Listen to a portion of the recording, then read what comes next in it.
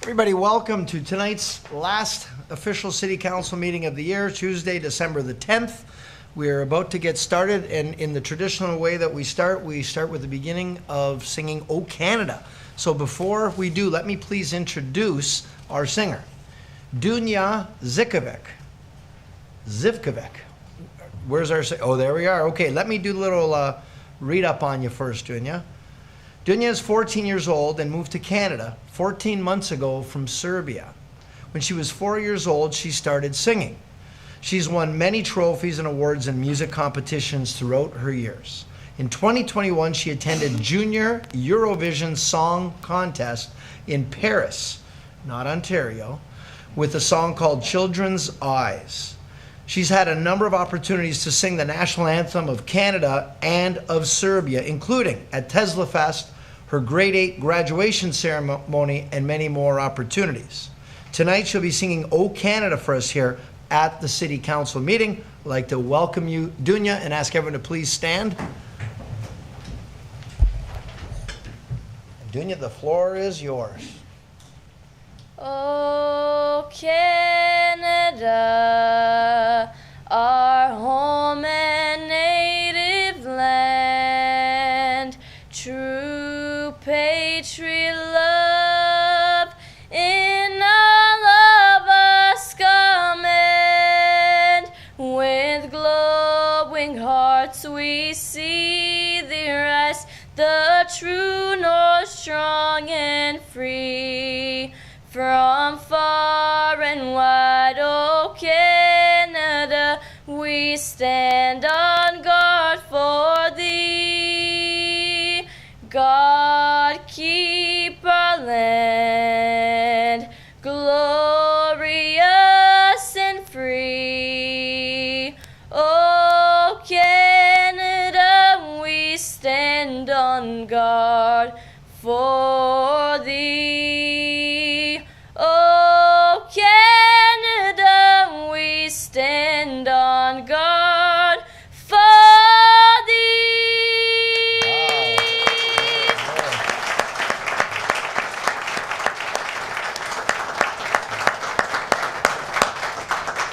Dunya, it's obvious you're very talented and you sing with so much passion, and I want to tell you, everybody here erupted in applause and it just came out naturally. You're so good and we appreciate you doing that. Made us all proud. Thank you so very much. much. Thank you very much.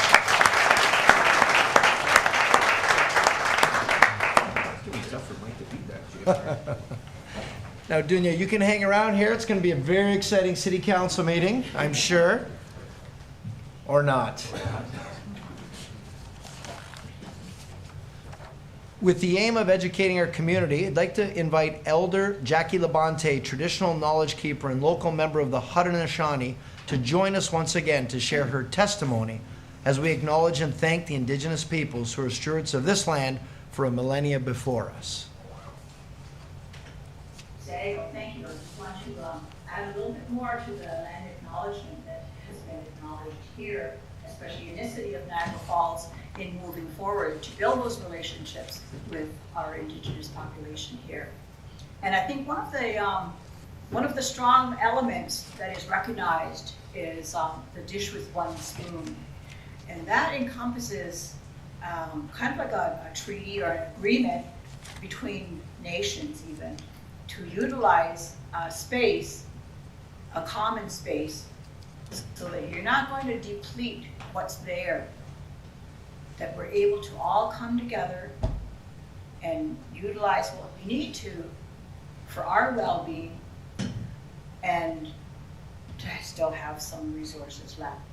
And I think one of the things that showed this, for me anyway, in our ceremonies, is that we recognize that the strawberry is the leader amongst all of the plants. And we have a ceremony for the strawberry, but also that strawberry drink is at the other ceremonies. And so for us, they have the benches there for the singers and the drummers, and a drink is prepared, that strawberry drink, and it's brought in and put on the bench. It's just one pail and one dipper. And so anytime that anyone is thirsty, needs a drink to quench their thirst, then they can just come up to that pail and use that dipper and take a drink. And you're just quenching your thirst for that moment. And anyone else can do the same. Everybody has a responsibility to bring, say, some of those berries. We don't leave it all to one person. That'd be a pretty big job, because we have sometimes 200, 300 people at our ceremonies. And if it were left to one person, that's a huge job.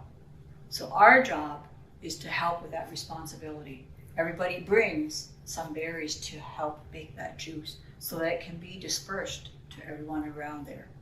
And so we recognize that that dish with one spoon is that concept, and it's been here for hundreds and hundreds of years with our people.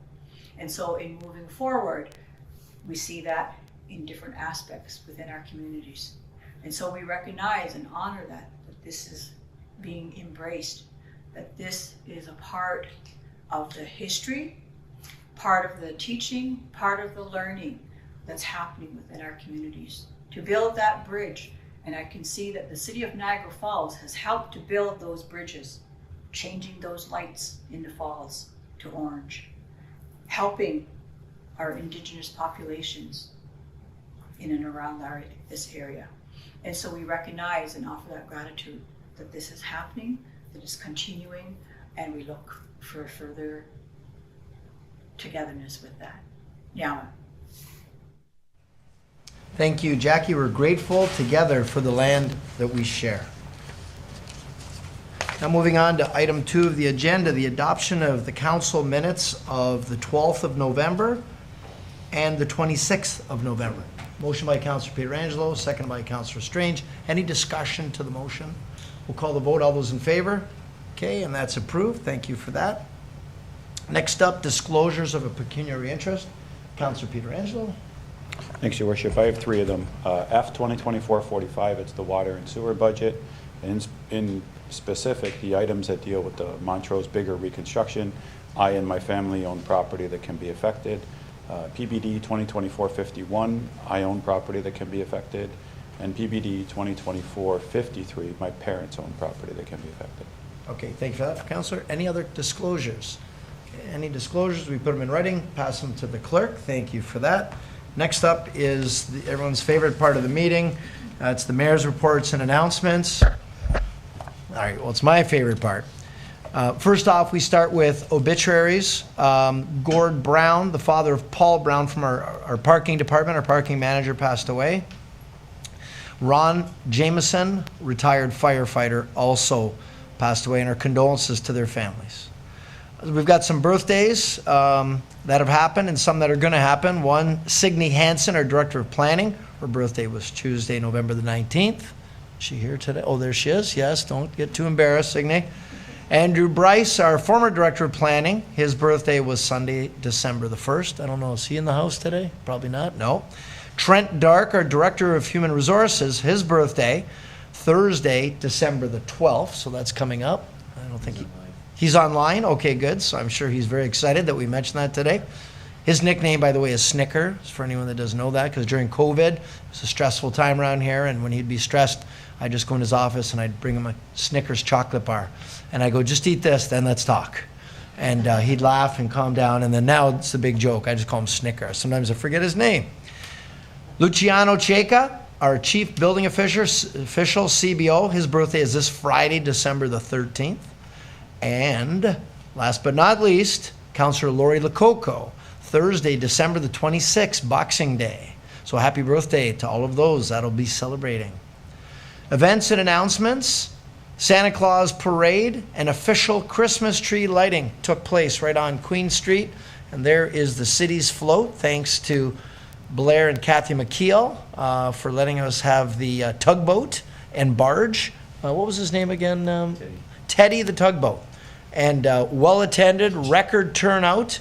There you can see one of the marching bands out front of City Hall. And of course, there's jolly old St. Nick and Mrs. Claus right out front of the traditional Christmas tree that we lit that night. And the crowds, you can see by that picture, the crowds were massive. It was perfect weather, and the whole downtown looked beautiful. Everybody had a great time. The crowd estimates were 10 to 15,000 people, so pretty big crowd, lots of fun. So thank you to all participating, and I was joined by Councillors Newestag, Dabrowski, Patel, Bordenave, Pietrangelo, Strange, and Lococo. So thank you to all. We celebrated the 50th anniversary of the Niagara Falls Public Library down on Victoria Avenue. Hard to believe it's been there for 50 years. My story was my mom. I was joined by Councillor Lori Lococo, and they had a murder mystery night there. Apparently somebody was killed that night, and I hope it turned out well. I had to leave before the conclusion, but I remember my mom dropping me off, and my brother, before my mom would go shopping at the Gross Miracle Food Mart up the street, and we get lost in the books. So anyway, I think my brother's still there, in fact. I think we left him behind. Volunteer Recognition Awards evening took place recently at the Exchange, where we acknowledged all the great volunteers in Niagara Falls. I was joined by Councillors Pietrangelo, Strange, and Bordenave, and we thank all those who volunteer in our great community, makes Niagara Falls the community that it is. We just recently celebrated the 40th anniversary of Club Italia. I was joined by Councillor Lococo as the Sons of Italy came together to celebrate all things Italian. And there we are with the president and some of the board members, Miss Club Italia, past and present. And there's the original with Mayor Smeaton, MP Rob Nicholson, MPP Vince Cario, former MP Al McBain, and you can see Felix Pingu, the president of the time, cutting the ribbon. Hard to believe, 40 years ago that event took place.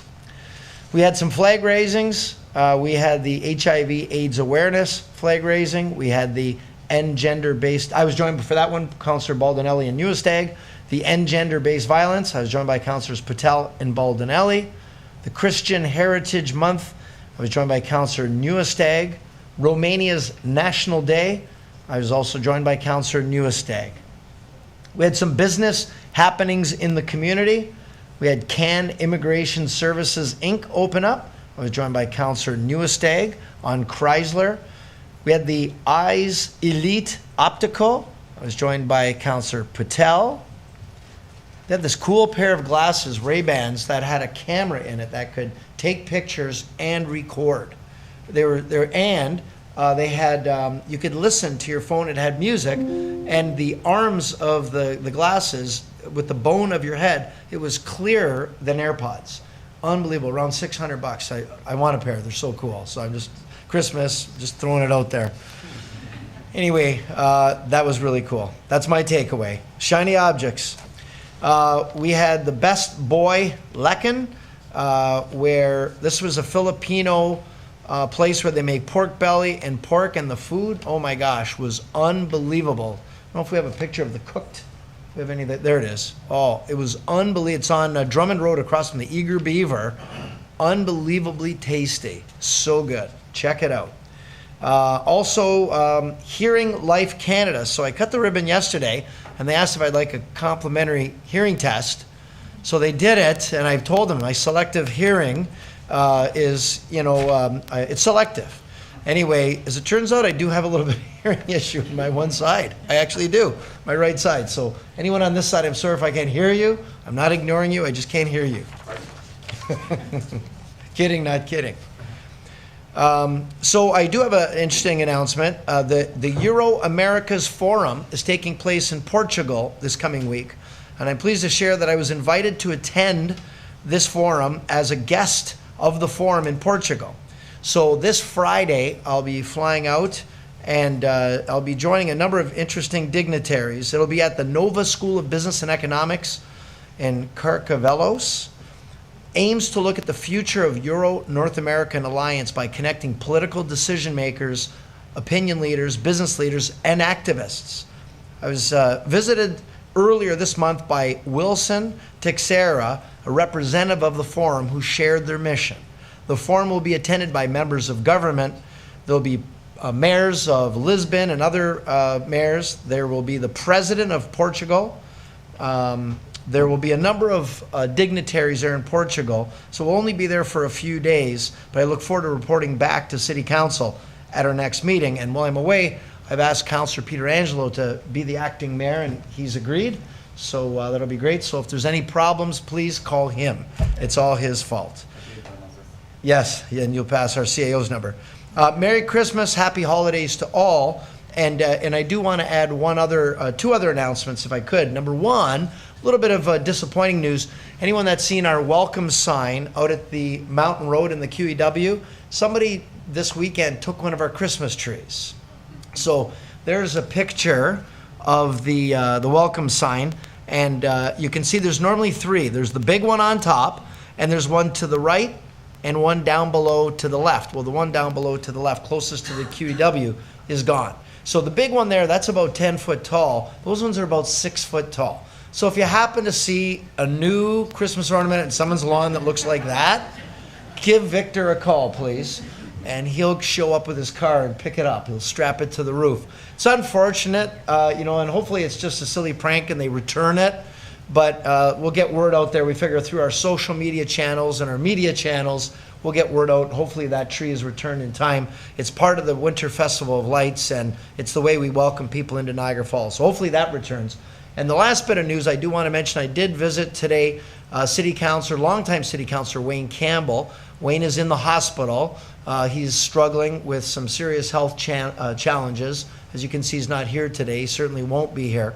But there he is. There's a picture of him and I, and he's got a bit of a smile, and that's because if you see my shirt, I've got one of those Christmas, that's a snowman with a carrot sticking out his nose, and it brought a smile to his face, which I'm really happy. So as I was there, his wife Helga showed up, and they're hoping to take him home and get him some care and make him comfortable. So anyway, on behalf of all the residents and City Council, we wish him well. We send him our prayers and best wishes, and I think that's all we can ask for at this time. So appreciate your indulgence.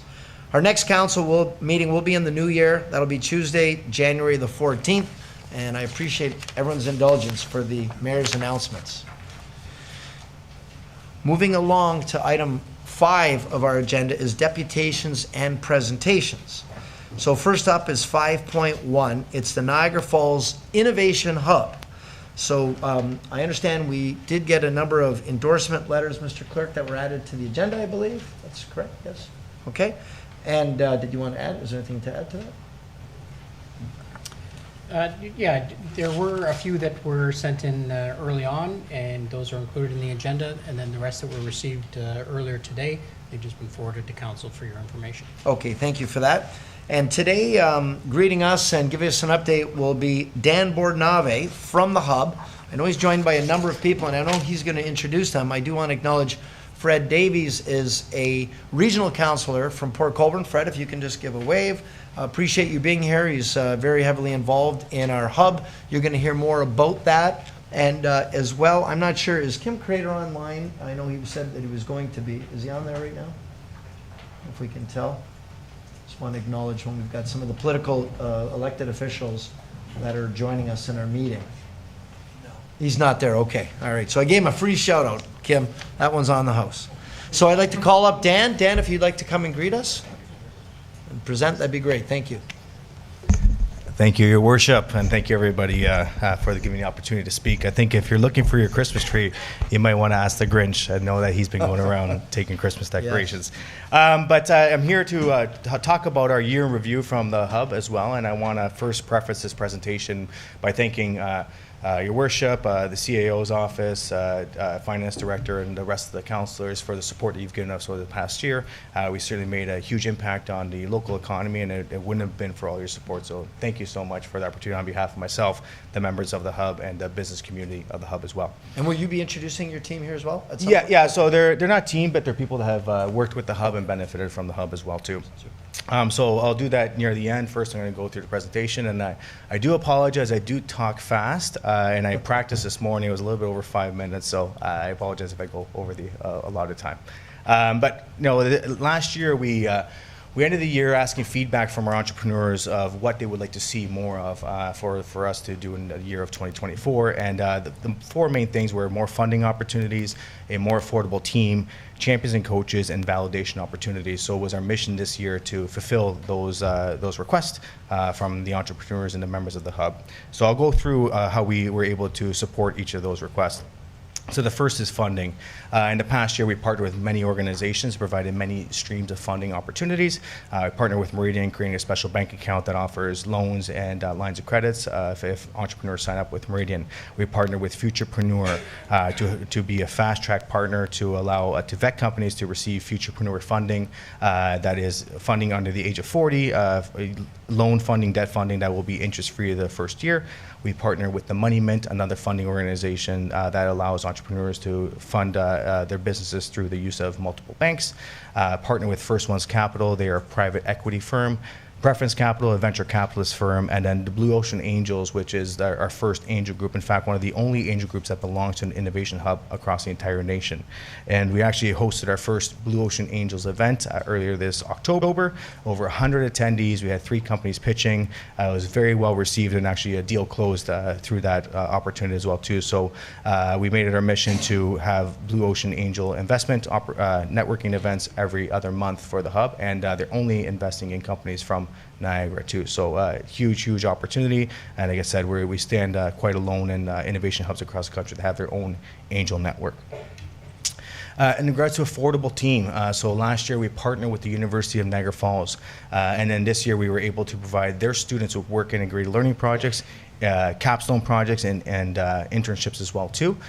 So for entrepreneurs, this is a huge opportunity to have students, and not just students, these are graduate level students. These are high quality people looking to, that have moved to Niagara Falls or attending school in Niagara Falls to build a career too. So the quality of the students from the University of Niagara Falls have been unbelievable, and a lot of the companies have already benefited, and we have many more capstone projects lined up and work integrated learning opportunities lined up too. We also partner with TechNation. TechNation is a government organization that provides wage subsidies for interns. You can get 75% of their salary back, so we partner with them. And then we have 20 reserved interns per quarter for the hub's companies to use too.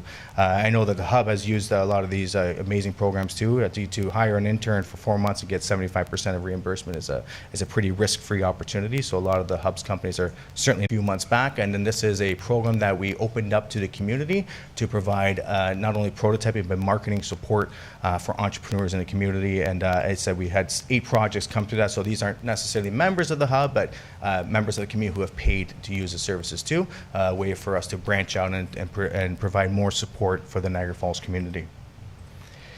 And then also champions and coaches. So the second task that we have for 2024. So we created an own advisory board for the hub too. And if you can see, all these individuals on this board are of extreme stature, have been high level positions from individuals across the community. Many of them are partners and sponsors of the hub too. But we're extremely fortunate that they said yes to volunteer their time to advise not only the hub but also the entrepreneurs of the hub, to champion the hub in the community too. We also created an advisory board for the women entrepreneurs that we support. I'm sure you recognize some of the names here as well too. Again, individuals who have been instrumental in supporting women entrepreneurship in Niagara Falls and the region. We're happy that they, again, volunteered their time to join our board too. And then we hired some amazing coaches this year. So we were fortunate enough to receive funding from the Ontario government to hire these coaches. And these coaches are ones that had multiple years of experience. Many of them had multiple million-dollar exits through their companies. I'll go in order from Laurent Balanchi. He is the entrepreneur in residence at McGill University, moved from Montreal to Niagara Falls, and is now supporting the companies of the hub. He focuses on medical technology, life sciences. He's brought 2 pharmaceutical companies to exit himself too, so he is responsible for overseeing a lot of our life science and medical technology companies. Melanie Saka, she's a TED talker. She's a professor at Niagara College, and also now a recent professor at the University of Niagara Falls. She is, if not the top women entrepreneur coach for women in the region. She's joined our team as well. Emmanuel Rumbos, he is in manufacturing and also investment fundraising. He has a long line of manufacturing opportunities, in fact, and marketing too. In fact, he was the head of the marketing campaign for the Beijing Olympics in China. And again, he's also a Niagara resident who supports the hub and who has been supporting a lot of the companies here too. He's had 2 exits of multiple $1 million in the manufacturing space, and he owns manufacturing facilities across the world as well. So a great opportunity for entrepreneurs to get that manufacturing support they need. And lastly, Raymond Simmons, who will be coming and talking with us later. Raymond Simmons was a coach and entrepreneur resident at Mars and Mississauga, focused on environmental sustainability and green technologies. He himself has had multiple exits, IPOs in the 90s, selling a robotics company that he created in the 90s. So if you think of robotics company in the 90s, that's pretty advanced. In addition to that, his family had a business that produced product for CIL. If you're familiar with Canadian Tire, it's one of their grass seed brands there too, and lawn care brands. So he produced product for them. They brought the company from $15 million to $30 million before exiting as well too. So again, the coaches that we have are not just necessarily people with business degrees, but people who have done it before and are sharing their experiences to make the best entrepreneurs come out of the hub. Not only that, we had a lot of key figures come to the hub too over the year, and these were all inquired figures too. So a couple of ministers, Minister Tangri from the Associate Minister of Small Business for the Ontario government, Goody Hutchins, the Minister of Rural Economic Development, John McCall-McBain, who ended up being a partner of the hub, a funding partner of the hub, Tom Rankin, Sean Kennedy, Dr. Bob Bell, Don Zeraldo, the list goes on and on. But again, these are people who have heard about the hub, who have noticed the hub, and who has agreed to come for a tour and visit the hub, and are sharing, now sharing this across the community as a great resource for entrepreneurs. And we go with validation and piloting. So we focused hard on providing validation opportunities for the startups and entrepreneurs of the hub. Some examples, 2 women from the Magnificent Women's Market were able to sell their products in Niagara Parks and Camiso's Fresh Foods as well too. Again, just from being part of the women's market. Infant Harvest Technology, we spoke about them last year. They're the bug guys that grow black soldier flies for sustainable protein additive to pet foods. We are able to find them an opportunity to partner with Vineland Research Institute, the #1 agricultural research institute in the country, to provide a validation. And through that, now they're able to generate sales and have a couple of their sea cans located across Niagara Falls and the region. Artero Wines partnered with one of our companies that focuses on creating user-friendly apps for the wine industry. So they're piloting their technologies currently at Artero Wines at different locations. And then Meraki is a graduate from the Starter Company Plus program. Jasmine has created superfood smoothies that she's selling. And then she's partnered with Grow Community Kitchen just on 4th Avenue to use their commercial kitchen. That was part of our partnership with them, is to have access to the commercial kitchen to focus on food and beverage innovation as well. And then we were successful in receiving funding from the Ontario government, just under $100,000 through the Rural Economic Development Grant 2. This is an opportunity for us to create 4 program streams focused on Niagara Falls' main sectors: healthcare, manufacturing, agriculture, and tourism. This opportunity brings together sector experts as well as companies at the hub that are in these sectors to cross-collaborate, network, and also provide professional development opportunities for the sector experts in these individual sectors as well too. As you can see there, a beautiful quote from Minister Sam Oosterhoff. Again, so recognition from not just from the city, but politicians from around the region are starting to recognize this as a powerhouse for innovation. And in fact, we hosted our first niche event in healthcare, hosted at the University of Niagara Falls, had over 100 attendees, with the majority of them being doctors and healthcare workers. Not only that, we were able to showcase 5 of our startups to these healthcare workers as well too, get validation, feedback, and potential adoption. And perhaps one of the biggest one was the draw of Dr. Bob Bell, former Minister of Health and Long-Term Care under the Kathleen Wynne government too, who agreed to be one of the panel discussers there too. So again, it's easy to sell the hub when there's a lot of great things happening there too. Now we look at the data. So in this past year, we've had 80 new companies join our programs. Those member companies of the hub created 135 new jobs. And then of the 80 companies, about 20 to 25 were pre-revenue, and the rest accounted for over $8 million in revenue from the hub as well, from the commercialized companies of the hub. In addition to that, we've had 15 new IP filed, patents and trademarks through the hub, and provided 1,500 support hours to these entrepreneurs through coaches, workshops, and events. And just going to give you a couple of quick updates from the alumni of the hub and some of the new companies too. So Infinite Harvest Technologies, again, keep referencing them to the Bug Guys. They won back-to-back pitch competitions. The first one was Ontario's largest pitch competition in Hamilton called the Lion Slayer, where they took first prize of $35,000 cash. And then the same week they won the Elevate pitch competition in Toronto for $25,000 cash as well too. They just finished their seed funding as well too, with investments from Blue Ocean Angel Network across and a bunch of others as well too, and they're commercializing the pilot units that they started at the hub across Niagara Falls and the region as well. Atlas Kings was a company that we recruited from Thorold, landed them here at the hub. They went through our program. They created a smart solution for companies and big box store companies to move a lot of their furniture, move shelves and stuff like that using the AI technology, finding out which aisles are most important for certain things. So not only do they have technology, but they also have labor behind it. They just actually just rented a building on Queen Street. So again, an opportunity for them to move from Thorold here to Niagara Falls too. So they're doing great, and they, again, have a very strong trajectory for the next year. Corks and Bubbles was an alumni from the Magnificent Women's Market. We were able to offer them a collaboration with Niagara Parks. Sharon is here. She'll be speaking about that collaboration a little bit later, but she was able to sell her soaps that were found in Niagara Parks across 3 or more facilities at Niagara Parks, the Butterfly Conservatory, the Power Station, and the McFarland House. She used not only the resources for the coaches and the mentorship and the programs, but also used the makerspace to help design the packaging for those parks destinations. And in regards to our latest cohort updates, so VertMix, these guys are going to be amazing, huge companies. They were actually from the Summer Company Plus program, who joined the hub after. It's a little bit above my intelligence level, but they sell advertisements on games such as Roblox and Minecraft, and they're doing incredible amount of recurring revenue in USD just selling online too. And they use AI technology to make sure that the users is looking at ads that best represent what their search histories were and things like that too. So 2 great gentlemen from Niagara Falls who have created this company through the Summer Company Plus program, now accelerating at a great amount here through the Investor Readiness program. Ling Up, Milad came from Iran just 2 years ago. This is his second startup that he started at the hub. He created a linguistics app using AI technology that basically listens to the phonetics of your words and allows you to concentrate on words that you may have a tough time pronouncing or understanding.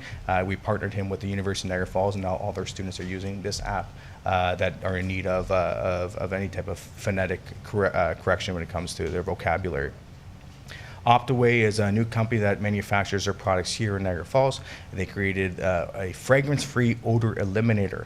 Not only have they found success in manufacturing, but they've also are commercialized in Sobeys, Home Hardware, Nature's Emporiums, Camisos, and that's just not locally. That's across Canada as well too. So a company that's growing at an unprecedented rate right here from Niagara Falls. And Valerie, a great lady again, who is a amazing sales person, but can use help establishing her business, and that's where our coaches such as Raymond over there has helped her find that commercialization opportunity.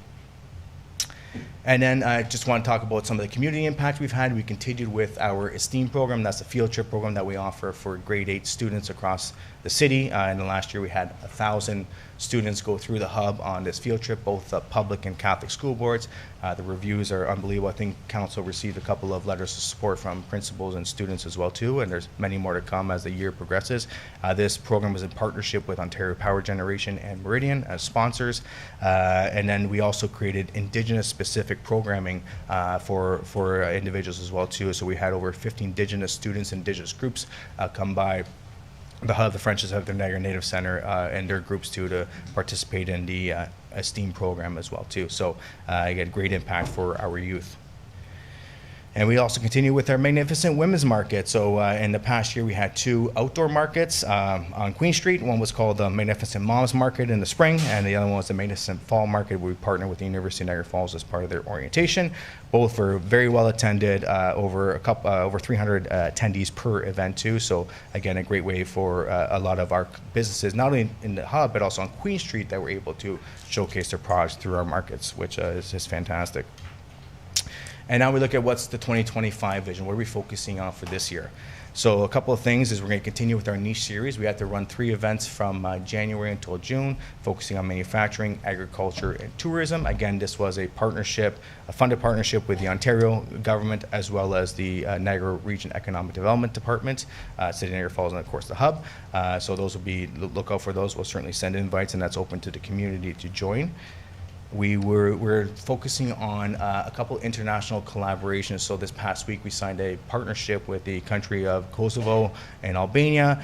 This partnership is saying that Albanian startups will have the Niagara Falls Innovation Hub as their landing hub when they're looking to commercialize across North America. And then throughout the summer and the year, we'll be doing innovation trade missions with different countries where they're going to be paying for their startups to come to Niagara Falls and spend a week or 2 here learning the North American markets that we'll be training and teaching them in hopes that they would adopt Niagara Falls as their headquarter. And then we were approached by a large investment firm out of California, Silicon Valley, to host the Startup Entrepreneurship World Cup, the regional series here in Niagara Falls. We were selected as the only one in Ontario to host this. Basically, we would be bringing companies from Canada to Niagara Falls to pitch. And then the winner of this goes to California to pitch for $1 million cash prize from Silicon Valley too. So again, amazing that they were able to choose us compared to other people to launch this Entrepreneurship World Cup here. And it's not the first year to do it. They've done it for many years. In the past, they hosted it in Toronto. In the past, they hosted it in BC, but they chose Niagara Falls as their next location to host a regional. So we'll be launching that in the summer. And then we're continuing our Blue Ocean Angel Investor Series. So again, having bi-monthly pitch events where we're going to be having our companies from the hub pitch to the Blue Ocean Angel Network and provide opportunities for funding to make these companies grow. And again, this is headed by Fred Davies, who will also be speaking here today. And lastly, on January 30th, we'll be hosting our demo day that's open to the community. It's an open house, and our demo day will be showcasing all of the Hub's companies from the previous year. They'll all have booths. They'll be able to interact with their technology, talk to the startups as well. And in addition to, the mayor is going to be handing out graduation awards on that as well too. And there will be a pitch competition for the top 3 companies with cash prizes as well. And that is it. I know I went over my time limit, and I try to keep it under, but I appreciate everybody giving me the opportunity to speak. Thank you so much. Thank you, Mr. Bordenave. First thing, are any of the people with you going to be speaking? Yeah, I don't know what order you want it to be, if they want them to speak first or if you want me to. Okay, why don't we start? Any questions for Dan? Any questions of council for Dan? I mean, you could, yeah, Councillor Newestag? I do have a question through you, Mr. Mayor, to Dan. You've given us all kinds of projects and exciting things that have happened in this past year. Yes. Name your top one that you have found to be the most exciting thing that wouldn't have happened without this innovation hub. That I think is the Ontario government funding that we received. It was a matching grant of $100,000, and that's really to provide an opportunity validation for startups in healthcare, manufacturing, agriculture, and tourism. Without this, for example, in the healthcare one that we had all the top doctors here interacting with these startups.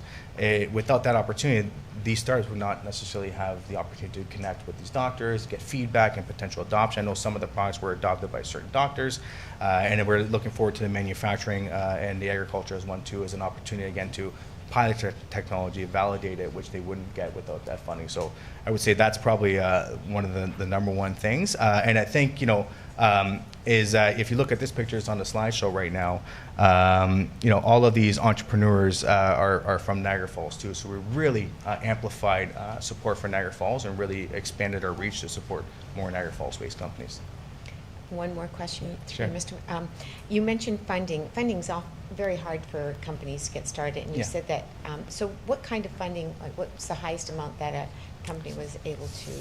So in this past year, one of our companies raised $5 million in funding. Now, that wasn't only from the funders we provided them with, but some of these funders were a part of that fundraising round too.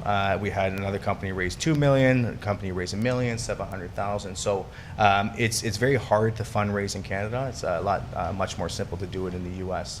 But we're trying to partner with large organizations. We have a great partnership with Fred and the Blue Ocean Angels that is a direct avenue for funding. And the good thing about that is that the startups can keep pitching until they are able to prove that business and make sure that it works too. So yeah, it's fundraising is a tough game. I know from a lot of experience, but we've put the necessary steps in place to make that a little bit easier.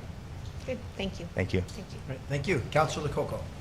Thank you, Mr. Mayor. I do have some questions, but I'll wait for the other presenters. Maybe they'll answer some of my questions, so Okay. I'll ask them after. Okay, sounds good. Councillor Dabrowski.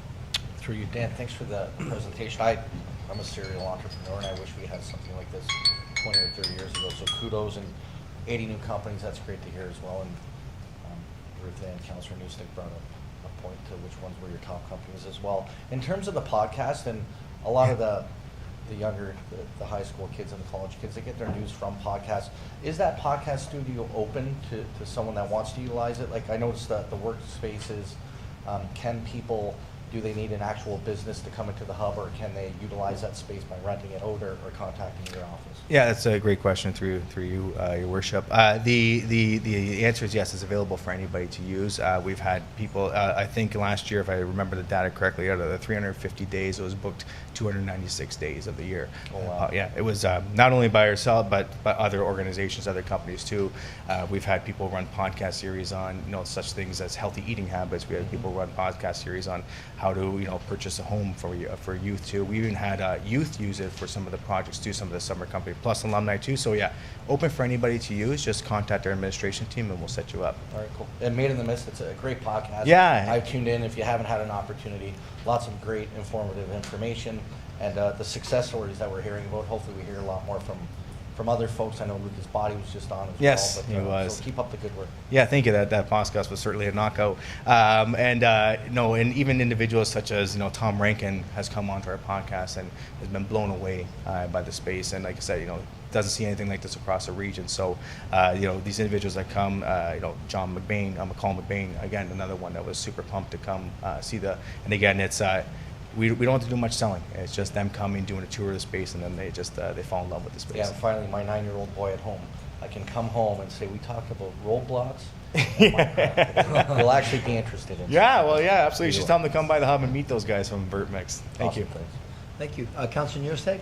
To you, Mr. Mayor. Just one comment. So last week at Mayor's Youth Advisory Council, Yes. your youth council, the students came up with one of their objectives this year was to do podcasts. And the question was, well, we don't know how to do it. And I was like, we have the solution. We have one of our facilities right here. So our next meeting with the Mayor's Youth, we are now moving from McBain over to the hub. Yeah. So I don't know why we didn't come up with that before, but a perfect example. So they're super excited, and now I think that combination is going to be wonderful. So Thank you. You will be seeing Mayak over there now. Yeah, no, absolutely. And one of the companies in the hub, Milron, his son Drake, Yes, was part that's of right. the Yes. youth advisor, and he was there at the Blue Ocean Angels, and he fell in love with the space too. And then one thing we did this year is we did videos, training videos for all of our spaces, so anybody can come in, scan a QR code, learn how to use the equipment, and then they can ask us for more helps and resources too. So not only just doing the work for them, but teaching them how to do it themselves. Yeah, actually, Drake was the only one that knew about it, and Yeah. he was trying to tell them, oh yeah, we have this over there. So Yeah. just the connection really made really good Thank you. sense. Thanks. All right, thank you. So if you want to start introducing your... Yes, absolutely. First, I'm going to bring up to the stage Fred Davies, like I said, regional counselor and founder of the Blue Ocean Angel Network. Fred? Thank you, Dan. Welcome. Good afternoon, Mr. Mayor, members of council. I'm very happy to be here today. I'm going to be very brief. I just want to give you a little bit of background on why we've relocated our operations to Niagara Falls. A few years back, as the economy shifts into different directions, as innovation takes hold, as opportunities are sometimes harder to come by, we were looking for a place to call our new home. The Niagara Business and Innovation Fund has been around since 1986. We've been investing in Niagara startups since that time. Over the decades, we've created thousands of new jobs, millions of investments in companies, and created new companies across the region. But when I first toured the hub, it became clear to me that this had not only added value to what we were doing, we could add value to the hub. The hub is a much different place today than it was when it started, and I'm very grateful for the opportunity to help mentor some of the companies that have come through the facility. But one of the things that we've done, there's a couple of things I want to touch on. Number one, Our fund is obviously in business to invest in companies to make money, because all of our profits get reinvested back into the community, back into the investment fund. And that's a unique situation for an investment fund around here. So we have successfully invested in a number of companies at the Hub as both lead investor, which means that we use our capital to invest in companies that they can leverage to other sources of investment. We're also in the business of helping to connect these companies in the commercialization stage to find significantly more capital in the venture capital market. So we're working on a couple of companies now at the Hub for those opportunities. We're also successful in bringing the startup visa program to the Hub, which we are one of a number across the country that screen. We screen about 3 or 4 companies a day actually right now. And when we go through this process, the objective is to bring these companies to Canada from other parts of the world. It has been IRCC, which administered through immigration, the Immigration Department federally, going through some challenges these days. But the Startup Visa program is one of those programs that we suspect the federal government will continue to support. Now, I want to just touch briefly about Blue Ocean Angels. I helped found the Niagara Angel Network many years ago. But one of the gaps in the market that we found in the startup community is at that earlier stage, that bootstrapping stage of young companies that have a good idea, but have no idea how to, no process and no avenue to find a way to commercialization. So Blue Ocean this, and that is a Blue Ocean investment. There's in the world as a red ocean is. Think of Uber. Uber is a blue ocean concept. The taxi market is all mushing around in the red ocean for competition, but Uber, like Microsoft in the beginning, was a groundbreaking, global changing concept, and that's what we're looking for at the Hub through the Blue Ocean Angel Network. We are looking to help support those really interesting ideas from the ground up. And help them develop their concept here in the Niagara Falls. And one of those, we've invested, the Angel Network had its first investment in Infinite Harvest, which is housed at the Hub. And they have since leveraged that investment for other investment, and it's an exciting opportunity. So I want to thank Dan and his team for welcoming me to the Hub. And I look forward to many years of participation with the organization that we brought there. And we're proud to be there. Thank you. Mr. Mayor. Any questions for Mr. Davies? Okay, I think we're good. Thank you. Thank you. Next, Your Worship, I'd like to call Dr. Poria Sadeghi, local doctor, but also entrepreneur who has used the Hub to build his business. All right, great. Dr. Poria Sadeghi. Hi, Mayor, council members. As Dan said, I'm a local family doctor here, but I'm also an entrepreneur, and I work in the artificial intelligence space and blockchain. And I have a couple of companies that we've come through the Niagara Falls Innovation Hub. And what I can say is what I've noticed, Dan is an exceptional people connector, and he recognizes talent and value really quickly, and he has always the best advice for people. Like, he has very timely and good advice for the people coming through there. And he's created a lot of value for Niagara Falls, in my opinion.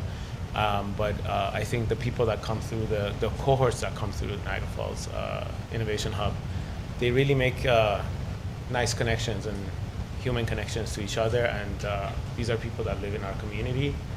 And I think there's a lot of value that we can't really quantify or put into presentations, but I really like that part of it. I think one of the first conversations I had with Dan, he noticed that I'm a graduate of Sable University, and he immediately connected that to GUS, Global University Systems, and the University of Niagara Falls. I can't tell you how many amazing things have come out of that for me, myself, but it's such a small thing that he connected those dots that I didn't know existed. And brought us together, and it's been really positive for me, and I think it's been positive for the University of Niagara Falls and positive for the community.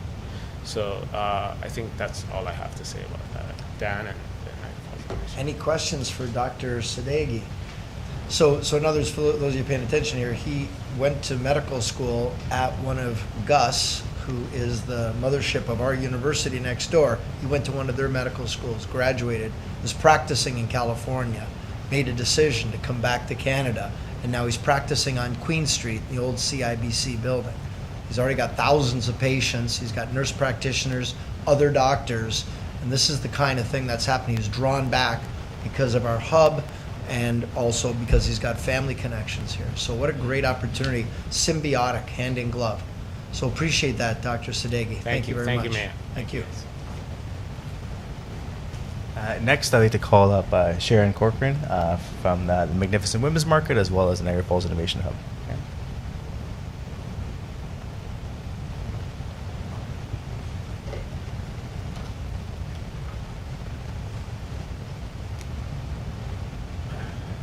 Good afternoon, Welcome. Your Worship, esteemed councillors and distinguished members of the Chamber and guests. My name is Sharon Corcoran. I am a proud local entrepreneur and a member of the Niagara Falls Innovation Hub and an inaugural participant of the Magnificent Women's Market.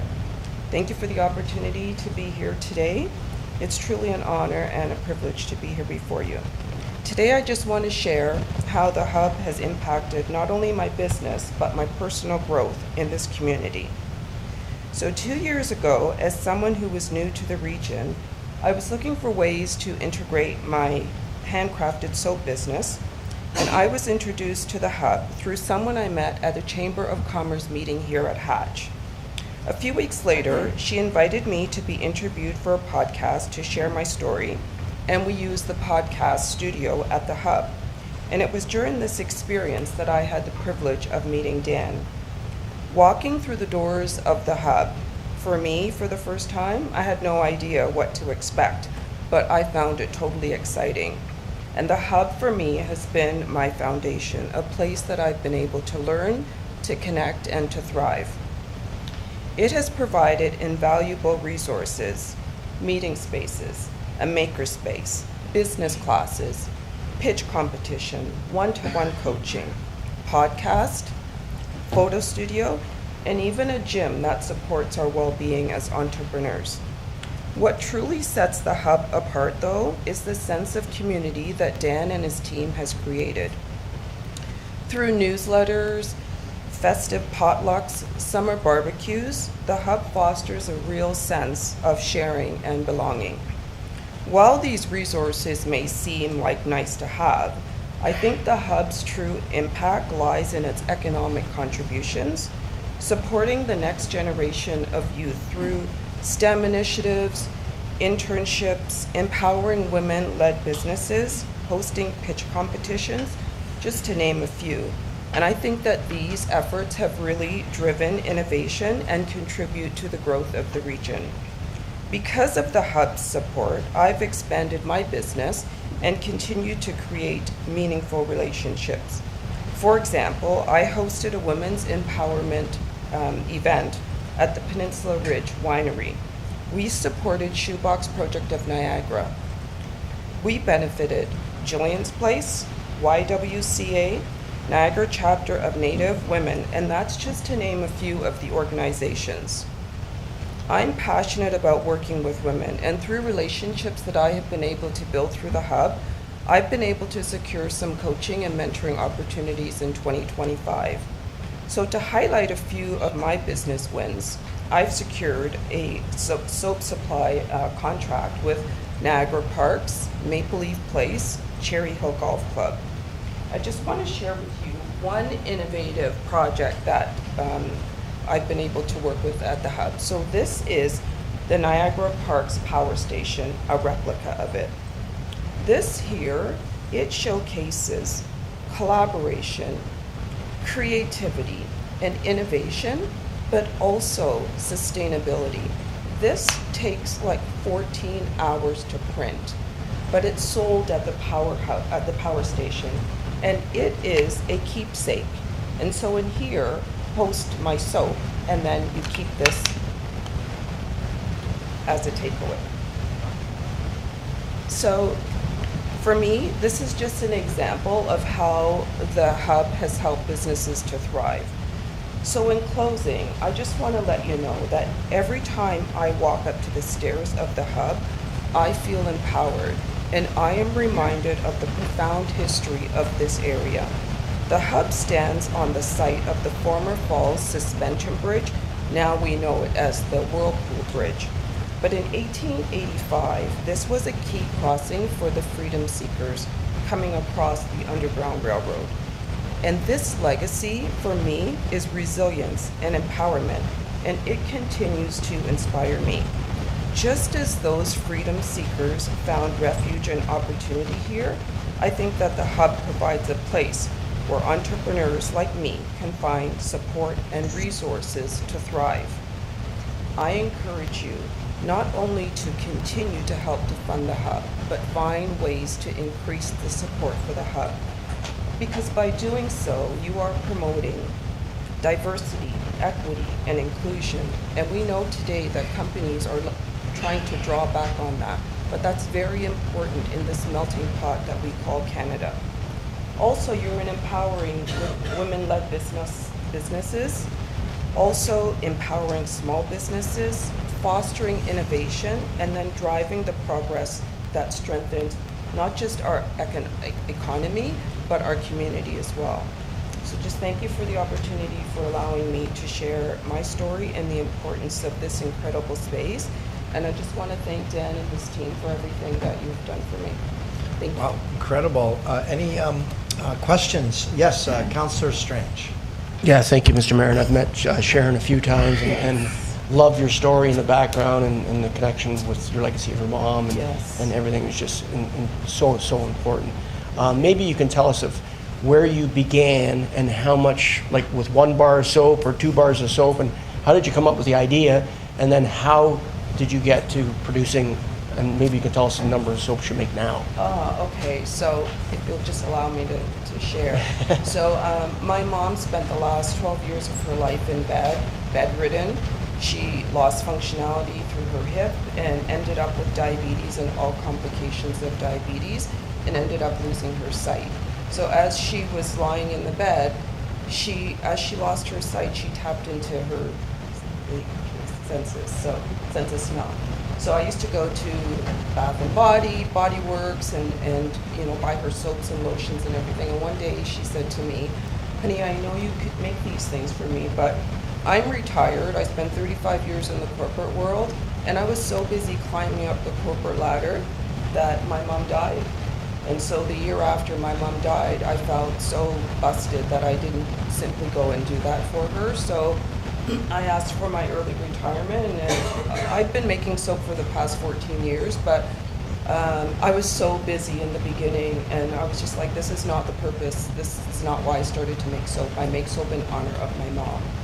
And so that's kind of where I kind of landed. I was living in the city, had a cottage out in Niagara, and then ended up selling both places and moving out here.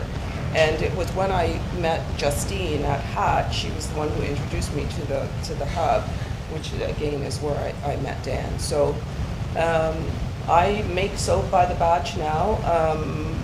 In working with the hub and in doing the one-on-one coaching, I have pivoted my business to be more of a wholesale private label, because the other thing that was important to my mom was about supporting women. So I'm finding a way to use my corporate learnings, my skill sets in soap making to coach and mentor women. So yeah, just amazing. And I remember talking to you a few times about your mom and the story, and through the soap, carrying on her legacy. And what could you say to a young person, and we've all been there, where we have that napkin, I have an idea, you know what I mean, I don't know where to go with this idea. Do I need to go to 4 years of university and spend all this money and get a degree, and still I don't know where to bring this and make it something? Like, what would you say to someone who's got that idea on the napkin, and say, what would you say to them, and where would you tell them to go? I would say to anybody to just always pursue your dreams and to never accept no, because I think that somewhere down the road in your path and in your journey, somebody's going to say yes and help you. And if you have such a passion for it, then yes, a university degree is nice, a college degree, but when you pursue your passion, there's nothing like that. And for me, when I make soap, soap is a lot of work, but I don't consider it work because I just love and enjoy doing it. And I remember my reason for being, which is about my mom and in carrying her legacy. So yeah, in 2025, I just want to continue on that journey. Keep making soap in honor of my mom, keep making soap for companies wholesale so that I could get some type of revenue. But for me, it's about moving forward and supporting women. And the hub, I can tell you, without a doubt, if I had the hub when I first started making soap, I would have quit my corporate job because I would have been the top soap maker in the region without a doubt. Without a doubt. I mean, when you look at this is innovation. Look at it. When I first got the contract with Niagara Parks, was studying on their website, what was the most important thing to them? Sustainability. I'm like, wow, what just such an amazing keepsake, right? It's amazing. And they have helped me so much. They never say no. Never. It's about how can we do it? When can we do it? They print these things for me in the night and on the weekend. And Dan is an inventor and he has such an innovative and creative mind. And he never says no. So it's like him and his team. I can't even explain to you. If you look in my heart, you would see flutters. Anybody that knows me, the hub, that's me. So I just spread the word like wherever I can. But I tell you, if I had something like this when I was a city girl, everybody would know Corks and Bubbles.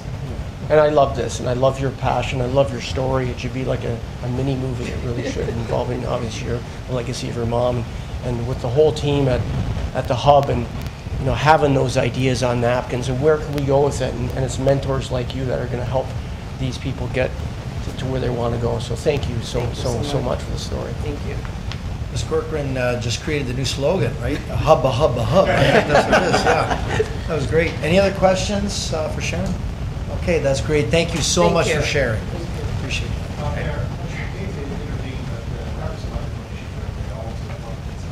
Oh, really? Okay, sure. Okay, so we're just going to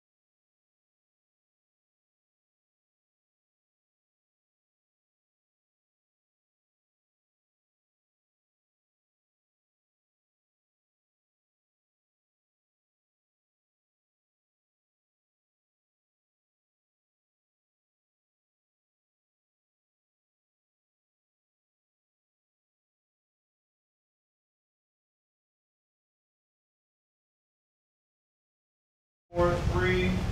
All right, we're back, and technical glitch kind of solved, and we're going to come to a conclusion now. Mr. Bordenave? Just bring in Raymond Simmons to say a few words too, please. Sure. Sounds good.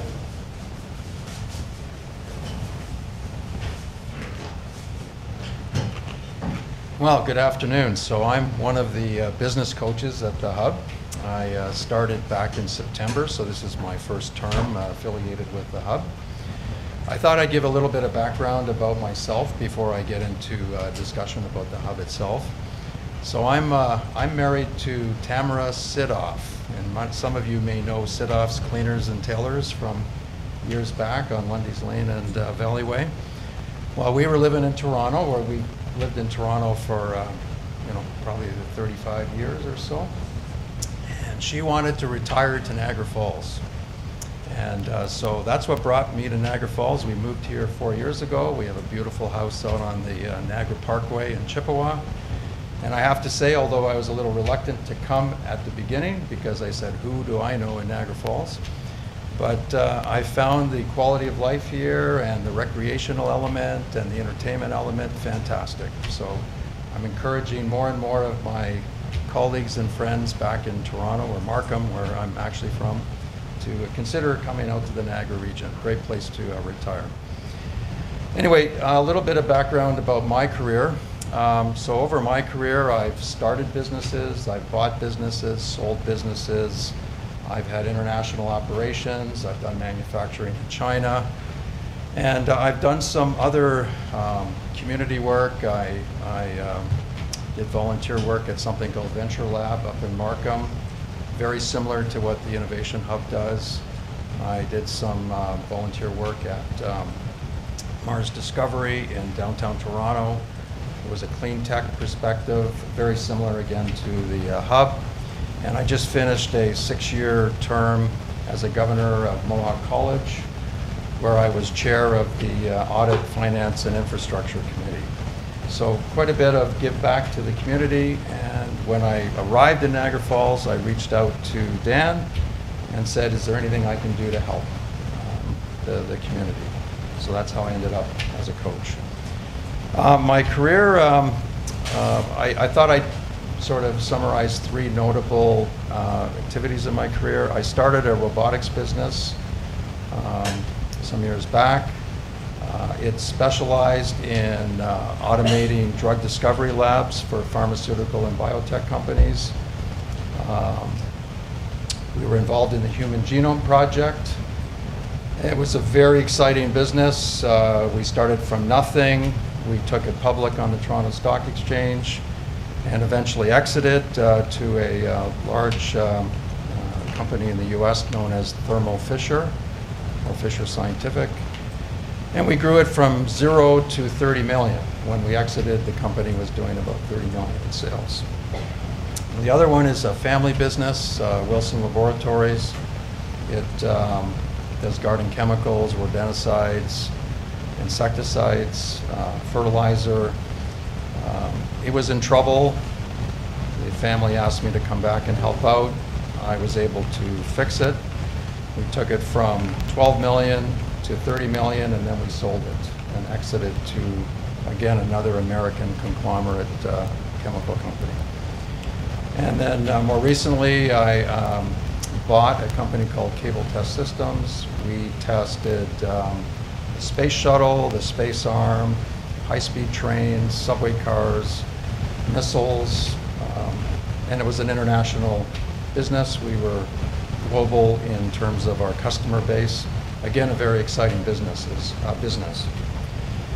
So you can see I've been kind of involved in more of a high-tech background, but I did have that experience with the chemical company. And I've had other things I've done since. You know, as I said, I've bought, sold, acquired companies along the way. So the Hub. I kind of view my role as a coach is that I'm providing strategic, tactical guidance. These are all early stage companies at the very beginning of their journey. I have to say, in the 4 months that I've been a coach, I've seen amazing growth in the 4 companies that I'm involved in. They've gone from, an idea to now they're thinking about growth, business development, marketing, how to pitch to investors. And that's a combination of the programs that are at the Hub and also the coaching element of the program. I just wanted to share briefly my clients, or the companies I work with. I work with MycoPet, which is a producer of all natural pet supplements. It's mushroom based, and there's no drugs, no chemicals, nothing that's not natural in the product. And her business is roughly 1 year old, and I can say incredible momentum going in her business, and she started it through the Hub. I work with Optaway, which Dan has mentioned in his presentation. They do all natural deodorizers. I work with Lux Lending. This is a very interesting idea. She's a mortgage broker here in Ontario and a real estate agent in Florida.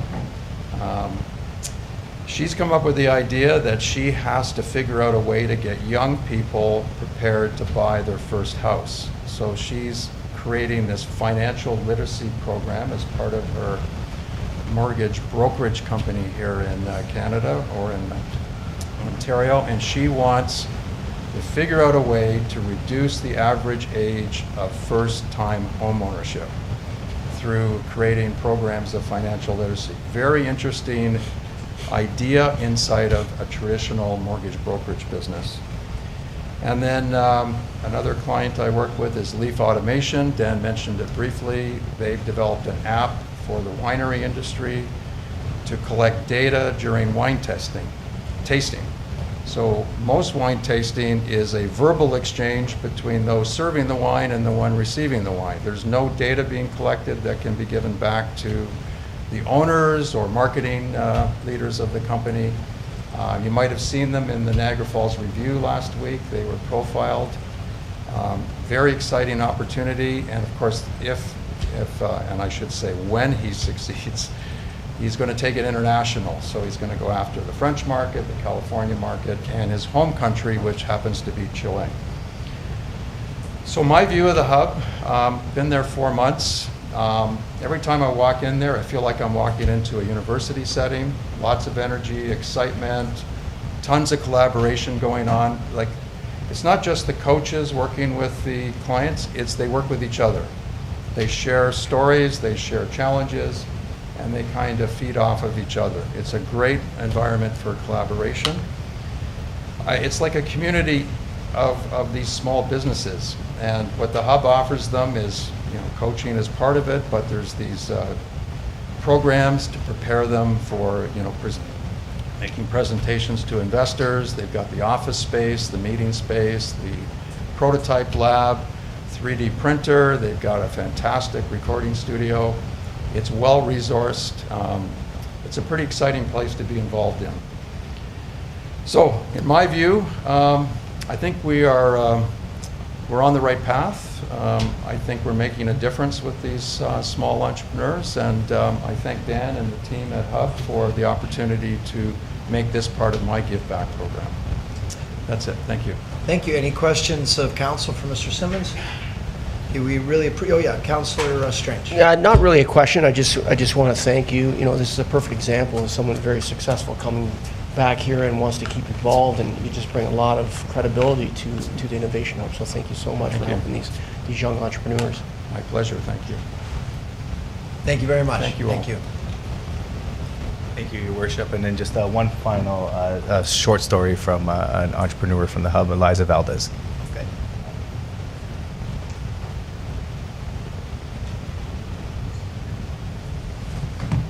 Eliza, welcome. Thank you, Mayor. Thank you, councillors. Thank you, everyone. Good afternoon. My name is Eliza Valdez, single mother of two, and a CEO of Elmer Valley Corporations. I grew up in Toronto, but I moved to St. Catharines in 2012 when I got married. My marriage didn't last due to abuse.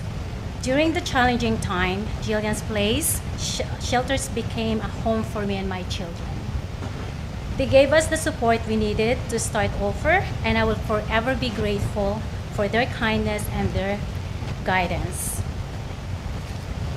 To show my gratitude and give back to the community that has supported me, and I'm hosting a red carpet gala in 2025, October 4th, for the benefits of women's and children's shelters. This is my way of supporting an important cause and helping others rebuild their lives just as I was helped and rebuilt my life. I moved to Niagara Falls and I went back to college, where I graduated as a massage therapist and began taking steps towards creating a brighter future. One day, I attended an event at the Niagara Falls Innovation Hub. There I met incredible individuals like Dan, Lou, Nicole, Emma, Dave, and Roseanne, an amazing supportive team who welcomed me into a thriving community. Today, I own a company in business development that helps new organizations like Optaway, the odor neutralizer spray, Hungry Tiger Baby Noodles, which is from Malaysia overseas, bring their products to the market and connect with the right people. Thanks for the Innovation Hub, my business has grown, and it's not just my success.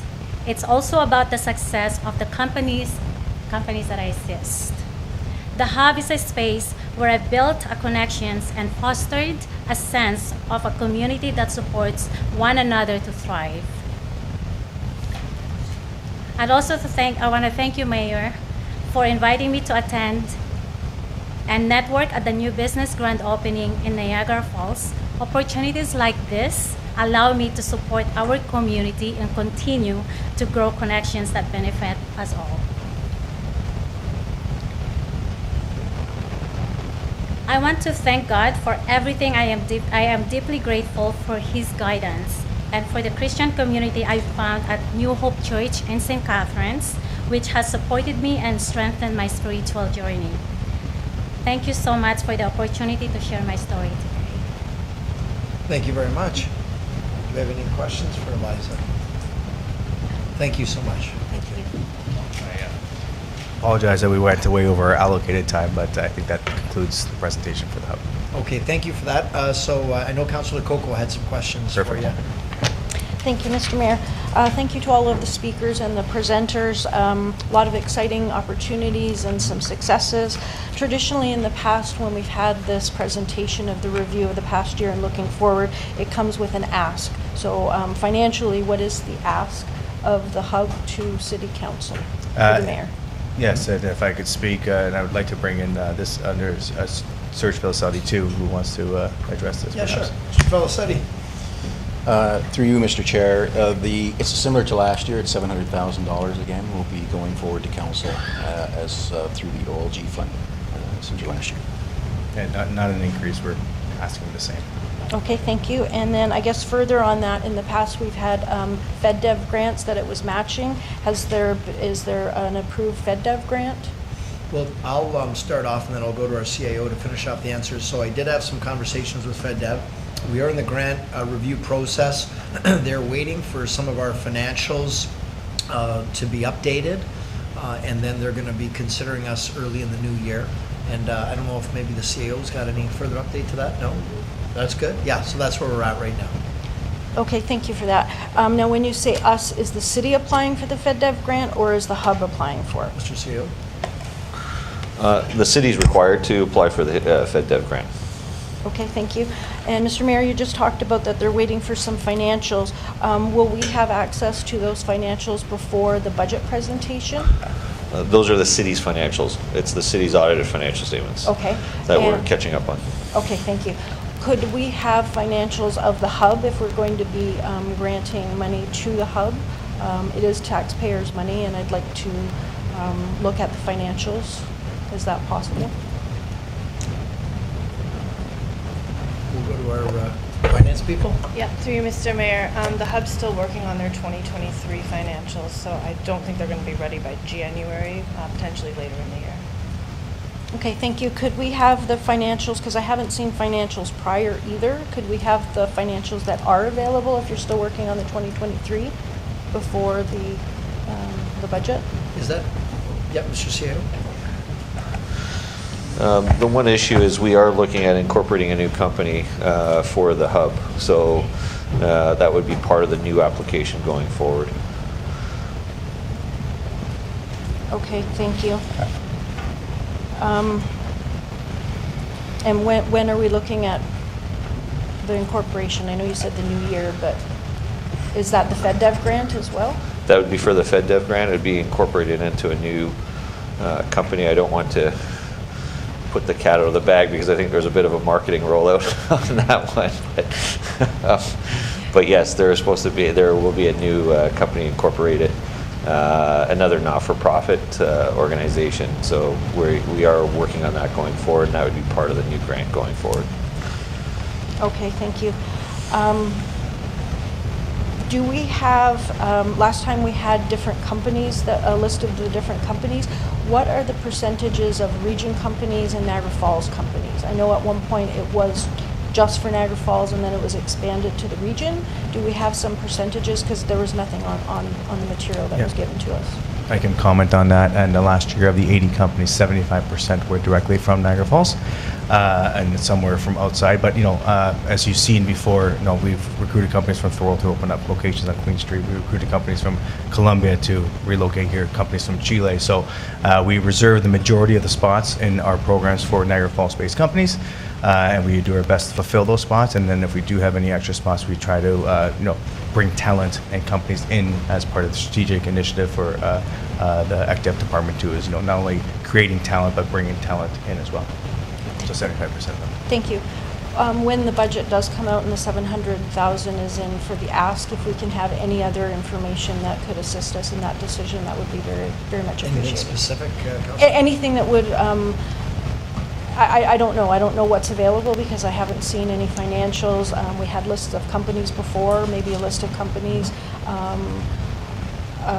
granting opportunities, anything that would be helpful. It is taxpayers' money, and I just want to ensure that we're spending it the best that we can. Okay, thank you for that. Thank you. Great, thank you. Thank you. Yes, Councillor Strange. Thank you, Mr. Mayor. And talk about the funding. So the funding where it's coming from is from the OLG, right? And that's for economic development? It's referred to the budget, but that would be the funding source. So this is not would this be on top of the tax levy then? No, it'd be OLG money. It'd be OLG money, Yeah. but it's a use of funds that the city retains. Yeah. And this is one of these things years ago when we brought the hub here, and we knew the possibility. We were getting grants and matching grants from the feds, and you see the direct impact on some of these entrepreneurs like Sharon and the rest of them. And I've seen it grow over the last few years. It's just incredible. And the people are staying here, they're living here, they're spending money here, they're paying taxes here. I think it's amazing. Just like we spend money on recreation, parks, arenas, libraries, pools, it goes back to our community. And it's awesome, and we're right behind you. And the passion that I've seen, you inspire us, you really do, by listening to some of these stories, and you're going to inspire a lot of young people and older people who, like Councillor Bordenave, who's writing on all those ideas on the napkins for years and years and years, and now he knows a place where he can go and he can make those dreams come true with the help of you guys and your team. Thank you. And I do say that we do partner with a lot of the city's resources too. So we have partnered with the Exchange. We work with their machine shops. We have partnered with the libraries. We've taken over all their 3D printing, all their technologies now hosted at hubs because they didn't have the bandwidth to support it. So we, as an act of good faith, we took on all the libraries' technology and now hosted the hub open to the community too. So we certainly do partner with the rest of the community to share resources and help them out. So just to that point, so you take over the technology from the library and doing 3D printing for that? 3D printing and the sewing machines and a couple of other things. And there's a perfect example. We give $6 million to the library every year, and that the Innovation Hub is helping them out with 3D printing, so it's incredible. Yeah, it was a partnership that we established earlier this year. Quite proud of it too. Oh, that's great. That's terrific. Well, I think we've had a fulsome discussion around the hub, and maybe I can get a motion to receive the presentation. Councillor Strange, second by Councillor Muisteg. All those in favor? Okay, and that's approved. Thank you very much, and thank you to all of our hub people. We appreciate your time. Thank you, and I apologize for the winded conversation. Happy holidays to everybody. Thank you. Yeah, sure. All right. Hubba hubba. Okay, now to 5.2, and to the rest of the presentations. Don't think that you go long like the hub did, okay? We try to keep you tight. So next up, 5.2, CLEAResult and Energy Affordability Program. Ehsan Dibaji, VP Policy and Market Development, is here, along with Tara Willard. So if you'd like to approach the microphone. Thank you, we're all Mayor. set. Thank you. I promise I'll be 5 minutes. You can hold me to it. Ladies and gentlemen of the Niagara Falls City Council, thank you for the opportunity to speak with you today. My name is Ehsan Dibaji, Vice President of Policy and Market Development at CLEAResult Canada. I'm here to discuss a vital initiative that can significantly benefit the residents of Niagara Falls. Specifically, we're going to be talking about two programs today, the Energy Affordability Program and the Home Winterproofing Program, both of which are delivered by CLEAResult on behalf of our fantastic partners, Save On Energy and Enbridge Gas. For those that don't know, CLEAResult Canada is North America's largest energy efficiency company, dedicated at helping households reduce their energy consumption and utility bills.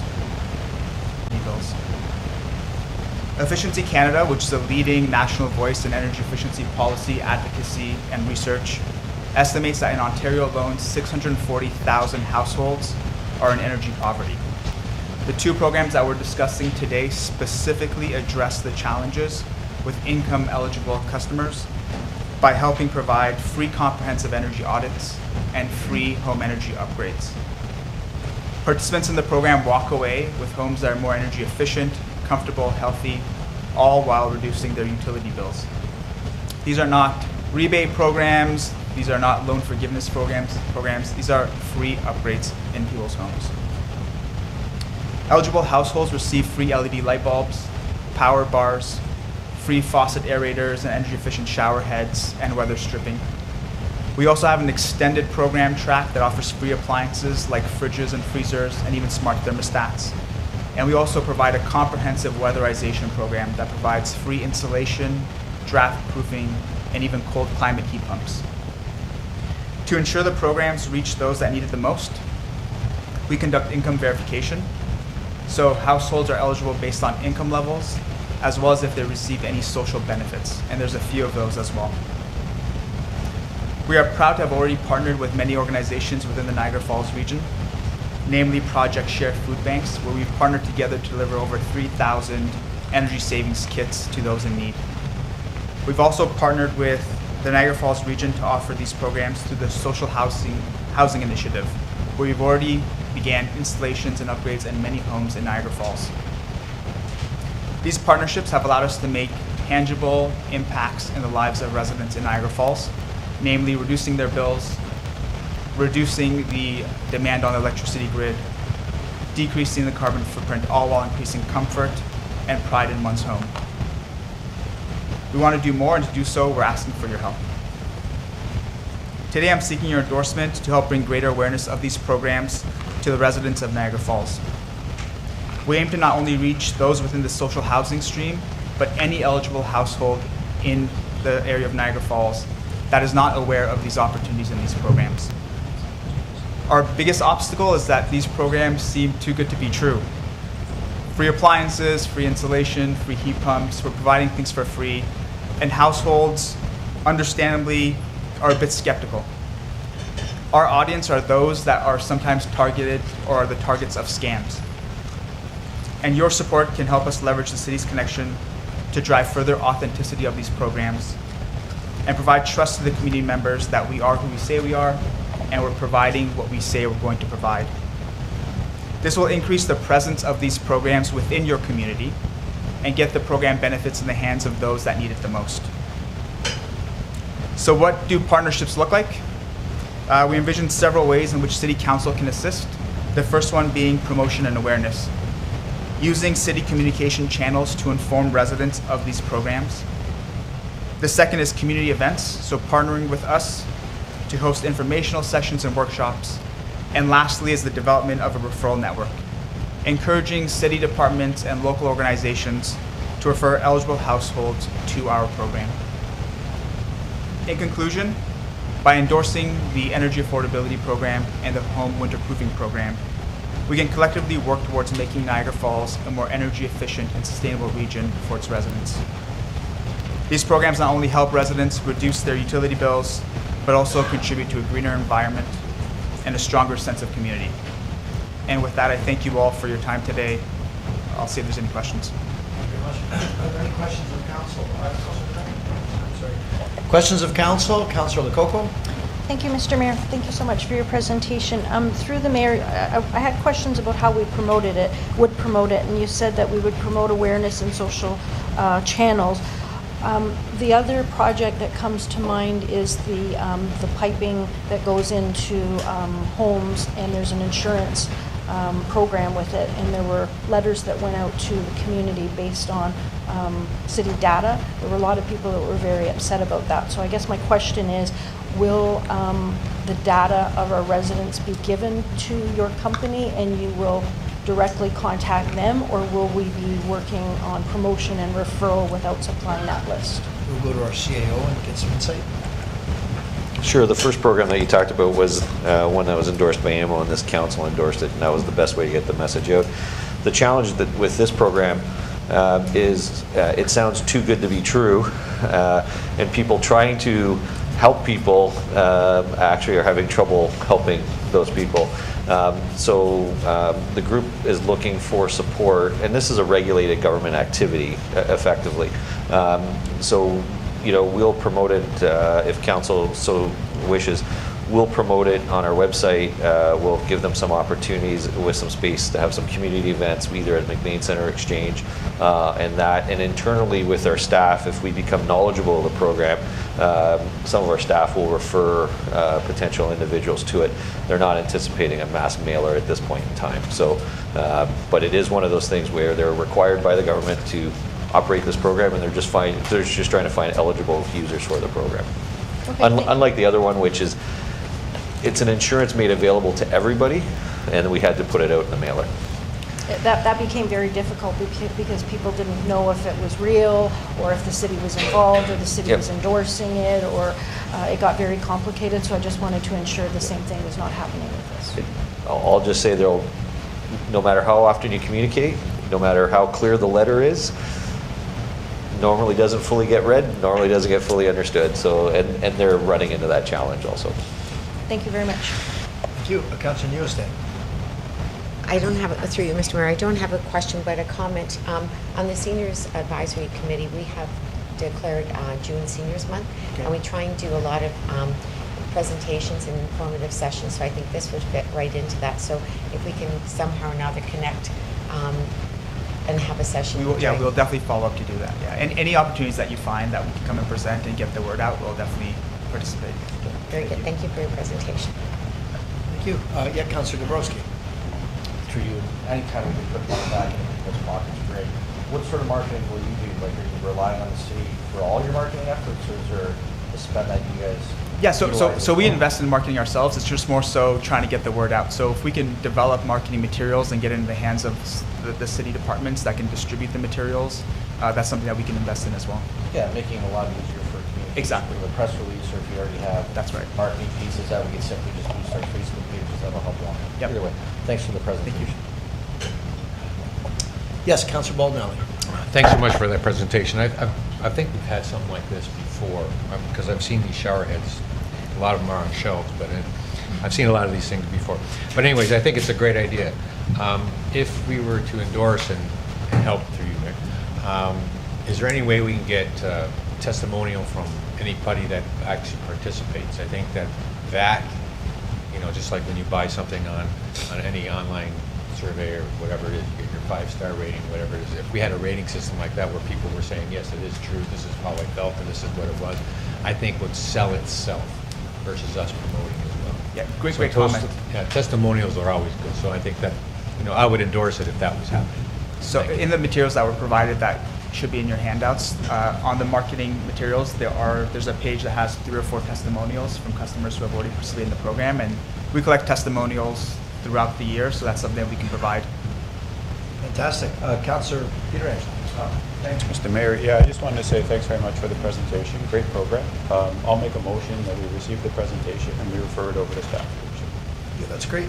So motion by Councillor Pietrangelo to receive and to refer to staff for promotion, seconded by Councillor Newestay. All those in favor? Okay, thank you for that. Excellent. Thank you very much. Thank you, everyone. All right, next up is appointment request from Christopher Connor and Nathan Morissette. So, are they here? Yes. Okay. And Nathan is the chair of the Niagara Association of Realtors, along with Christopher, External Relations Coordinator from Niagara Association of Realtors.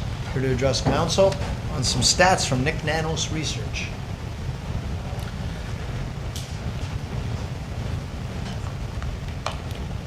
Good afternoon. Thank you, Mayor Diodati and members of council for the opportunity to present today. My name is Nathan Morissette. I'm the chair of the 2024 chair of the Niagara Association of Realtors. For those of you who don't know, we're called NAR as well. For those of you that don't know, the NAR is one of the the region's largest professional associations, representing over 1,400 salespeople and brokers throughout the region, including 500 realtors right here in Niagara Falls. Today I'm here to brief council on some new consumer research we recently completed with residents in the Niagara region and Niagara Falls. In October 2024, NAR partnered with one of Canada's best pollsters, Nick Nanos, to do a consumer research project here in the Niagara region. The survey polled over, scroll, there we go, sorry guys. The research polled over 700 residents in the Niagara region with targeted samples of residents here in the city of Niagara Falls. Well, we don't have time today to go through all the detailed findings, unless we do, just kidding. We want to share a few highlights for the benefit of council. First, Niagara Falls residents identified cost of living, homelessness, healthcare, and housing as the most important issues of concern to them. This is interesting because these were identified through unaided, open-ended questions. Second, residents gave Niagara Falls high marks on things like the city being a great place to live. We know that, great place to raise a family, take public transit, levels of crime, but relatively low marks as a place where one can afford to buy a home. In fact, of the 6 quality of life measurements, housing affordability was the lowest ranked one by residents. Our third finding, diving deeper into the housing affordability issue, we asked residents if housing has improved or worsened compared to 5 years ago. In Niagara Falls, 66% of residents say that housing affordability has worsened. Nearly 9 in 10 residents say that it's less likely for first-time home buyers or young people to afford a home in the city today than it was 5 years ago. This is concerning for me, having 3 boys between the ages of 13 and 7. I'm terrified of the fact that will they be able to live in Niagara region when it comes time for them to buy a home. Which brings us to finally our last point here. Perhaps the most concerning from the data that we gathered is the research found that over half of Niagara Falls residents are considering leaving the city for somewhere that is more affordable. While Niagara Falls fared better on this question than other parts of the region, we would want to point out that 7 in 10 homeowners and those who would identify as boomers are most likely to be considering leaving, suggesting that they are feeling quite frustrated with the state of housing affordability in the area. So what can we do? Well, first, we'd like to commend the work that you've already done. Led by Mayor Diodati, City Planner Dolch, and members of council, the city has brought forward several housing policy solutions that will improve attainability in our city. Notably, the 2022 housing strategy was a bold first step in itemizing and moving forward on solutions in a very thoughtful and efficient way. Within that strategy, NAR encourages the city to move forward on the creation of community improvement program for rental housing. CIPs are an effective tool for encouraging development and revitalization of areas of the city. A CIP program for rental housing would build on exemptions announced by the province and federal governments, giving Niagara Falls a strong boost in rental housing starts. Second, we encourage council to proceed with review of all surplus municipal land for housing suitability as soon as possible. While we understand this work is on hold pending city receiving the federal accelerator funding, surplus land for housing is widely accepted to be a best practice that many other municipalities are moving forward with. And finally, NAR would like to see stronger collaboration and alignment on planning and housing between our 13 municipalities here in Niagara region. We know that it's very difficult for some to choose where to put their home or where to build or where to call home, and they're basing that decision a lot of the times on the streamlined process or the wait times and the fees that are associated with that. And having that process streamlined will only strengthen the region. We know that you guys have been strong champions with fewer regulatory barriers between the municipalities, and we encourage council to endorse this and empower its planning team to work with their colleagues to reduce the red tape across the municipal boundaries. In closing, I want to thank you for the opportunity for us to share our research results and some ideas on how you can get more housing built in Niagara. At NAR, we know how hard our civic leaders work to serve the great residents of our communities, and we deeply appreciate your public service. I want to thank you, and I look forward to any questions or comments that you have. Thank you, Mr. Morissette. Do we have any questions of council?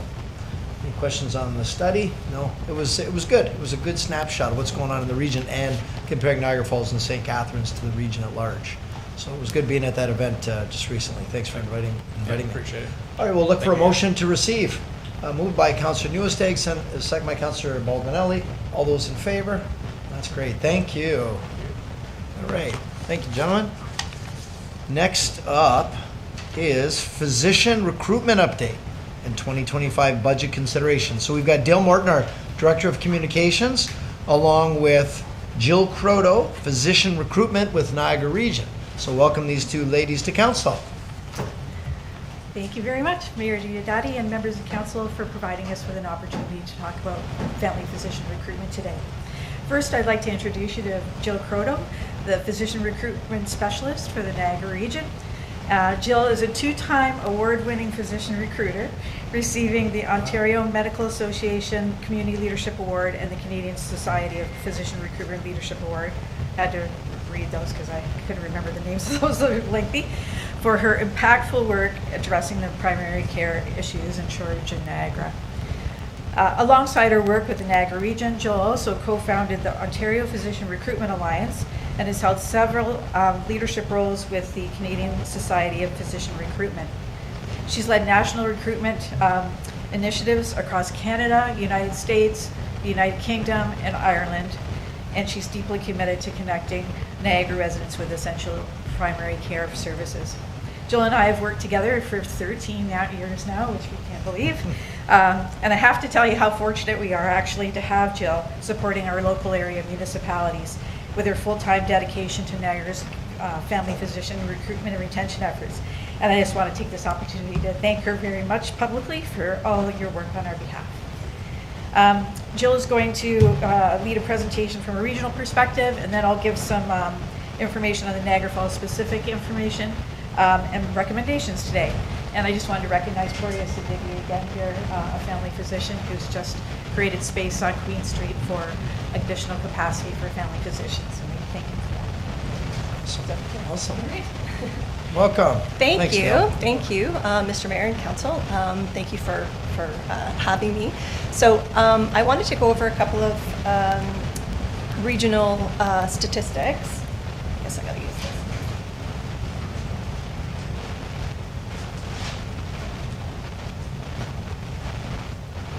How am I getting through this here?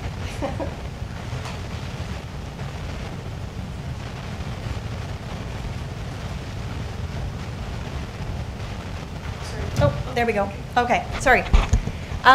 So again, my name is Jill Croto, and I'm the physician recruiter for Niagara. I wanted to go over just briefly some of the components of the physician recruitment program.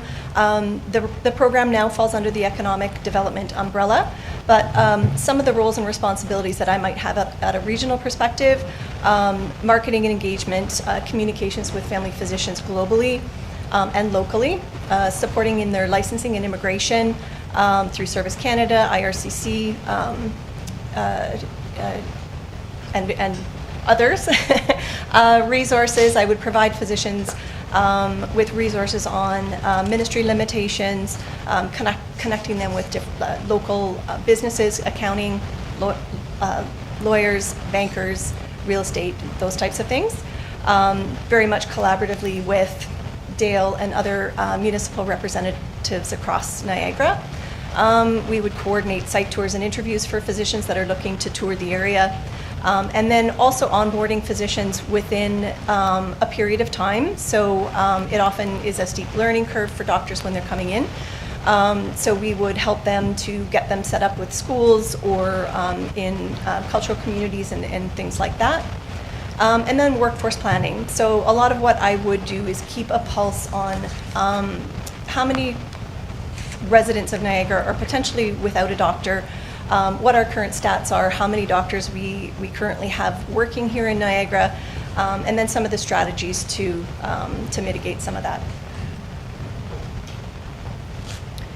So currently in Niagara, we have 274-75 physicians who enroll approximately 339,000 patients as of September of 2024. So our census estimate for 2023 for the region of Niagara has grown to over 525,000 people. So within a 2-year time frame, our region has grown over 47,000 residents. So in a very short period of time. So the first line would show physician capacity, which shows that we have enough primary care physicians in our community to roster at minimum 65% of our population. We also know that from those physicians who are rostering patients, 14% of them are over 65 years of age. They enroll 46,000 patients. So those patients are at risk within the next, say, 5 to 7 years. Family doctors do tend to work a little bit between 65, 70, and sometimes 70 plus.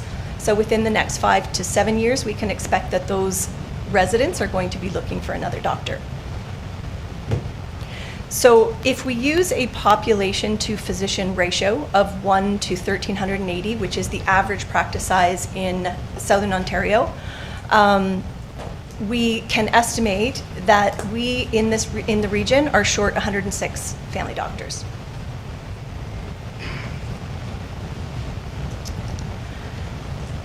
So this is kind of a breakdown by local area municipality.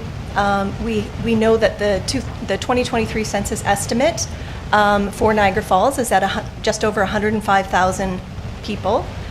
We also know that we have 40 doctors in Niagara Falls. 13% of those physicians are over 65 years of age. If we use a density ratio, which is 1 doctor per 10,000 residents, we can see that Niagara Falls has just short of 4 doctors per 10,000 residents, and we can also see how that compares across the region. So if we look at the 1 to 1,300 ratio, we can see that Niagara Falls should have about 76 doctors, which means that Niagara Falls specifically is 36 doctors short.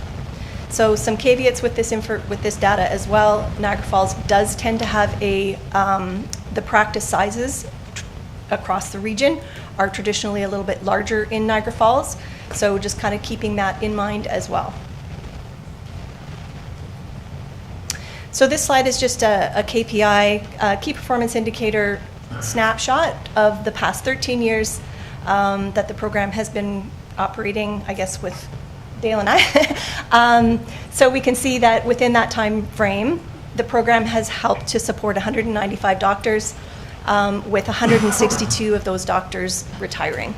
So we're up a net 33, but we still have quite a ways to go. We can also see from this data that we had a record year. We had 22 doctors come into the region and only 7 leave. And we still have 5 that are pending for the remainder of this year. So I want to talk a little bit about the patient enrollment models in Niagara. And this is important for a couple of reasons. They are different. So a family health organization would be a model of care where family physicians would get paid based on the number of patients that they have enrolled in their practice. We can see that 45% of the doctors across Niagara are part of that model, and it still tends to be the most popular model of care, but there's certain limitations with the ministry that kind of, they put limits on how many can go in at a certain area or within a certain group. So we're facing some of those challenges. 27% of those, the 27% represents an FHO or a family health organization, but those are the ones that have access to family health team funding, which is supplied by the Ministry of Health. So 27% of all of the physicians in our region have access to team-based care that is funded by the ministry. So that will next year will become an item of discussion with Dr. Philpott's plan, her strategies. 16% of the physicians in Niagara are part of family health groups, which means that they are a fee-for-service model, but they're still enrolling patients into a comprehensive family practice. And then 4%, 4%, and 5%, so those are the smaller representations. Those are fee-for-service models that are maybe transitioning into a FO, or physicians that are working in a community health center, which is also a government-funded model where they have access to funded allied health professionals. So one other piece that I'm going to mention with the 45%, the green bar, is that those physicians that are working in FHOs do not have access to the funded nurse practitioners or dietitians. That is all coming from their own revenue, so it's not funded by the ministry. Physician demographics. So this is a snapshot within the past 5 years as to where our physicians are being recruited from. So we can see that the top destination would be from the United Kingdom. Over the last 3 years, we put a significant amount of effort and resources into attending international career fairs and outreach into the United Kingdom. So 28% of our physicians have come from the United Kingdom. 25% from outside of Ontario, or from Ontario outside of Niagara, 21% from Niagara, which is the Niagara Family Medicine Residency Program, 13% from the US, 11% from other areas in Canada outside of Ontario, and then each 1% from Australia and from Ireland. So just as a summary, we have 26 new physicians coming in to Niagara in 2024. Again, this makes this a record year. We also have 20 plus physicians who are currently accepting patients on the Find a Doctor page, which again is a record year for number of doctors that are accepting patients at one time in all of our communities. So we've had some unprecedented successes there. So I think that's all for my piece, and I will give the mic back to Dale. Okay, thank you.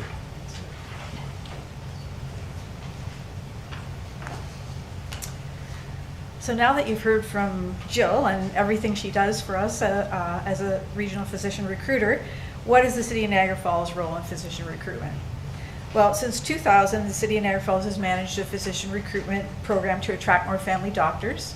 And it's been part of my portfolio since 2002, and an off the side of my desk sort of capacity. I work in conjunction with Jill, who is the first point of contact for family doctors looking to practice in Niagara. She's responsible for reviewing the licensure and eligibility to practice, amongst all the other things she had talked about at the beginning. And if there are fits for Niagara Falls, she refers them to me. Now, city staff have served as a prospective physician relocation resource, and we provide information about practice opportunities, spousal employment, schools, real estate, and an introduction to the incentives provided by the city. The city does provide funding to assist family physician with the costs of practice startup or relocation, with a 5-year return of service agreement for the establishment of a new practice. And Jill and I also collaborate with McMaster University School of Medicine in Thorold by participating in orientation activities for new students and for holding events for students to introduce themselves to local physicians, residents rather. So from Jill's presentation and from the council report, you know that there are currently 40 family physicians practicing in Niagara Falls, practicing family medicine in Niagara Falls. And based on the average practice size of 1,380 patients, the city should have 76 doctors. We have a shortage of 36. And as everyone is aware, there is a shortage across Canada for family physicians, and Niagara Falls has been disproportionately impacted over the years. So why is the gap so large? There are a limited number of opportunities within existing practices in Niagara Falls. As Jill mentioned, there are a number of patient enrollment models. The 3 family health organizations in Niagara Falls have had limited space due to space availability within their practice, but also through Ministry of Health stipulations. So that's created some issues for us for sure. There is good news on this front, as a number of spaces have opened up in one of the groups in the last several weeks. There's been a lack of configured office space. Many of the older physicians traditionally ran practices out of houses or single practice setups. New graduates don't usually want to strike out on their own and establish a practice by themselves at the start. They want that support of having experienced physicians around them and having resources at their avail to do medical billing and whatnot that they don't really have a lot of experience with. It was challenging for a new doctor to try to come into an existing location, as there is not sufficient space to accommodate them. Again, good news on this front is that Dr. Poria Siddiqui, Dr. Mandish Sidhu, and Dr. Ali Baldawi have built practice locations that will provide new family physicians with space to anchor physicians in that space to welcome new GPs. And we also have an aging physician population, and I think it was higher compared to most of the other municipalities in the region until starting to level out a little bit now. And many of those older doctors currently practicing or have been practicing had twice the number of patients that newer doctors are willing to take on because of lifestyle issues and work-life balance.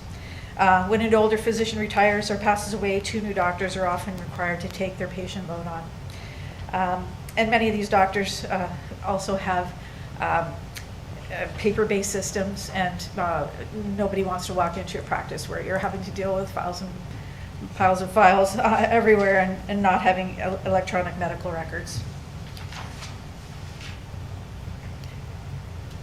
So there's currently $300,000 available to recruit family physicians to the city of Niagara Falls. $200,000 is from special purpose reserves and $100,000 from the tax levy. City Council approves that on a yearly basis through the budget process, and the level of funding has remained fairly consistent in past years. We currently offer $50,000 to eligible family doctors, and they may receive more depending on where they come from in the world, and they might receive additional money for moving expenses. For a 5-year return of service agreement, and if a physician leaves prior to the 5-year commitment being completed, the agreement requires repayment on a prorated basis based on the years of service. 28 of the 40 doctors currently practicing in Niagara Falls have received incentives from the city of Niagara Falls. Over the past 20 years, only 3 incentivized physicians have left the city to return to their home province or country, and 1 just relocated after their 5-year return of service to another municipality in Niagara. So why incentivize new doctors? Well, as Jill had mentioned earlier, they're coming from all over the world to practice in this area now. And relocating from another province or country, a physician may have to wait months for an income flow to start. Also, a new graduate might have considerable student loans. In many cases, the physician arrives at a location in Niagara Falls with no medical equipment, computers, electronic medical records, and they have to set up all of those things for themselves. And they could live anywhere in the Niagara region to enjoy the benefits of the area, but the incentive could be a tipping point for keeping a doctor in Niagara Falls. In the past year, other municipalities have surpassed what the City of Niagara Falls is offering to new physicians. The City of Town of Port Colborne and Fort Erie are both offering $75,000. And I'm sure everyone's read about the City's success in attracting 10 new family physicians with their $100,000 incentive. Over the past 3 years, as we just mentioned, over 52% of the doctors recruited to Niagara Region have come from outside Ontario. As mentioned, the cost of relocation can be staggering for people, especially if they're coming from Australia or the UK or Ireland. Again, student debt always plays a part in this. Increasing the city's annual program budget to $1 million and offering a maximum incentive of $100,000 per physician would align with what the City of Welland did and make Niagara Falls a more attractive alternative when in Niagara and in Canada. Jill and I have discussed increasing the incentive, and we believe we can attract 8 to 10 new family physicians in 2025 if we go up to $100,000 per physician. And it actually is a real recipe for success when we have an increased incentive, more opportunities space-wise for physicians coming in, and also new spaces in the family health organization. So the report recommendations were that the report be received and that council refer the funding decision for family physician recruitment program to the levy supported operating budget. And Jill and I are here for questions if anyone has any. Okay, that's great. Thank you very much, Dale and Jill. Do we have any questions of council? Councillor Lococo, and then Uestag, and then Dabrowski. Okay. Thank you, Mr. Mayor. Thank you so much for all the work that you've both done. It's definitely needed. We know that. I feel that we're trying to solve the effect and not the cause. And I know it's all across Canada. I know it's all across the province. It's not just here. Sometimes I feel like we're trying to put a Band-Aid on a gushing wound. And sometimes by giving these incentives, we create more competition. I know the report talked about looking at a more region-based. So I think about all of the money that each of the municipalities is giving for incentives. Is there a way that we can sort of pool that together? And I don't know what it's going to look like. You did mention in the report that that would be difficult. But I think every time we throw more money at something the province and the feds are supposed to be taking care of, now that's coming out of taxpayers' municipal funds. Not that it wouldn't come out of another pocket for the residents, but this was not our mandate for this. I know we have to do it. I don't have any issues with that, but we have to figure out and solve the cause, not just fix what the problem is. Ladies? So I guess I can speak a little bit to the roundtable event that the region hosted at the end of November. So all the mayors, CEOs, economic development, and some of the leadership individuals from the hospital and other organizations were present. And I think that with that exercise, it was there was a lot of ideas that were flowing. They did have it facilitated, and there were scribes at each table. So I think there was some really good ideas that they're putting into a report that will be distributed by the end of January. But that was some of what was being talked about it was a lot about incentives. But so once that report becomes available, I'm sure that will be shared with you. Okay, thank you. I've looked at different, not that I'm a medical expert, but I've looked at different solutions from Nova Scotia, New Brunswick, and they have some medical teams and groups that build municipal facilities.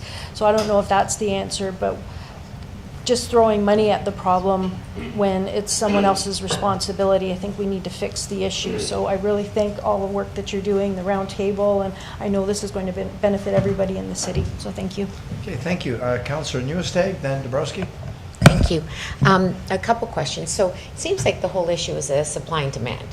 So if there's so many students, graduate students abroad, why is it that we can't have resident spots here so that they can be trained and then we can increase our supply? It seems, in my opinion, very simple, but obviously it's not if we haven't been able to do it. So I think that the province they have created additional medical school and additional spots that will be rolled out over the next, I guess, the course of a few years.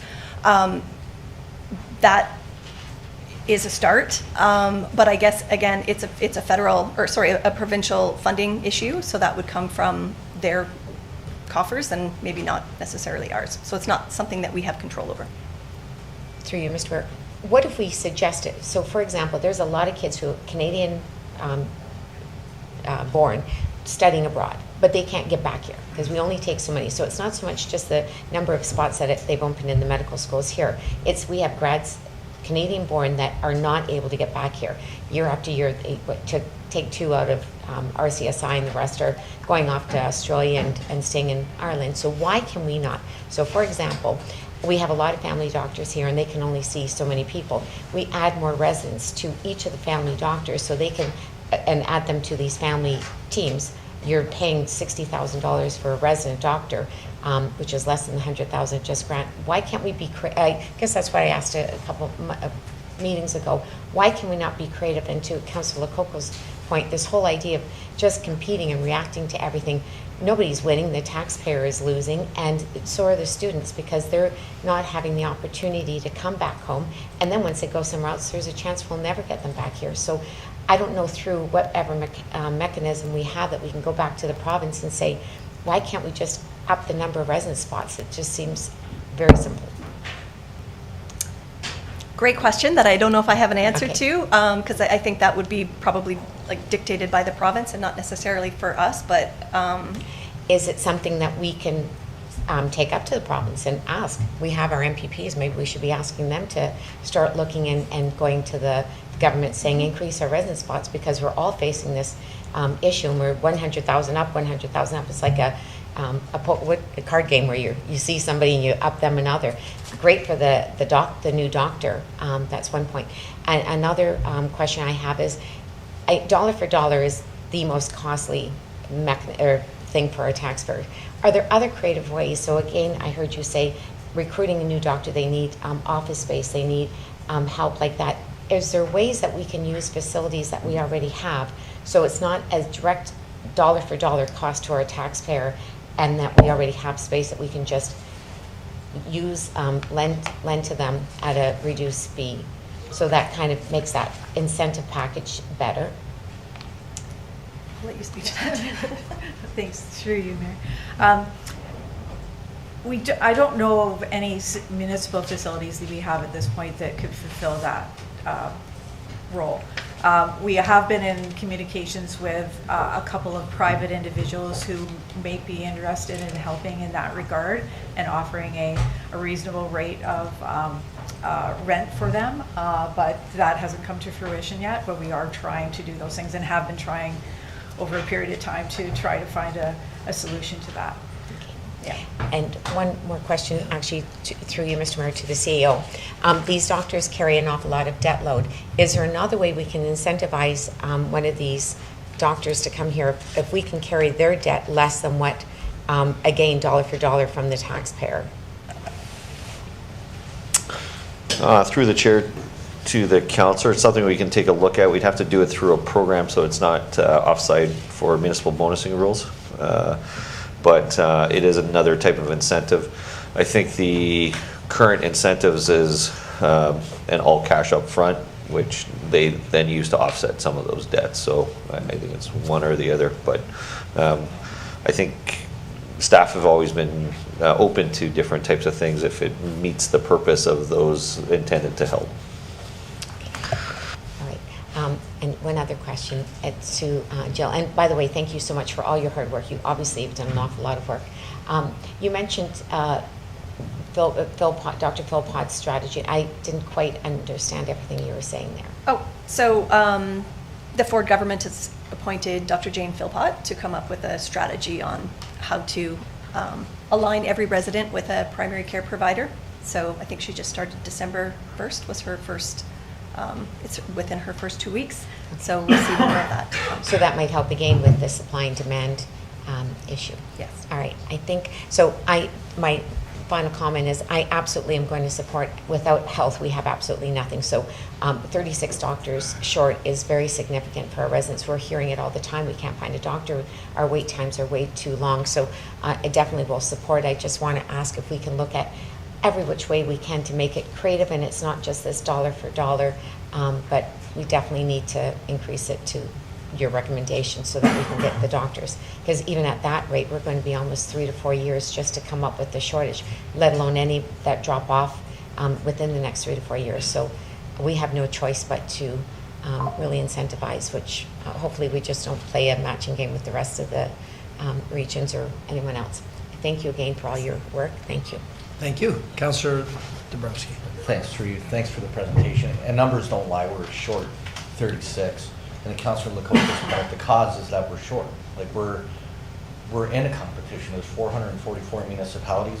Doctors are looking for places to work and live, and we're in a competition. So we need to spend money, and we need to incentivize and get these doctors down here. And that's how you do it. You do money.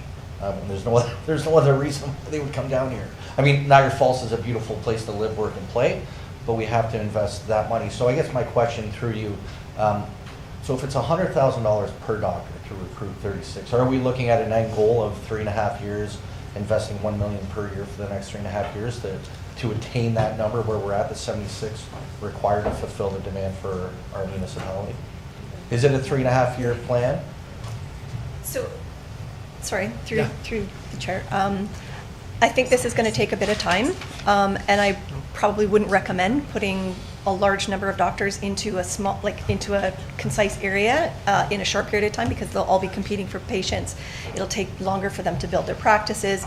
So I think if we can spread this out over a bit of time, we'll have more success individually for those doctors. Okay, and through you made mention, Jill, of I think it was our practice sizes are a lot bigger. Will that decrease, do you see, or are we a specific or a special municipality, or will that kind of figure itself out as we recruit more doctors?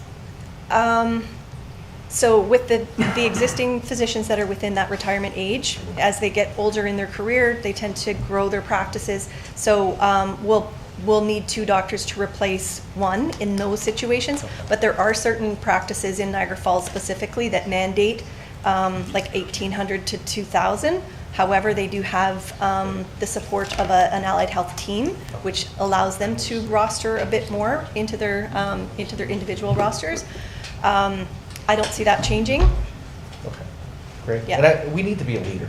We can look at what all the other municipalities are doing, but we're unique in our own community and municipality, so what we have to do, and I've looked forward to seeing the report that comes back and seeing what we're going to do to incentivize and get doctors down there. So thank you. Councillor Lococo. Thank you, Mr. Mayor. I'll put a motion forward to accept the report, and I just wanted to clarify that I have no issue with spending the money right now to fix the issue, but I think we need to lean on the province and the feds to fix the model that we have, because we can't keep paying for something that's not our mandate.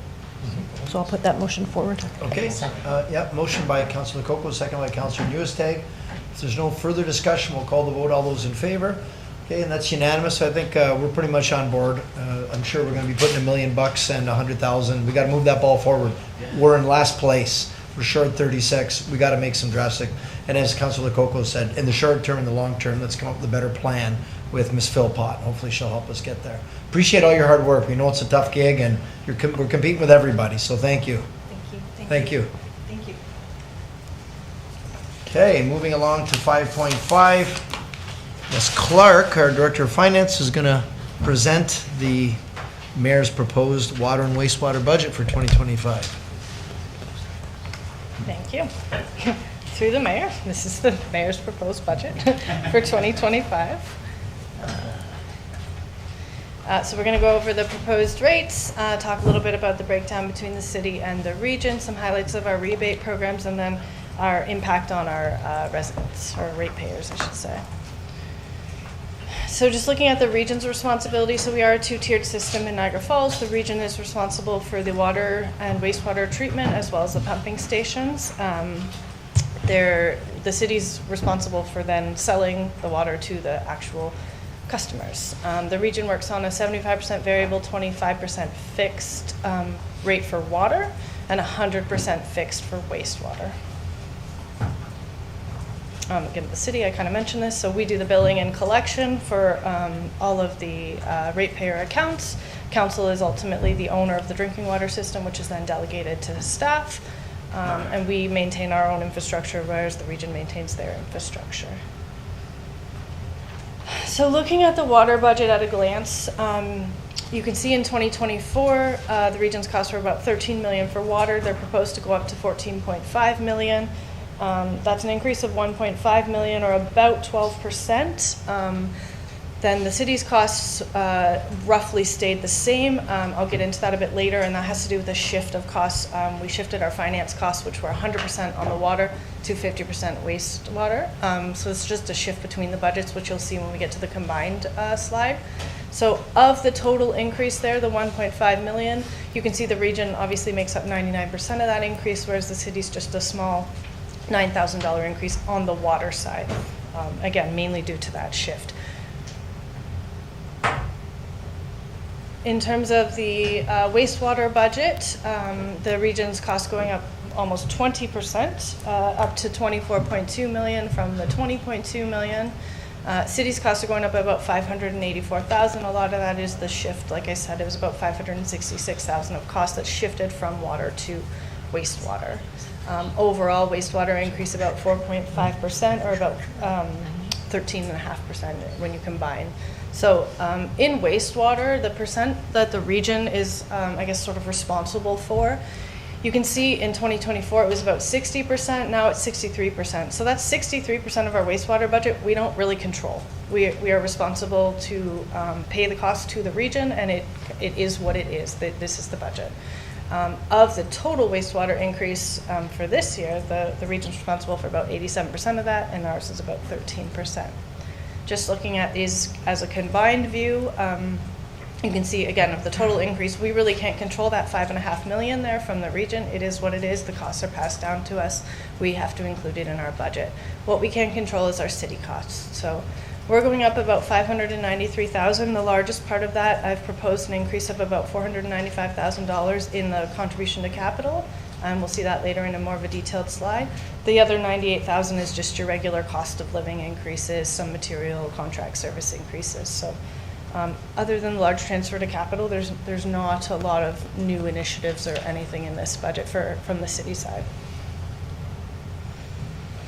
This is just a look, so I'll show you this slide again later, but I just wanted to include it here. So when we get to our proposed rates, this is where we'll land. This is comparing our 2025 proposed rates to the other LAM's 2024 water wastewater rates. You'll note this doesn't include Waynfleet. They don't have water, and it does not include Grimsby. Their wastewater is on their tax levy, so it's not a true comparator to us.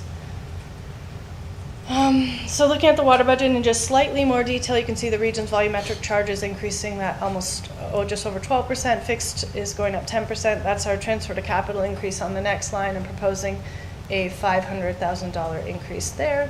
We don't have any more debt placeholders this year. We had it for the water main, the Rexinger water main loop, which is now actually a debenture. So now we have principal and interest payments. So they've just shifted to those budget lines. So city costs going up about 2.7% there on the bottom line, and overall expenses in water going up 5.5%. Looking at the asset management stuff, on the left actually breakdown of the regional costs, I said this already, so they charge us 75% volumetric, 25% fixed. On the right, they're looking at the asset management stuff. Our 2022 asset management plan indicated that we should be spending about $8.86 million per year on water. We're not quite there yet. Our 2024 transfer to capital reserves for water spending is about $6.1 million. I'm proposing a roughly $500,000 increase to $6.6 million. We are still short $2.26 million, but it's going to be a phased approach to kind of get there. And if you'll remember, the region increases were so large in the 24 budget, we took a pause on increasing capital. So this is kind of just getting us back on track with increasing our asset management transfers. I kind of said some of the key highlights of the finance already. We've moved about $566,000 of costs from water to wastewater. That's why, although I increased the capital in water by $500,000, you're only seeing a $10,000 increase because we moved expenses over to wastewater. We've added 5% of the customer service budget to be funded from rates, and the last point is about the capital that I talked about. Just a little plug for our rebate program. So we have our senior water account rebate for 2025. That is going to be status quo. We are looking at making some changes for 2026 that will come to council in 2025. Right now it's a $102 rebate if you are a customer in the city of Niagara Falls, 65 or older, and receiving the federal guaranteed income supplement. We also have our high water consumption adjustment, budget there of $35,000. We'll rebate 50% of your volumetric charges per cubic meter.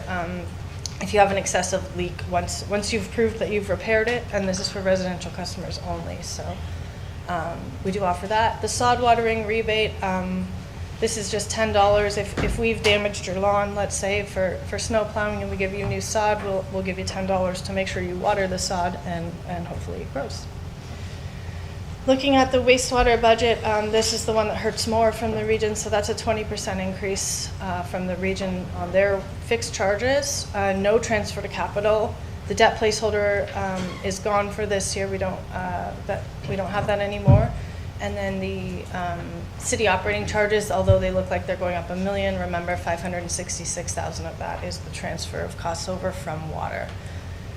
Overall, the wastewater budget is going up 13.5%. Something else to note, actually I'll get to it if you never mind.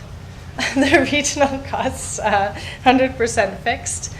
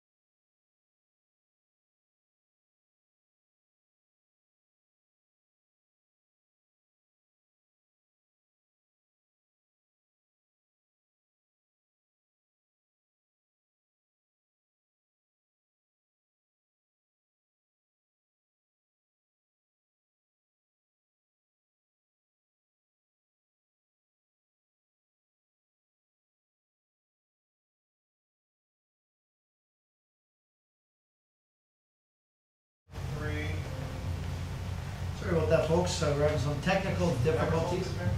Sorry about that, folks. We had some technical difficulties. Apparently, we weren't live streaming to YouTube, and I think we've got that fixed up now. So, fingers crossed. So, we're going to continue on with questions around the water wastewater budget. So, Councillor Strange. Yeah, thank you, Mr. Mayor. And I know a lot of this increase is because of our, I guess it would, and maybe this is a question for Mr. Nicol, infrastructure-wise. So that's basically their asset management. The same thing we're doing is the region has to do with their water and their pipes. Do we know where the majority of the issues are? Is it all over the region, or is it, like, do we know what, if there's a lot in Niagara Falls? Do they give you any kind of information on that?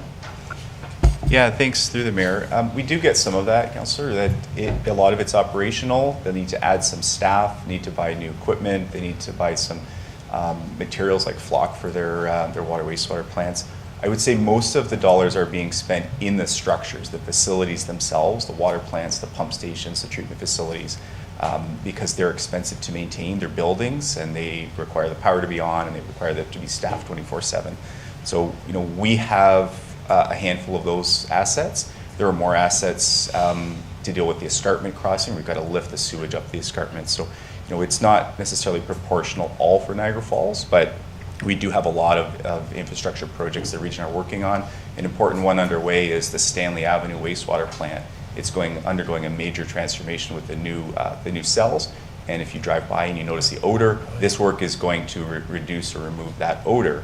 But it takes the money that they need to invest in that plant to ensure it's going to be there to service the community for decades to come.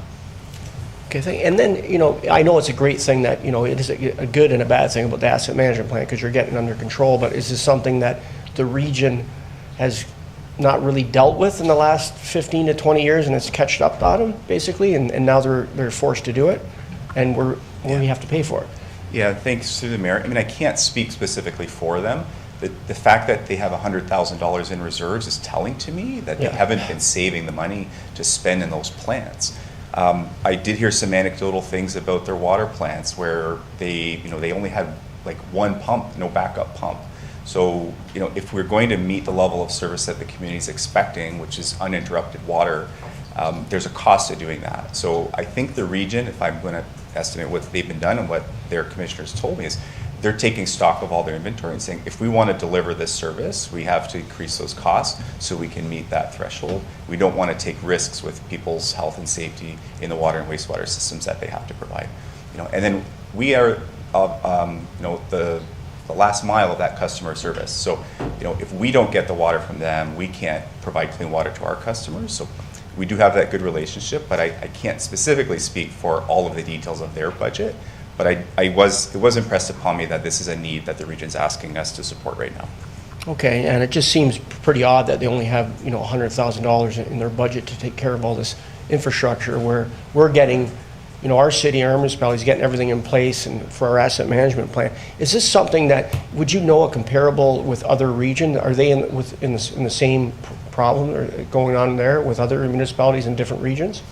Yeah, thank you, Mr. Mayor. The commissioner gave us a presentation. I think she gave it to the Regional Public Works Committee as well. To compare Niagara region with Halton region or Peel region isn't an apples to apples comparison. Right? We have more plants and less people to use the facility. So, per person, it costs a lot more to maintain. I would say that the state of the infrastructure, so the condition, is lower than you'd find in other municipalities. They've documented that and they've sent that around. We got a memo from their director a number of years ago that talked about the state of the infrastructure, and there was a news article on it a few years ago. So I would say that they have some catch up to do in comparison with other respective municipalities. They are still meeting their water quality targets, but we do see in the paper and the news from time to time that there are things like combined sewer overflows, bypasses at the plant, because the infrastructure just can't handle some of the impacts of the new climate that we have, and it's aging faster than they can improve the infrastructure to handle the new impacts of the development. Yeah, I hope the residents understand that, our portion of the municipality is just that much and the region is that much. So it just, makes you think what's going on there, because I know we're taking care of our infrastructure. Okay, thank you. Councillor Newstead. Through you, Mr. Mayor, to Mr. Nicol. When you see this incredible increase in expenses, it really is alarming. And I think the first question that kind of came to my mind was, are we at risk for anything? Is everything, are there any things that our residents need to worry about that they just won't be able to catch up with? And a second question to it is, who's responsible? Like, to end up at this point, not be questioned or challenged as to why did they get to a state like this? They have a responsibility to us, and then all of a sudden we see this rapid increase in expenses, and being told that it's going to continue. Two questions for you. Yeah, and thank you, Councillor, and through the Mayor. The first question is, should we be concerned? Is there the sky falling? I would say at this point in time, there's nothing that gives me that immediate concern. I would say if they continue to underfund their system, there would certainly be a concern. We do see from time to time that they have things like one pump and no redundant pumps. That just doesn't make sense to me. That's not a good business decision to try to keep the water running. So I certainly think that I put my faith in that their decision makers and regional council who's voted on the increase that they're passing to municipalities. So that has been done at that regional council decision making point of view. We have an obligation as this council, this council members have an obligation to make good decisions to protect the public health. The regional councillors have the same obligation in the Safe Drinking Water Act to make decisions to protect the health of the public. So I have no doubt that they're making good decisions. It's just unfortunate that we don't have the same level of detail, or we don't have that decision-making capability in this room to sit at the regional table, other than our regional representatives, who the mayor and a few others who are here. So, I am confident that they're doing this for a reason, not an artificial increase for any vexatious reasons or anything like that. And the second part of your question is, how can we get more information from the region to help inform us about where this money is going? I can certainly take that back to the commissioner and ask for her to do a state of the infrastructure review, and maybe come and give us a little bit of information with respect to not just their wastewater, but also their transportation program. That might be a great way to help you understand where these dollars are being invested, and how they might integrate with some of the other big projects we have, like some of our growth programs for the South Niagara wastewater treatment plant and the upgrades to the plant here. Actually, you made a very good suggestion about the regional councillors being responsible to that. I wonder if that's something we could, through you, Mr. Mayor, ask one of our regional councillors to come, because it's such an impact to their our tax budget. Maybe they can explain more and give our residents a better understanding, just as a suggestion. We can definitely do that. We can coordinate something like that. Yep. Thank you. I don't know if it's my place, but who created raised his hand on that? Oh, okay. Thank you for pointing that out. Well, it definitely pertains to the conversation. Councillor Crater, can you hear us? You're muted right now. Yes, I can. Thank you very much, Mr. Mayor. I think it was an excellent suggestion to have the commissioner come to City Council to hear what we're being told at the Regional Council as to why they're asking us to support this massive increase. Many of the questions that you're asking, the councillors here in Niagara Falls, we asked as well, and we were given an explanation. For example, how did we get into this state? We asked the same question, particularly for us, like Joyce Morocco, myself, who are new to it. We couldn't figure out. And the explanation was given to us, for example, in that case, that the council of the day, and I'm not criticizing the previous regional councils, they didn't want to keep investing into the infrastructure because they wanted to put a hold somehow on increase in the water taxes. And so they used reserves. And those reserves got used up to keep the the rates from going up. At the time, it might have been good or perceived to be a good thing to do, but here we are now, and we're sitting there as the regional council now, trying to figure out, are we going to increase the rates to protect the infrastructure and improve it, or are we not going to? Then we were also explained to us that there's, and I know you know this, Mr. Mayor, there's a liability factor that we could be charged as a regional council for not ensuring that the water is being safely produced for the residents. I think it was the chair, Jim Bradley, walked us through that there's a legal responsibility and we could actually be sued if we were not. So I think I'll just close with saying it would be great for the city councilors to hear what we hear when this proposal was put forward to us and the explanations that we were given. And I'd be happy to come down, but I think the commissioner would be the right person to have before your city council to share with you as to what was happening. So thanks for the opportunity to speak. Thank you. Thanks, Kim. Appreciate that. Yep, Councillor, your side. Through you, Mr. Mayor, perhaps we can have an invitation extended to the commissioner to come and just give our council and our residents a better understanding. We can do that. We can even ask her to zoom in, right, potentially to our meeting. That's a good idea. All right, thank you. Thank you. Councillor Coco. Thank you, Mr. Mayor. I had a Zoom meeting with some of the regional staff, and I think some of our city staff had a couple, so I'm not sure which one, but I asked the question, was there any health or safety risks to our residents? And I was told, no, there will not be any health or safety risks to our residents. They would shut down the system before it ever got to that, so we just wouldn't have water or wastewater facilities at that time. So there's no risk that there would be contamination. We just wouldn't have those facilities at that time. Okay, thank you. Councillor Bordenave. Through you, Mayor, for Eric, you know, for the costs, the increased costs, a lot of the increased costs, increased volumes, basically, are combined sewers.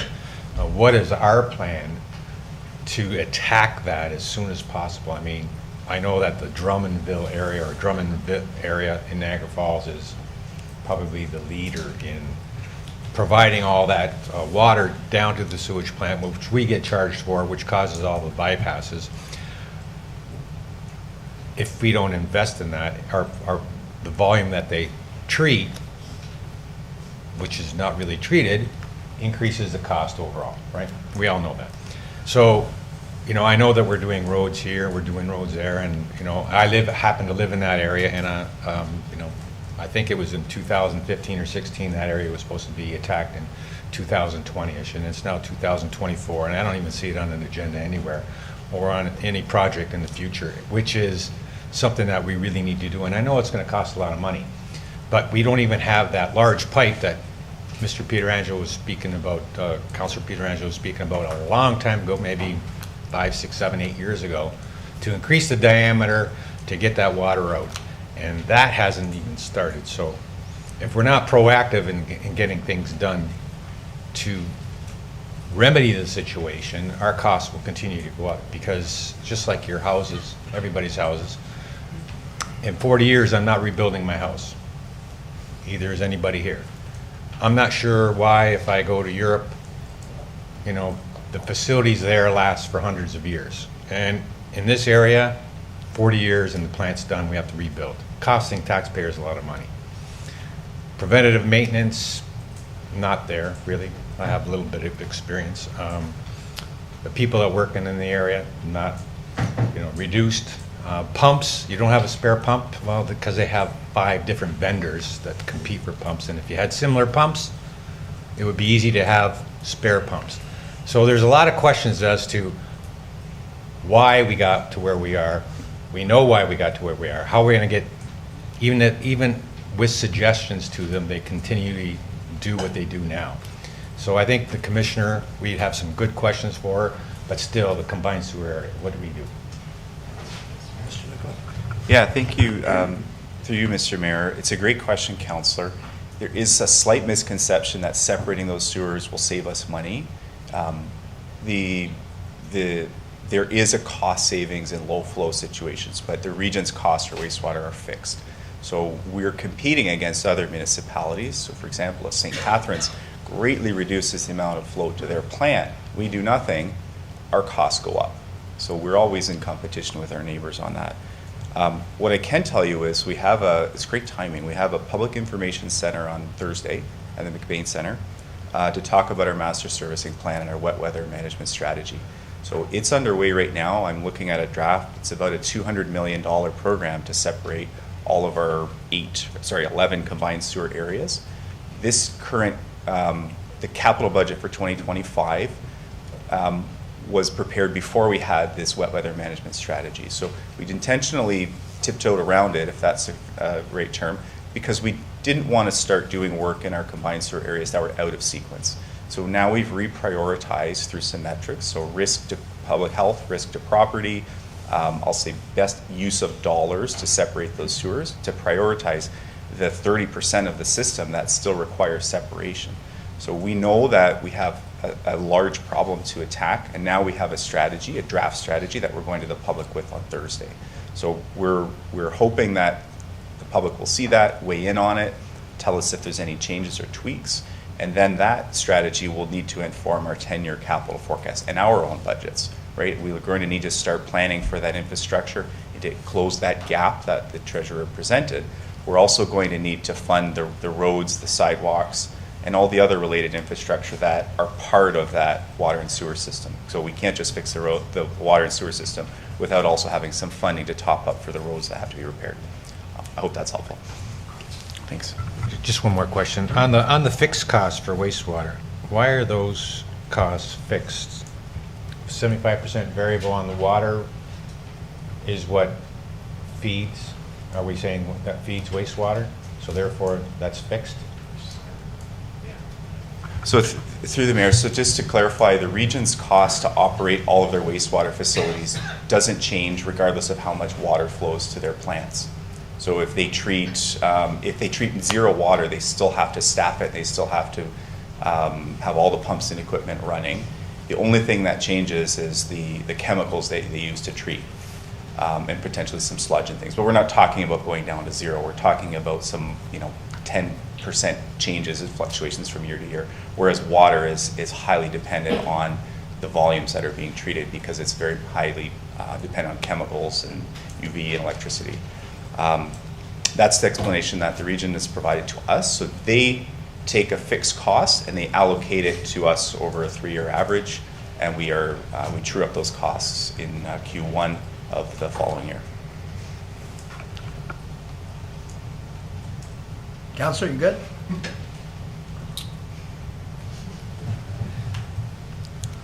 Yeah, I'm good, but not an acceptable answer. But no, thank you. Our CEO is going to jump in and add a little more. Yeah, I was going to say the City of Port Colborne and City of Welland requested a review of the region's allocation of fixed to variable methodology. It has been reviewed, I believe, 3 times over the last 25 years. So I think that will undertake another evaluation, because you could vary the amount of how much you allocate your cost on a fixed basis or a variable basis. You could also put an access fee in, so whether you use it or not, as soon as you're hooked up to the system, you can be allocated a cost. There's different methodologies, so there is some movement afoot to take a look at the method of allocation. It's been working for a number of years, but we do get swings based upon our volumes, and we've been because of COVID, when our volumes went down, it caused a big swing when we adjusted back again. So it is being looked at, the theoretical, but at the end of the day, I call it batch flow costing. At the end of the day, they have a bundle of costs and they allocate it out in a manner, whether that's fixed, variable, or some other method. The costs all go back to the user. So, but it is underway. They are looking at that. Okay, well, if we have no further questions, we've got recommendations on the, Okay, Councillor Dabrowski, are you, okay, he's moving them, looking for a seconder.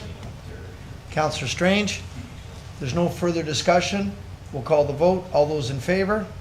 Okay, and that's approved unanimously, including number 4, with the shortening of the 10-day period, which I'm obviously amenable to. Okay.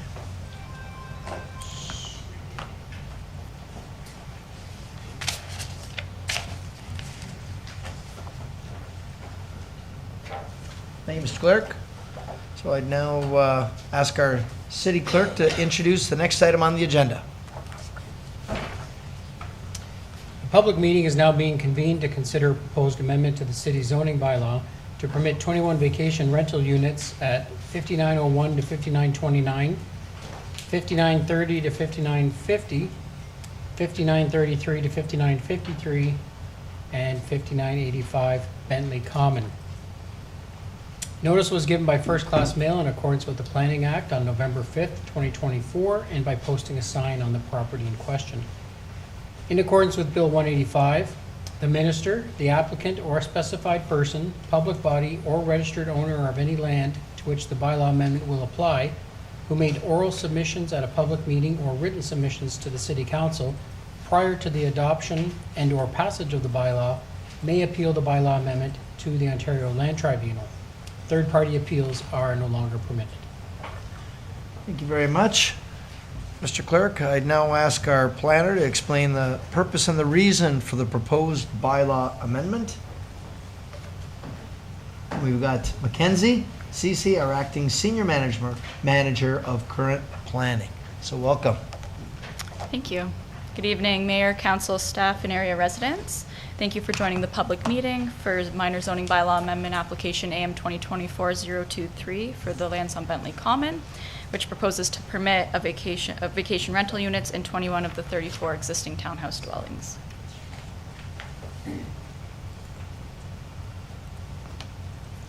The subject lands are located at the southeast corner of Robinson Street and Main Street and are occupied by 34 townhouse dwellings. The lands were formerly occupied with the Coca-Cola bottling facility, and surrounding land uses include dwellings and commercial establishments to the north, Main Street dwellings and apartment dwellings to the south, dwellings, Grey Robinson Park to the east, and dwellings, apartment dwellings, and Main Street Baptist Church to the west.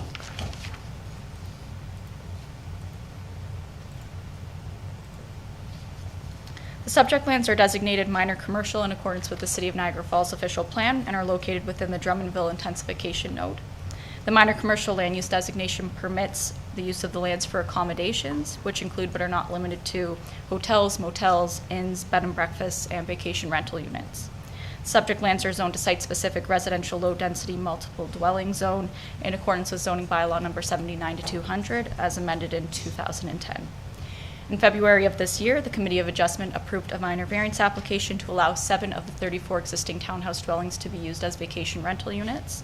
And the proposed minor zoning bylaw amendment application proposes to extend vacation rental units as a permitted use to 21 of the remaining townhouse dwellings. So this slide shows a site plan of the property.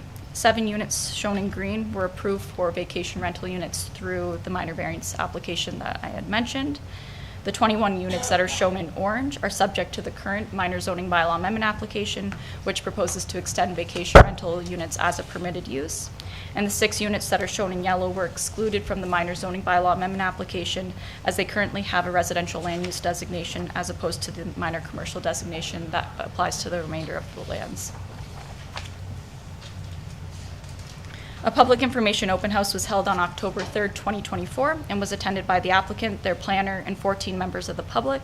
Written comments were also received from 6 members of the public. The following outlines the concerns that were raised by members of the public as well as staff's responses.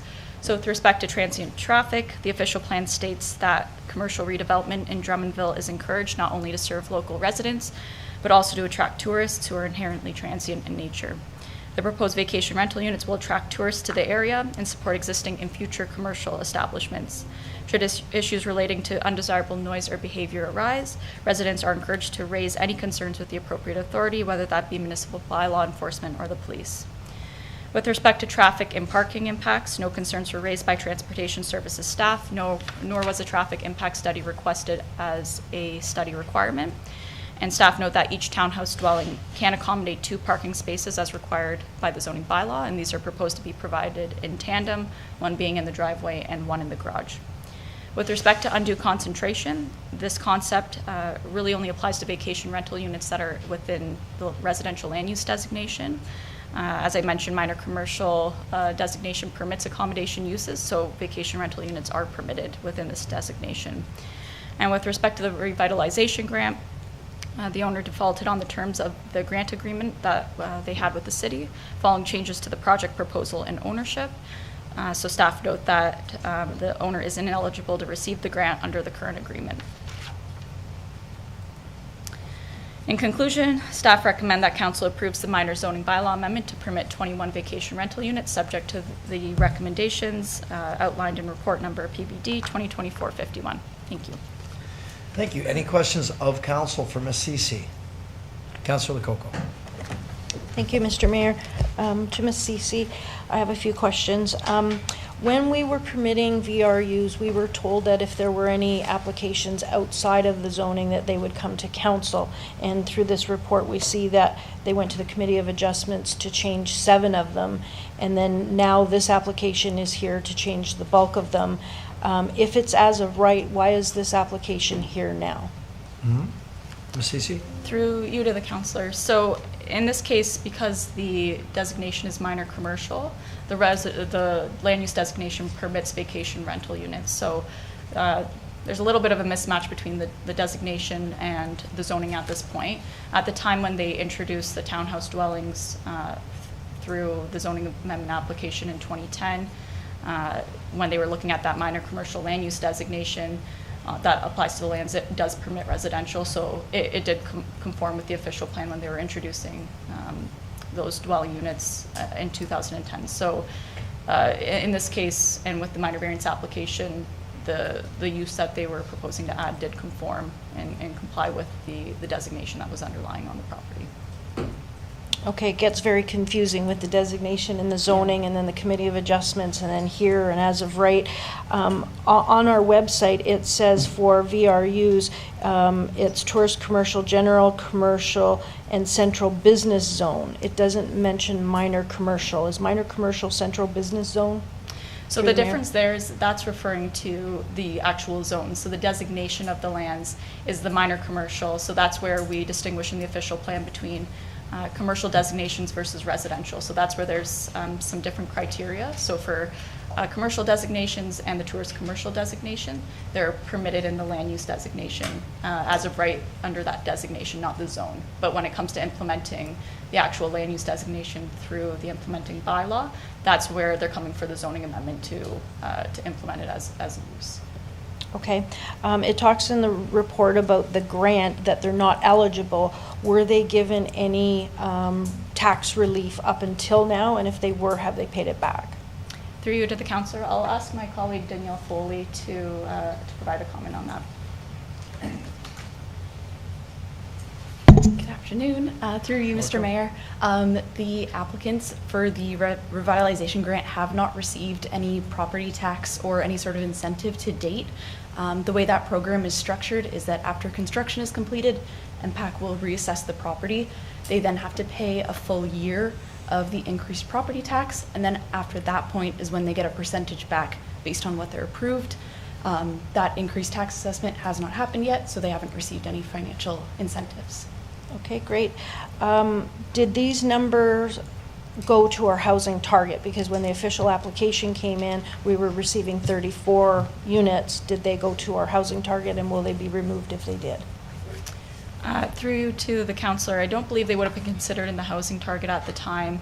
The permits were issued prior to the affordable housing policies being introduced, which is why the report explains they weren't intended or designed to contribute to the affordable numbers for our housing targets. So. Okay, thank you. Just a couple more questions. Will there be an application for those 6 residential ones later on? Through you to the councillor, I'll leave that for the applicant to provide an indication of. Okay, the other one is, since it's now a VRU, are the basements up to code? Would they qualify? If it was a residential, you don't have to build your basement to code to have a VRU. Are they up to code then? Through you to the councillor, I may have them comment on that. From my understanding, the rooms that they're looking to include are above grade right now. I don't believe there are any rooms in the basements, but they may be able to clarify that for you. Okay, and then the last question, since this is now commercial, will the taxes be on a commercial base or are they a residential base? Through you to the councillor, I'll have Danielle comment on that. Through you, Mr. Mayor, to the councillor, MPAC has let us know that any short-term rental is assessed at a residential tax base, not a commercial tax base. Okay, thank you very much. Thank you. Any other questions of council for our staff? Yes, Councillor Newesteg. One quick question through just the comment. She said it's based on residential short-term rental. BRU is considered short-term rental. Through you, Mr. Mayor, yes, the way MPAC deals with it is any sort of short-term rental accommodation, which are things like Airbnbs, VRUs, is how MPAC deals with them, and they assess them at a residential tax rate, not a commercial tax rate. Okay, thank you. Okay, thank you. Yes, CAO would like to comment?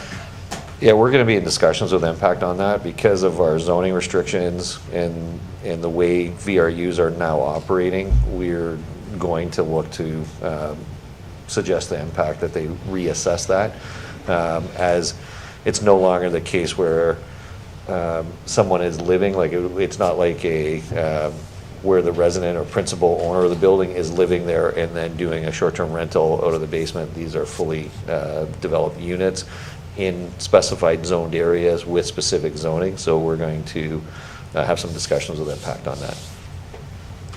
Yes, Councillor Newesteg. I'm really glad that we're considering that, because we have to even the playing field. We have the tourist commercial people, the hoteliers, paying a certain amount of tax, which is substantially more than a residential base, and yet we're letting VRUs in, and they're not paying their fair share. So I hope that we're able to do that sooner than later, because that would be the only fair way to do it. I'm glad to hear that. Okay, thank you. If there are no further questions of our staff, excuse me, members of the public are advised that failure to make an oral or written submission at this public meeting will result in the Ontario Land Tribunal dismissing any referral that it receives. Failure to notify the city clerk to preserve their opportunity to appeal will result in staff rejecting an appeal as per section 3419 of the Planning Act. Council will, what's that? Oh, sorry. Council will now hear from anyone other than the applicant who wishes to speak to the proposed bylaw amendment. Mr. Clerk, do we have anyone registered at this point? Yes, Your Worship, we do have a number of residents requesting to speak, and then we could go to the gallery to see if there are any additional. First off, we'll start with Frank DeLuca, who I believe is now participating online. Okay. Mr. DeLuca, are you there?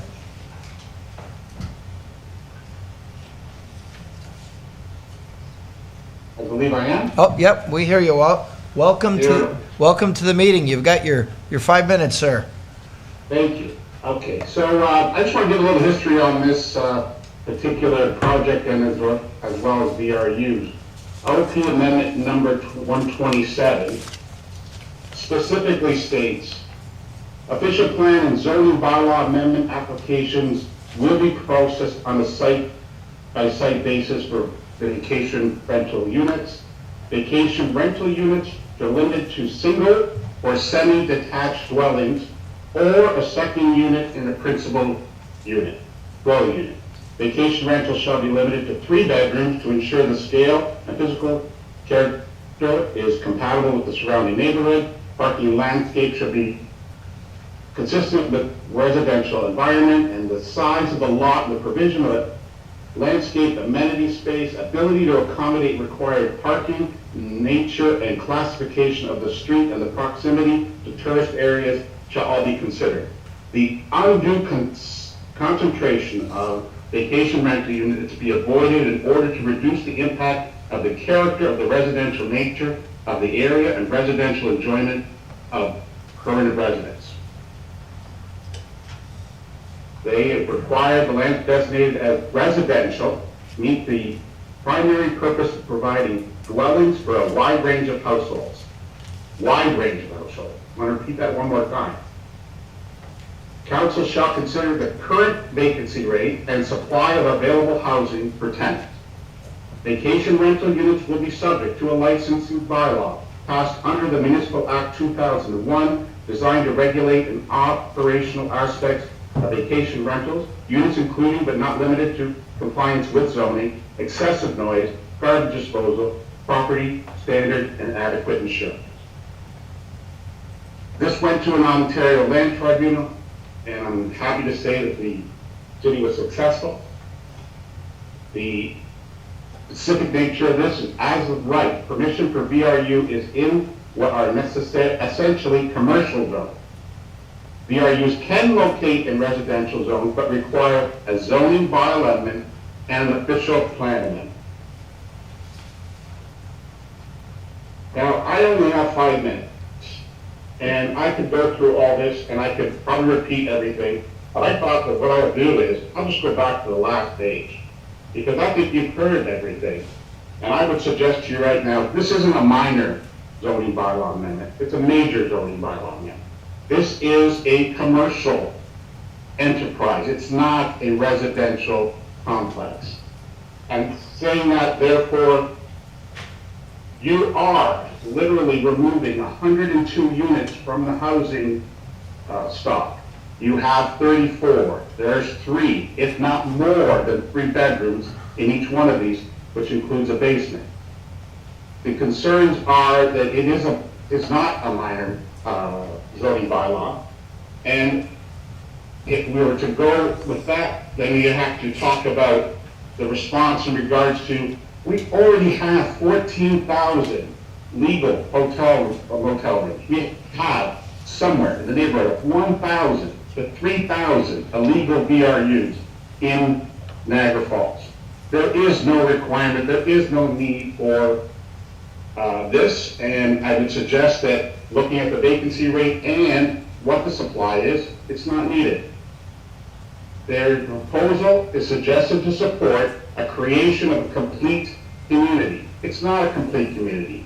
You are looking at 27 of 34 units that are going to be VRUs. These are what are considered a motel, not a complete community. If they were interspersed, then that would be different. But they're asking for each one of them to be that, and probably will come back with a proposal for the other 6.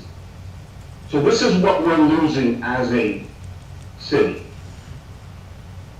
This is yearly, we're losing. Now these units, each one of them, pays only $500 per year for taxes.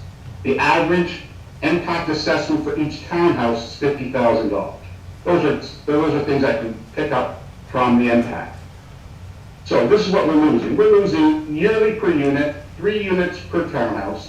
We're losing $5,000 in residential taxes. We're losing, because these should be considered in zone commercial taxes, they're losing another $5,000. We're losing the accommodation tax of $1,500. We're losing the permit fees for $1,500, for a total of $13,000 per town.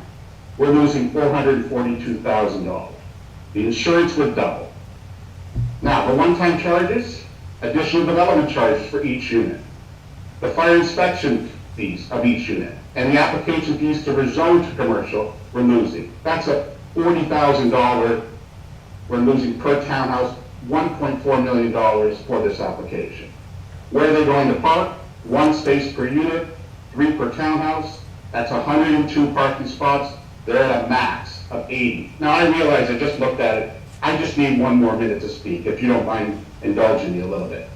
If you can just wrap it up. 20, if there was owner-occupied, which I think is a fantastic idea, owner-occupied short-term rentals, which is a great idea, which I heard about last night, that adds another 34 parking spots to make it 136 parking spots. Where are these people going to park? Well, my suggestion is they pave that corner and put the extra spaces there. In 2 years, it has been stated in several posts that it is sold out. There are only a few units left, but in reality, not 1 unit has been sold in those 2 years. A corporation, a non-local corporation, owns all these units. It was originally zoned minor commercial, rezoned in 2010 to R4, and now, full circle, it is minor commercial again. Let's just rezone it back to that. And the other question I gotta ask is, there's 7 VRU applications are already suggested. Where are they? Where are the applications? They're not licensed. They've been unlicensed for 11 months. All right. Has the condo agreement been changed for those 7 units? We're over 6 minutes now, Mr. DeLuca. Pardon me? We're over 6 minutes now. Okay, just give me 50 seconds. Give me that. Okay, so the revenue generated averages out to $90,000 per townhouse. You take away $500 for the taxes and $400 for condo fee, you are walking away with a great pension. Wait, there's more. And if you act now, if you want to buy one of these, you're guaranteed $50,000 a year in rental income for 2 years. In summary, you have a ghost motel paying residential taxes but running a major commercial enterprise. No MAT tax, and they're not paying commercial taxes. Thank you very, very much. Thank you very much. Thank you. Mr. Clerk, who do we have next up? Next person registered to speak would be Mr. Burdette. I believe he's here in the audience. Mr. Burdette?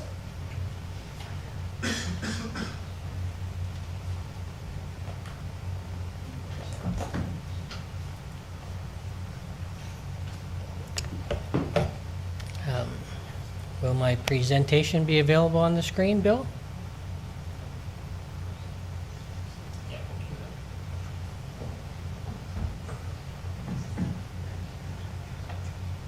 Just going to grab my glasses.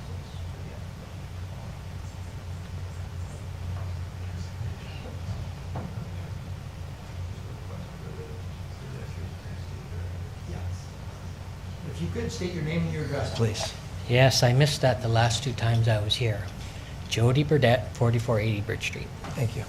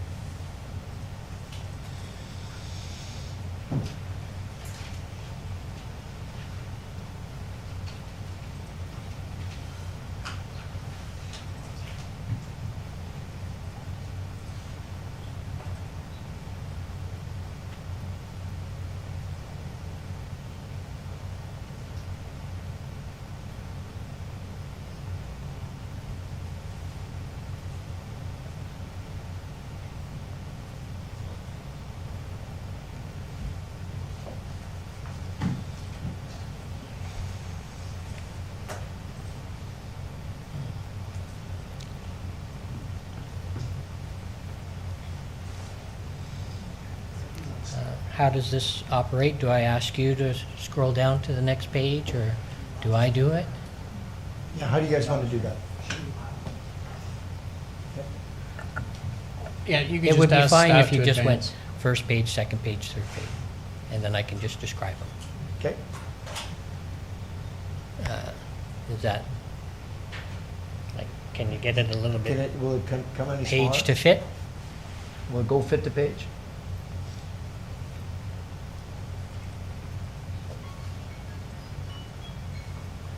Yeah, that's fine. Okay. Okay. Okay, yep, we're all set. This particular document is a CANLE file that provides information that developments like this are generally classed as commercial, and they're taxed as commercial. If you can go to the next page. And not like right out of this document, right to the next document.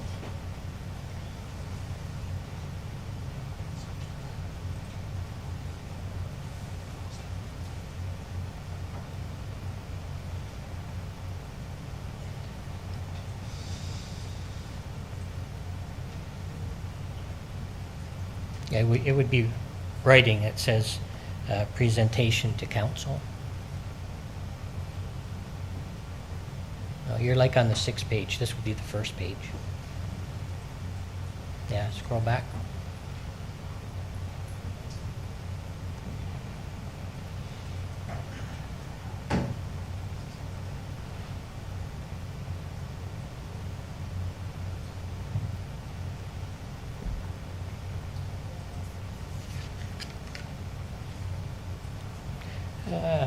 It would look like this.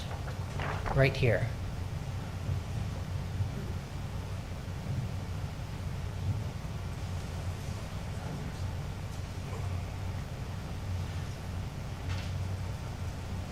I think we might have to move forward without the visual. Looks like Okay, we're well, having a struggle here. Like it's, can you just pause this while we're doing the administrative part on your end? I have copies, hard copies, in case something went wrong with you, so that all the council members can have this information while I speak to it. Yeah, that's fine. So maybe we'll just Okay. pause the clock for half a second here till. I also have a copy for the applicant, because I think it's appropriate for him to have one Yep. too. Sure. Who is the applicant? I'm not sure who the, right there? Okay.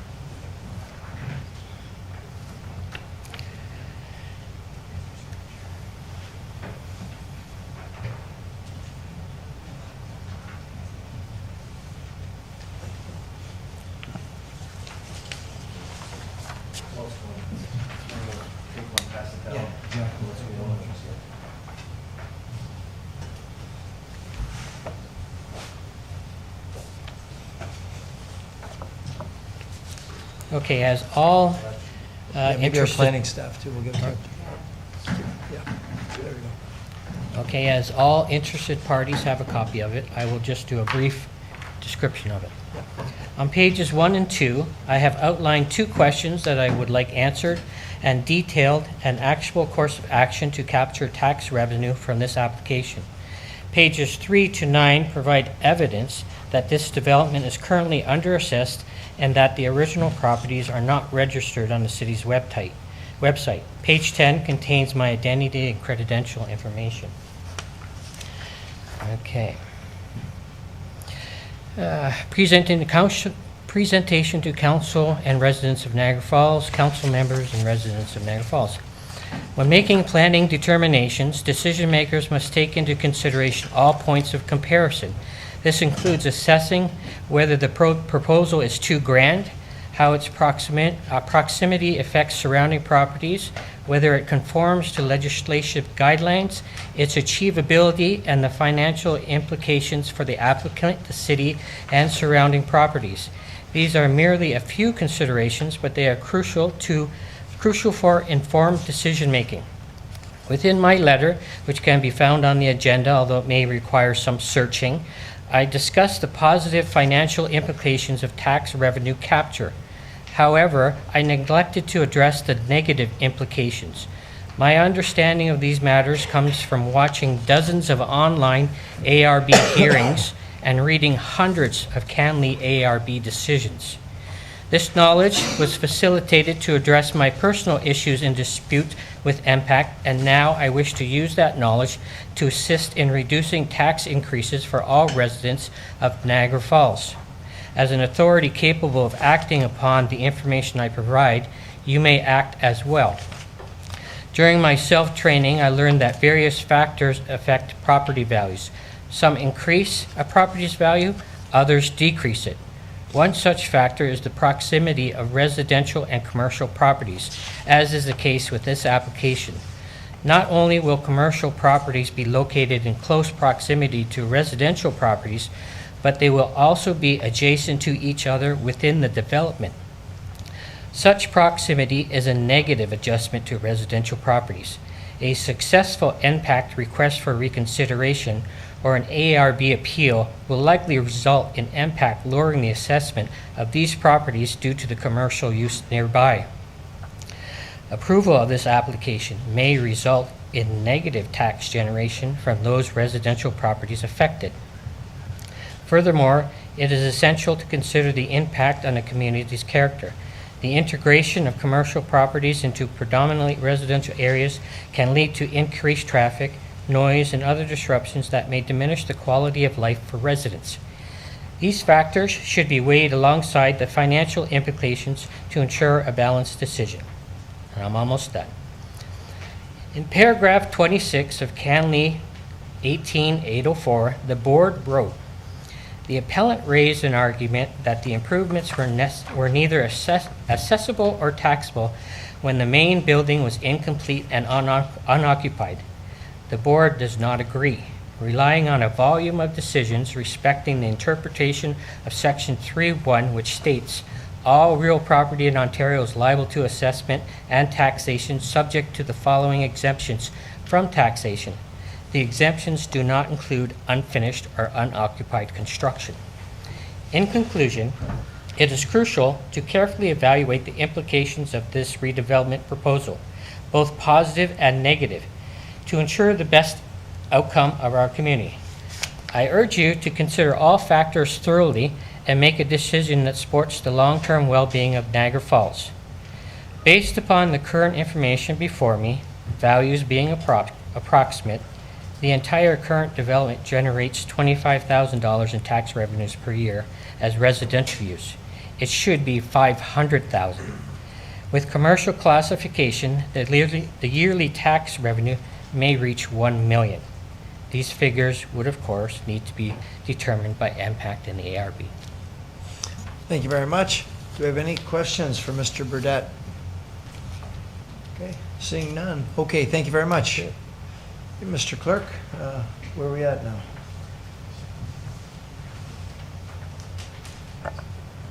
Yeah, the next applicant, or sorry, the next resident that requested to speak is, and pronounce, or forgive me if I mispronounce the name, Xiao Zheng Ning, and I believe they planned on participating in person.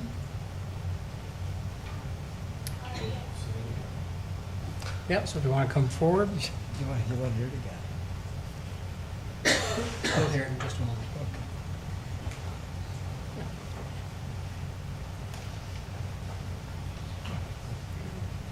Hi, good afternoon. My name is Ning, and I moved into Niagara Falls since 2019, and I love this region. I love. And your address? Your address? My address is 5790 Robinson Street.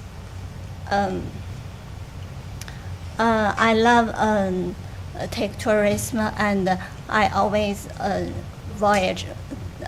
Did many voyages in Europe and in North America. Every time when I travel to Niagara on the lake, I love the beautiful sightseeing there, and I saw many Airbnb or B&B there, and I love the street with many lovely boutique. So I dream that one day in Niagara Falls City, we also have the same active commercial activity at there. So for this street, for this project, I prefer this project will be granted for the Airbnb permit. That will bring many commercial touristic activities for this region, and I think next year we will get more tourists for this region, and we have already luxury hotels in this region, but for many different other demands for accommodation, I think Airbnb can offer different accommodation for families, for different needs. So that's my idea. Thank you very much. Mr. Clerk? Yeah, thanks, Your Worship. Next up, we have Bowen Zhang, and actually, I think they're attending virtually. Hello. Hello, welcome to the meeting. Hello, hi. Hi, my name is Bowen, and my address is 5921 Bentley Common. I'll be very quick.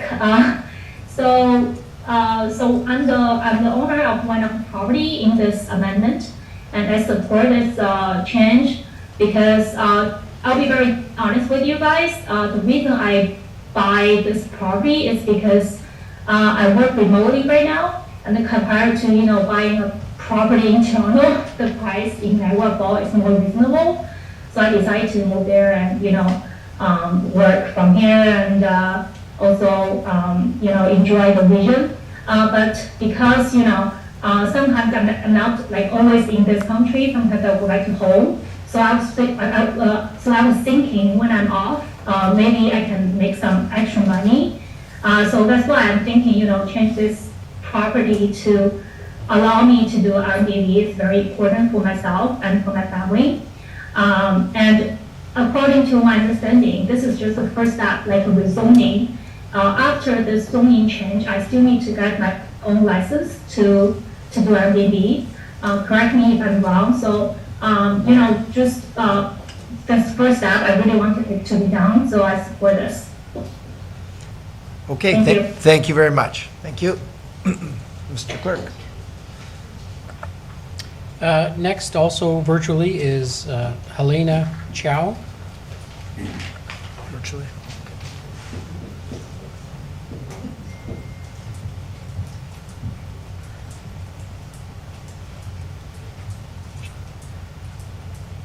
Ms. Xiao, are you there? Yes, I'm here. Can you hear me? Yes, we can hear you. Welcome to the meeting. Oh, hi. Hello. Yeah, my name is Helena Shaw, and I'm the owner of 5965 Bentley Common.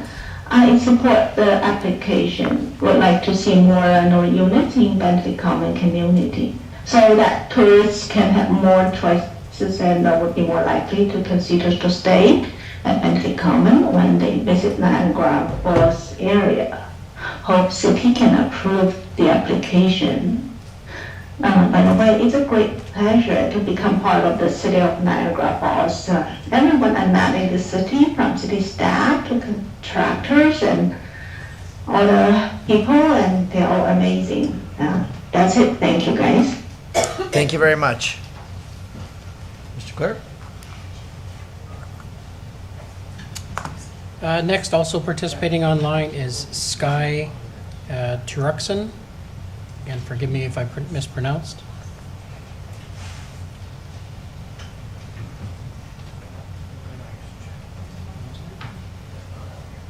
They're not? Okay, it appears that Sky is no longer online. We do have one more registered online, and that is Sylvia Jiang.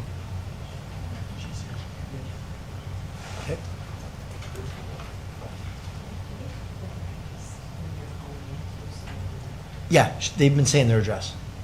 Yeah.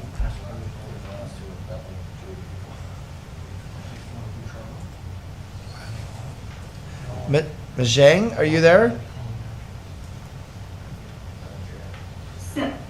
Yeah, I'm here. Okay. Okay, great. Welcome to the meeting. Okay, I'm Sylvia. I'm the owner of 5957 Bentley Common. I would just like to say that I fully agree having more short-term rental in this area. I love Niagara Falls. It's a very beautiful area here. So while I enjoy being part of this community, I also love the opportunity to meet more people and encourage more visitors to come to Niagara Falls. It's such a beautiful city here, right? And the diversity here makes it even more special. Having more short-term rentals can help bring more people together and showcase all that Niagara Falls has to offer. So it's very great to have more people here, more short rental units here. That's it. Thank you very much.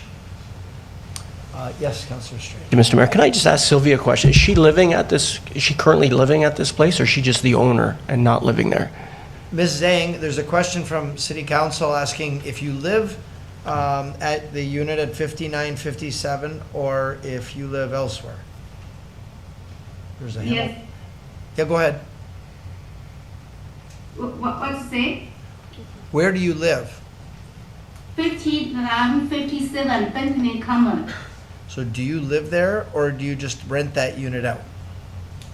I live there partially. That's a weekend. Oh, okay, thank you. Thank you. On the weekends she lives there. Is there anyone else? Yeah, it appears that Sky Turuxin has come back online. Yes, I'm here. Okay, welcome to the meeting. Thank you. Yes, I would like to say, like, I support condos to be short-term rental. I think like it is beneficial to make the local city more dynamic and multicultural. I support that. Okay, thank you very much.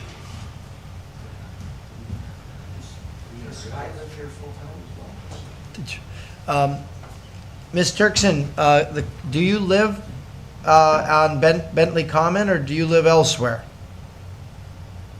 I don't live there right now, but just like I plan to move, and it's weekend right now. Like I just go there weekends or like holidays, long weekends.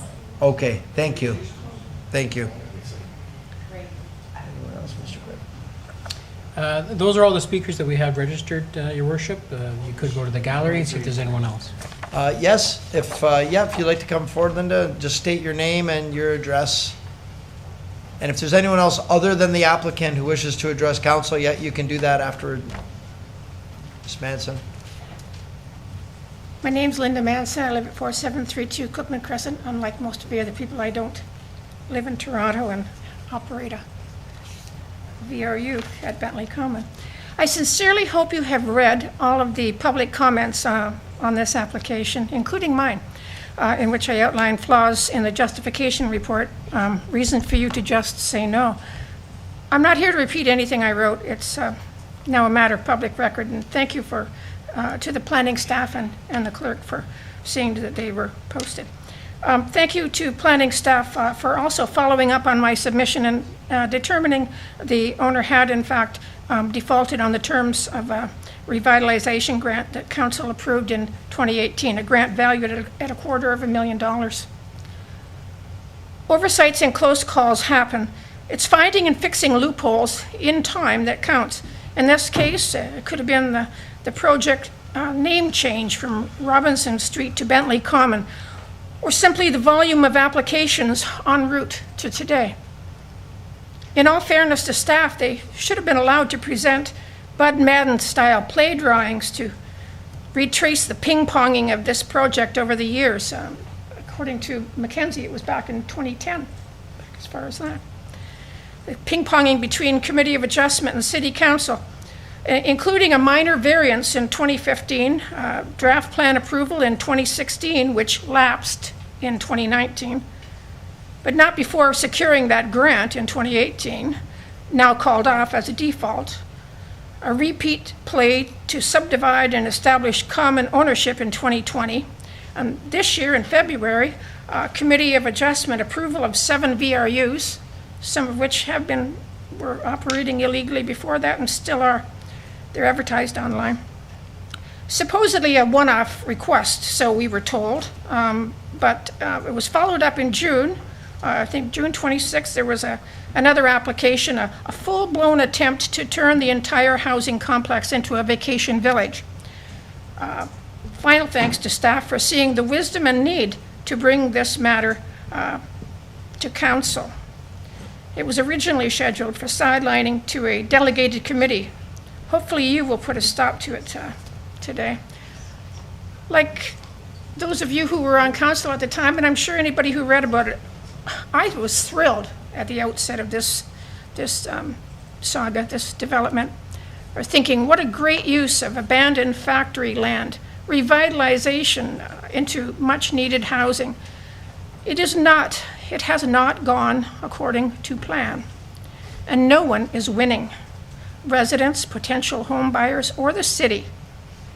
The applicant wants VRU status approval to boost poor sales.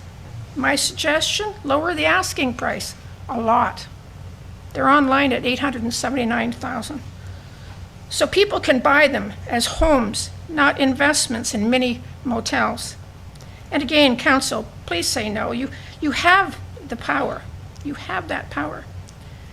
If this was a slam dunk, no approval required, it wouldn't be in front of you today. FYI, they're advertising, some of them are for sale, 5 bedrooms. there is in fact a new Canada revenue law as of 2024 that vacation rental units, when sold, like after they've operated as vacation rental units, they're subject to HST. So that's something that people will have to consider when they get into the business. But basically, the bottom line, I just think we keep approving all these wonderful hotels, thousands of rooms and thousands of rooms. We have an opportunity here. There was a revitalization grant to make it into housing, and it's gone astray. That's all. Thank you, thank you. Yep, I've got one just before you, and then, yeah.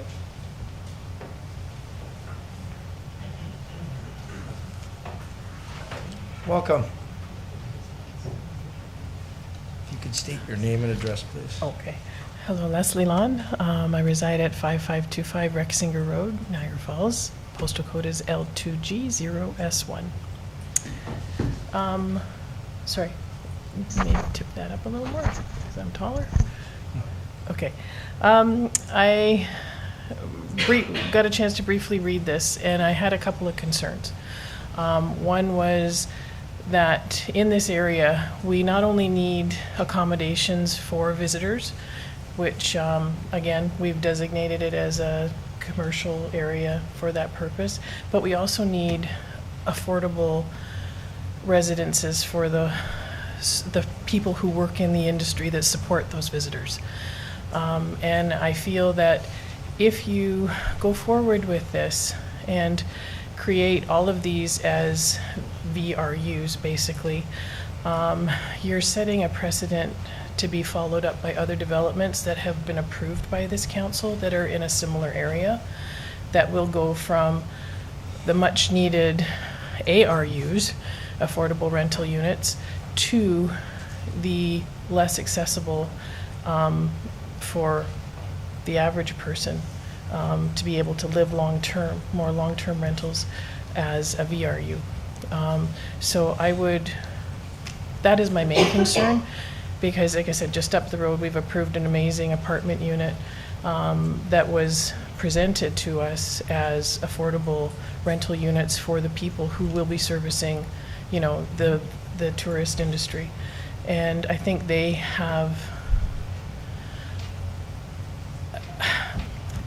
deserve an opportunity to live close to where they work. And that's also part of our municipality's mandate to make a more accessible and active transport type of community. If you can have the folks who are actually working in the area be able to walk to their places of work, that reduces a lot of other issues that crop up with regard to parking and all those types of things. So I understand the desire to create income for these homeowners. I would also like to ask, if I may, how many of these units are occupied presently? When they come up to speak, and then we can get that answer. So Okay. Your question is, how many of the units are occupied? How many are occupied, how many are owner occupied, and how many are like owned but maybe rented long-term at this point? So you'd be removing those long-term rentals in favor of short-term rentals. So we can get those answers when the applicant comes up to present. Great. Thank you so much. Okay, And thank you, Leslie. Thank you That's very just much. a consideration, so thank you. Thank you. Yeah, we've got one more. Is there anyone else that wishes to speak that hasn't registered, that's not part of the presentation? Okay, so it looks like you're going to be the last one, sir.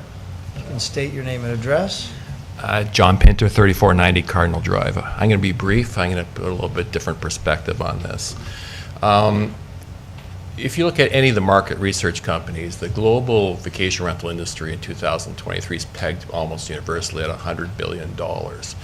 And depending upon which market research company you look at, the compound annual growth rate is estimated anywhere between 3.2 and 11.3%.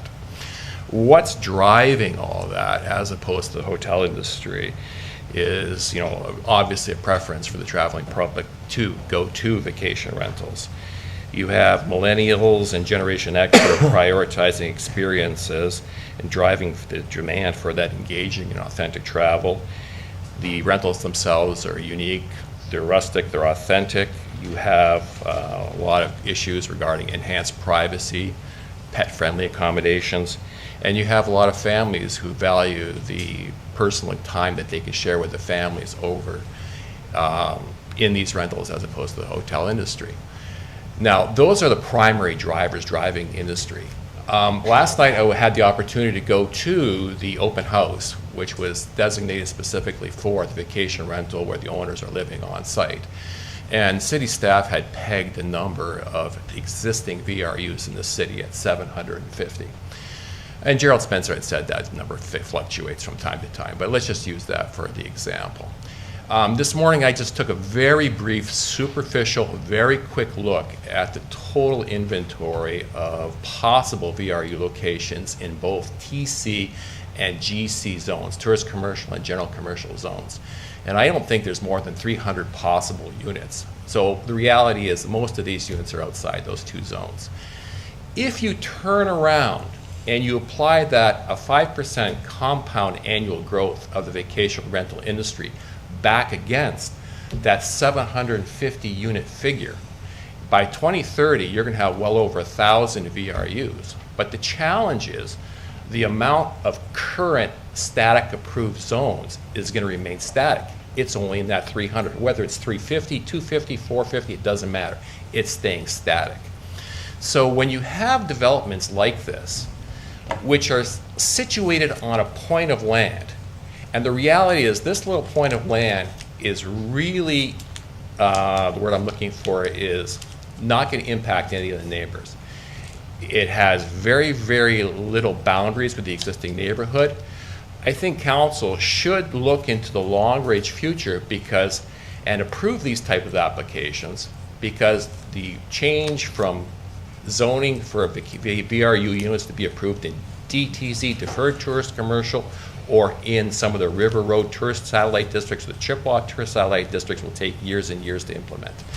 So I just wanted to be brief and say, look at it from the long-range perspective that this is an application which is in a very isolated area. It's going to have very, very minimal impact upon the neighbors.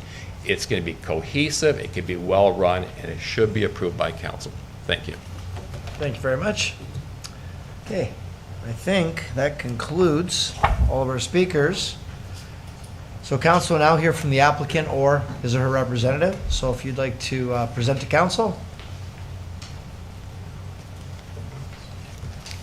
Hello, Lord Mayor, councillors. I'm Brent LaRocque. I brought up with me Yang Champagne. We're representing the owners of Bentley Common. We have reviewed the report by the Planning Department and would like to thank the Planning Department and the rest of the municipality for their time and energies regarding this development. The Planning Department is in support of the vacation rental unit status for these lands that are designated minor commercial. The vacation rental unit is permitted in minor commercial. It is noted that our proposal satisfies the provincial interest as outlined in the Planning Act, and it also conforms to provincial, regional, and city policies by creating a complete community. It is also noted that the other governing agencies provided no negative comments about this application. We would be happy to address any questions or concerns of council. This is your opportunity, council. Yes, Councillor Dabrowski. Through you, thanks for the presentation. Why this, not the sudden, but why the business model change? Like why, like is it, we all know the market's changed and the housing market's changed, but why is my question. Like, go ahead. Like, and I don't mean any disrespect, but you've come to council, you put a lot of work into planning and marketing these units, but why now? And why such a drastic change? You're not asking for 3 or 4. You're basically asking for 95% of that complex to be rezoned. Okay.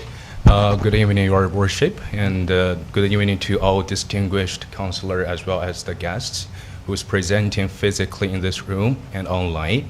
My name is Shifen Yao, and I'm here today on behalf of the builder who's devoting to build up this community. So, Councillor, for your question, why suddenly we would like to add this short-term rental usage? So as you can see, we are a community, and we are freehold plus POTL portal, which means all 34 units property owner, they actually share the same private road as well as the sidewalk.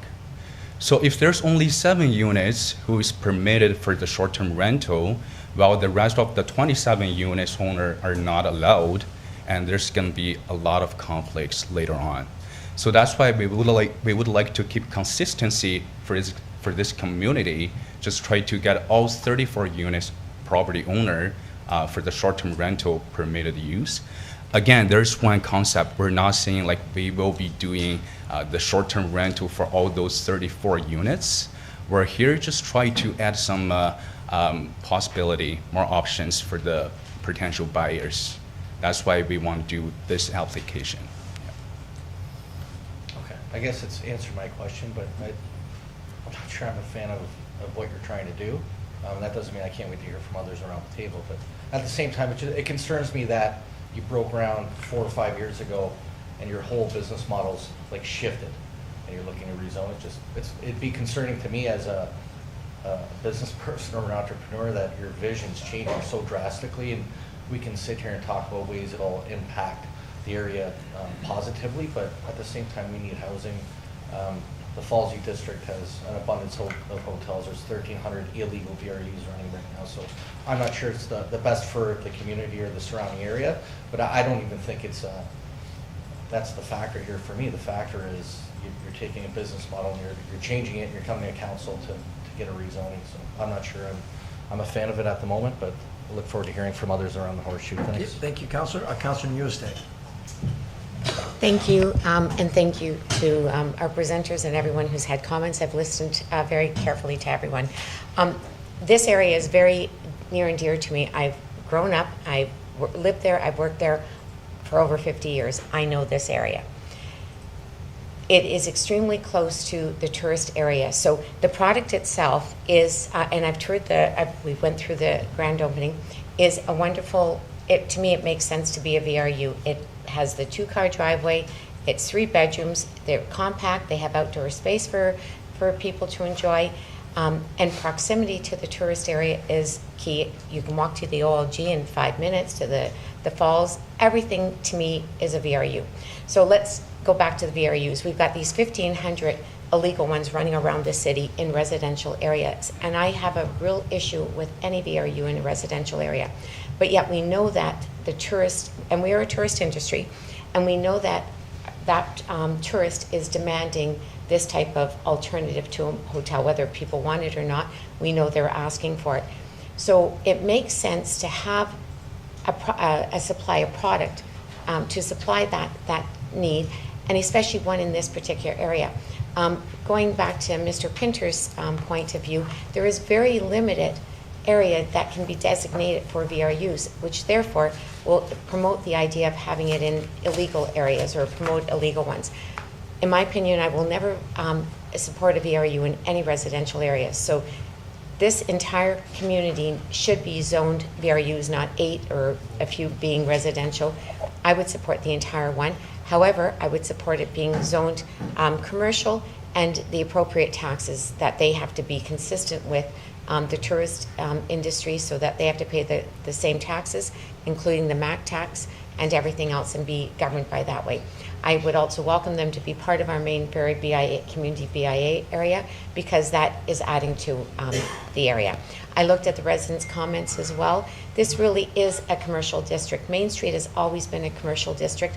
There is residential on the outskirts, but Main Street is commercial, and I think it fits a commercial zoning. So I know it's all over the place. I don't really understand how all these zonings have worked over the years, but if we can come back to it and ask for the entire thing to be zoned tourist commercial, and they pay the applicable taxes as tourist commercial, not as a VRU or a residential base. And I think I still had one other comment. I think that's pretty much everything, but it's all or nothing as far as I'm concerned. Oh, and to Councillor Dabrowski. So years ago, and this did come to us, 2010, the concept that was given to the main Ferry BIA, because they presented to us, was the idea that people would buy it.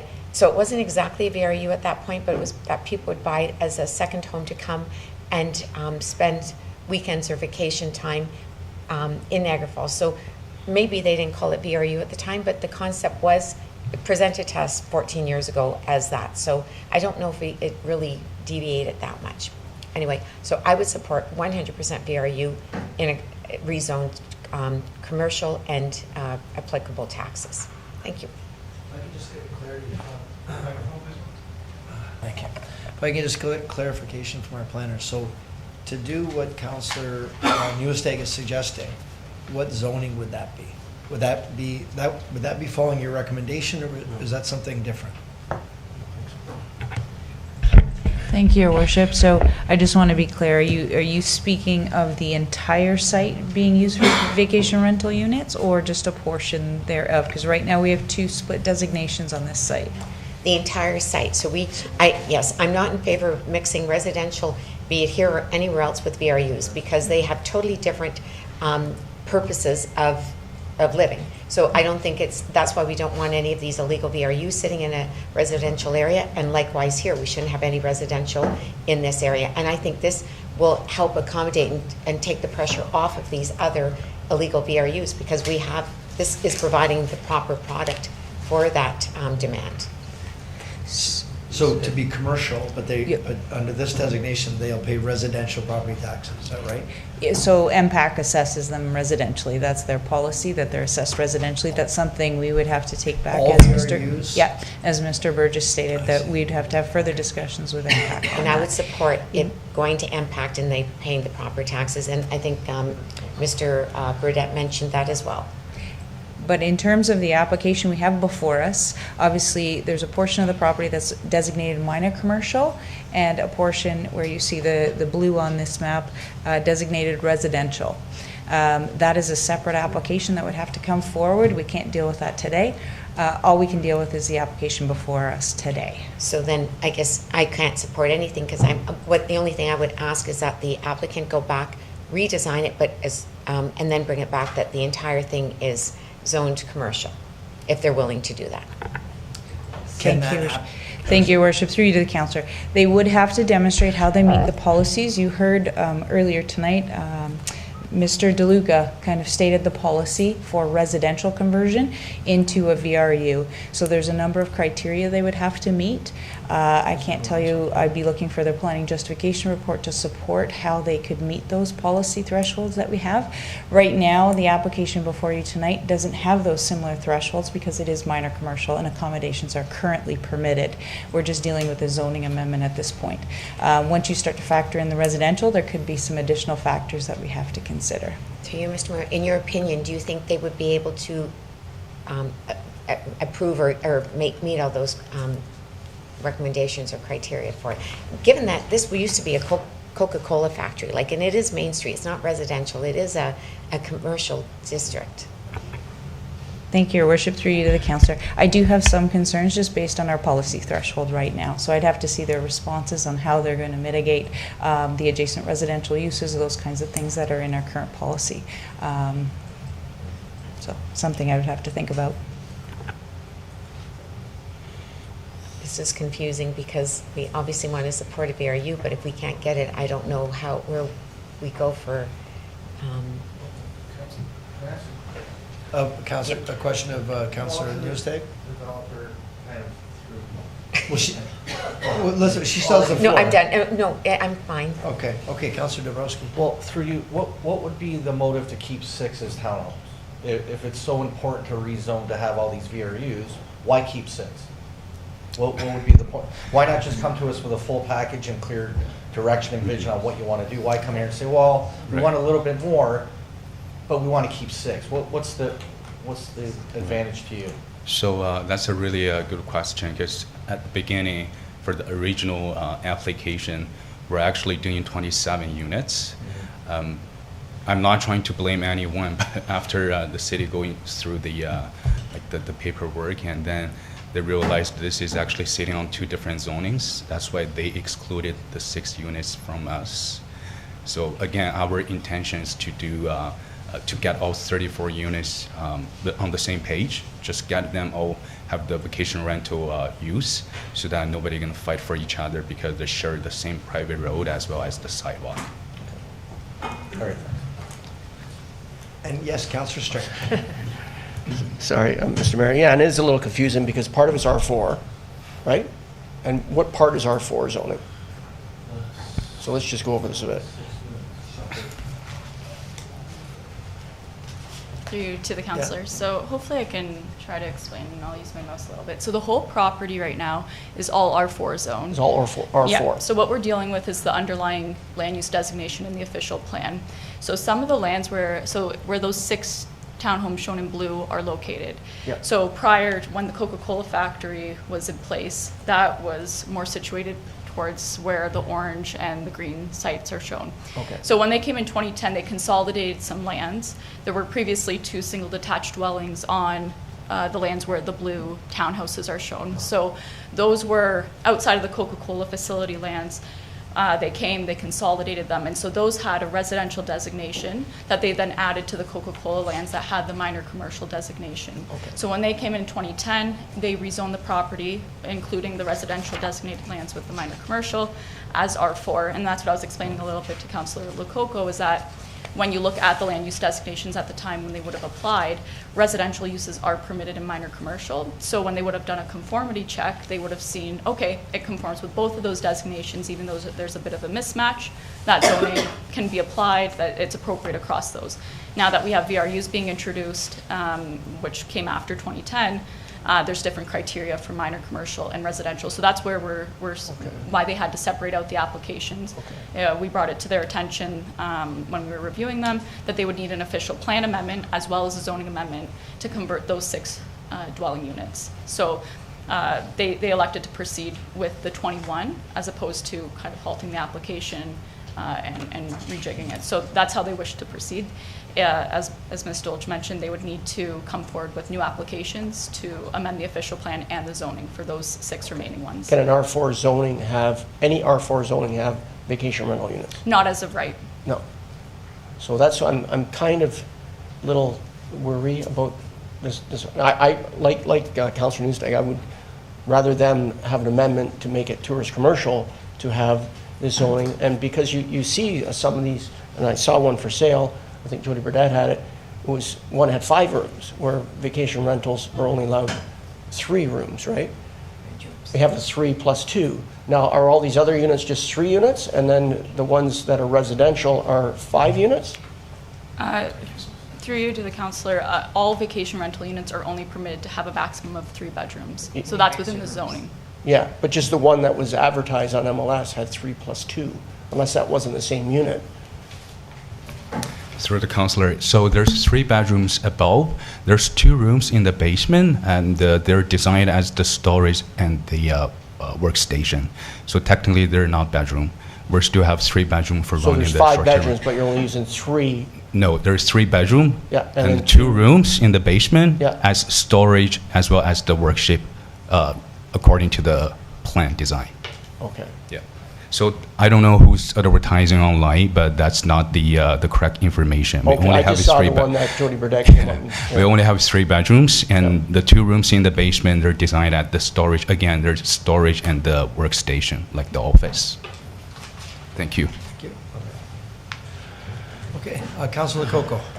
Thank you, Mr. Mayor. I guess that answers my question about if the 6 will be coming back in an application. You said that you'd like to get them all. Talking about the basement, that covers what I was talking about before. It was stated that there's no intention to sleep in the basement and to live in the basement, but when the real estate says 3 plus 2, that's under bedrooms. That's not a living room, a dining room. It's not an additional. It's under bedrooms. And if the egress windows are not to code, then it's not to code. So that's another issue. I've really thought about this, and everything I'm hearing is that this is investment, that this is business. The taxes do not work towards that. When this first came to us, this was about houses. For our residents or for newcomers to the city, it was residents. We have a housing crisis, and to put more on VRU, I'm a little afraid of that. We are here to represent our residents, and I don't think that this is the best form of this. I liked the original application, that they were all residents. Listening to everybody, it was, oh, I might live there on the weekend. This is a business for them. This is all money. That's not protecting our residents. So I will not be supporting the application. Thank you. Councillor Newstead. To Councillor Lococo, we also are in a tourist town, and this is This is an area that's so conducive to a tourist commercial. I'd rather see the residential in the residential part and get the VRUs out of those residential areas so we can have more people living where they should be and pushing VRUs over here, because it's still a business, like you said, and we have to earn money to keep people living. So I'm in favor of it being, as long as it can go commercial, but the entire thing not, and it becomes like a tourist destination. But I understand that'll be another time, right? Is that right, Ms. Dolch? Thank you, Your Worship. Yes, that's a separate application we can't deal with tonight. The only thing we can deal with it is the application before us, which is those yellow areas you see. Okay, thank you. Councillor Dabrowski? And I'm getting ready to close this public meeting, so let's get your questions. I'm all in favor of development, but I think the direction's off. To Councillor Lococo's point, this was approved for housing. I can respect and understand what Councillor Newstead's saying about tourists. It's kind of on the edge. There's a B&B across the street from it. There's some residential tucked in. I get it, but at the same time, this was here within the last 5 years as a presentation for housing. And now, I still don't see clear direction, so I simply can't support it. Ms. Dolch, were you about to say something? No? Okay. Are there, yes, Councillor Strange? Thank you, Mr. Mayor. I just want to just kind of, I'm a little cloudy here just about the whole R4 zoning. So we don't allow R4 zoning, we don't allow vacational rental units in R4 zoning. Ms. Dolch? Through Your Worship to the Councillor, that's correct. Okay. So what part of this is R4 zoning? So right now, the entire piece is an R4 zone. Okay. The whole thing. That we do not allow vacation rental units Correct. in R4 zoning. Yes. Now so any R4 zoning now can apply to vacation rentals without changing the zoning? Through Your Worship. So anybody can make an application Yeah. for anything. We can't stop them from making an application. We assess it based on what's being requested. If, for example, the underlying designation is residential, there's a number of criterias in our official plan, one being the undue concentration of vacation rental units in a residential area. All those criteria have to be factored in. If it's in a commercial area, which in this case a portion of it is, minor commercial, a portion of it, again, accommodations are permitted. So those VRUs are permitted in the underlying designation. So this zoning application conforms to what our official plan is saying. Not for the blue part, the residential part, because that's different designations. So it hasn't been contemplated as such. Therefore, there's specific criteria in the future we'd have to contemplate. But the rest of it right now, that's why the R4 can be considered for vacation rental units on the yellow pieces and the green. The green is a minor variance previously. But the yellow pieces that you're looking at today, that's why we can consider it, because the official plan allows vacation rental units. So it's something we can consider through zoning at this point under R4. Okay. If it was all residential, we'd have a different consideration. Thank you. Yes, Councillor Newstead. Given this circumstance, I'd like to put a motion for it to deny the application right now and let them go back. Oh, yeah, sorry. we're not there yet, but I can come to you. And if you want to defer something, or you want to, whatever you want to do. Yeah. But we'll need a motion. Is that right? First, we need a motion of when we get there. Okay. Is there any other questions at this point of the applicant or of our staff for further clarity? Okay. Seeing none, the public meeting with respect to the proposed zoning bylaw is now concluded. So now we'll go to council and look for a motion. Councillor Newstead. Thank you. I'd like to make a motion that we defer this application and let the applicant go back and work with planning staff to see where they can go, because right now it's half and half. So that's Okay. what I'd like to. Motion for deferral. Is there a seconder to the motion? Seconded by Councillor Strange. So motion for deferral is not debatable. So I'm just going to call the vote. All those in favor? Okay, and that and opposed. Can I have a recorded vote? Sorry, I wanted a recorded vote. It passed, but we can do that. Not a problem. Mr. Clerk.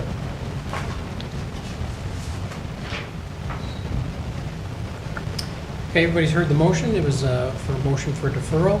Councillor Bordenave. Councillor Lococo, Against. Councillor Newestag. For? Councillor Strange. For.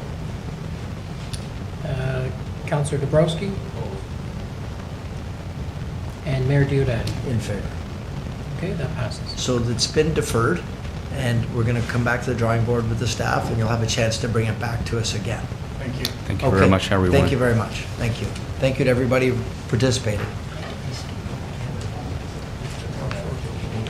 Good. I don't get any of this one other than this should be a tourist commission. Okay, we are now on to 7.1, honorary street name for Rick Rose. Who is anybody in particular of staff going to deal with this? Your Worship, I Yes. have Mr. Dick here to kind of give a brief summary for you. Okay, that'd be great. Thank you.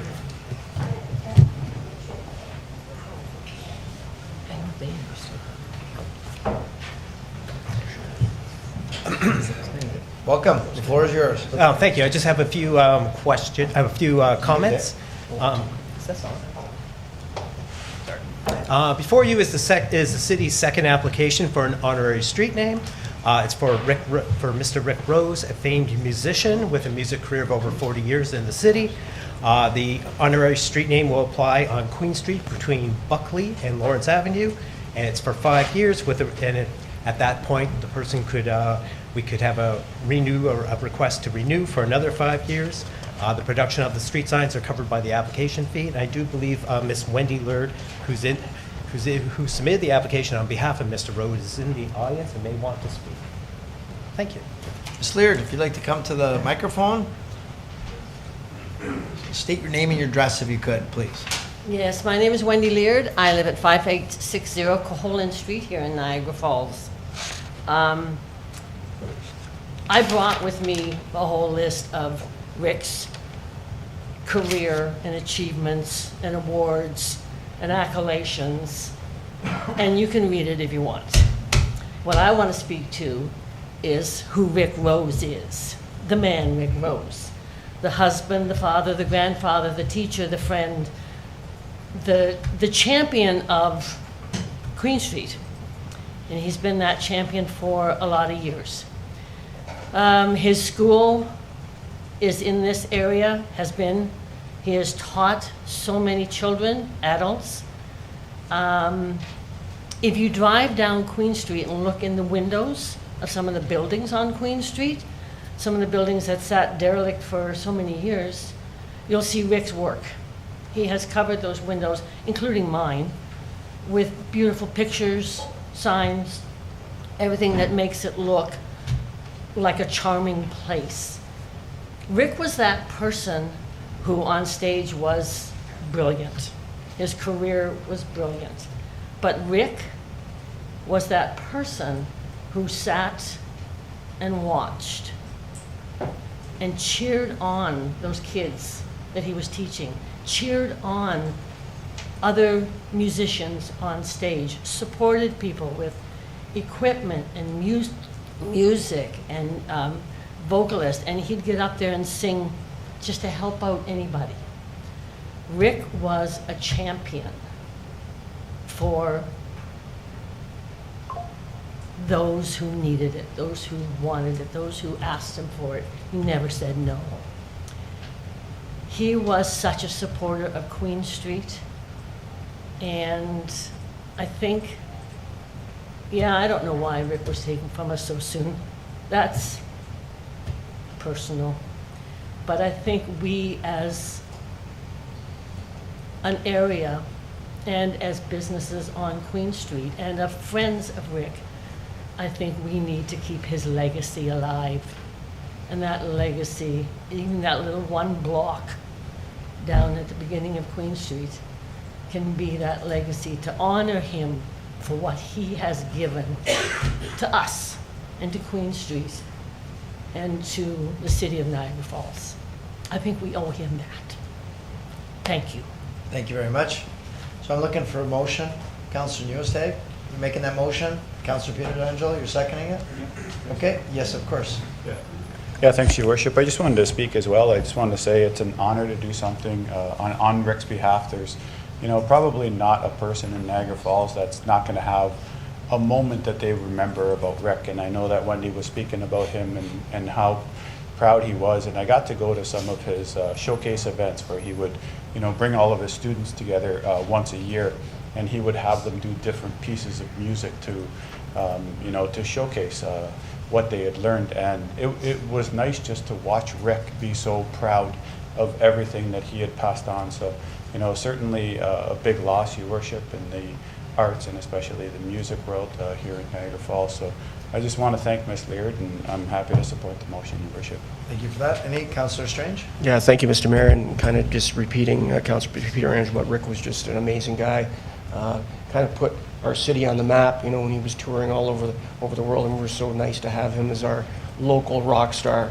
And I think we didn't really treat him as a rock star. He was more of our friend, but he did so much for the youth and teach them music. And I don't even know if these little young musicians knew what a rock star Rick was at one time. He was, and he was gone far too early in life, but we will remember him and his legacy, and for teaching all those young kids. I remember he used to come and he'd play at Heaters Heroes, and he'd have his kids play at Heaters Heroes. Just a great community guy and a legend, and he will not be forgotten because we won't let it happen. So thank you, Wendy, for coming and speaking on behalf.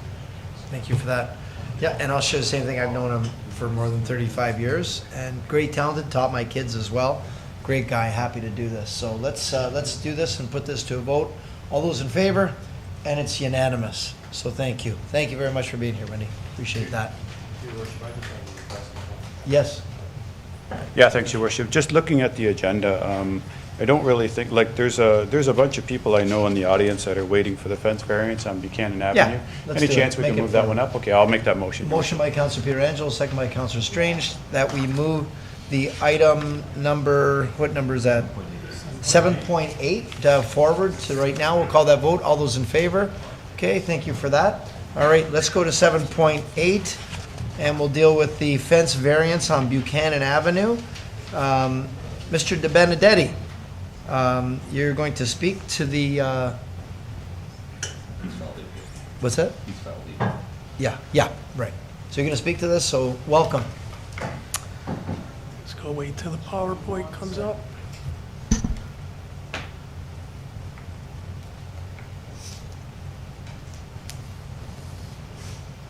Okay. Hello, my name's Nick De Benedetti. I live at 5523 Buchanan Avenue, Niagara Falls, across the street from this facility. I'm here with some members of the neighborhood. Some had to leave. Some couldn't make it because they were working.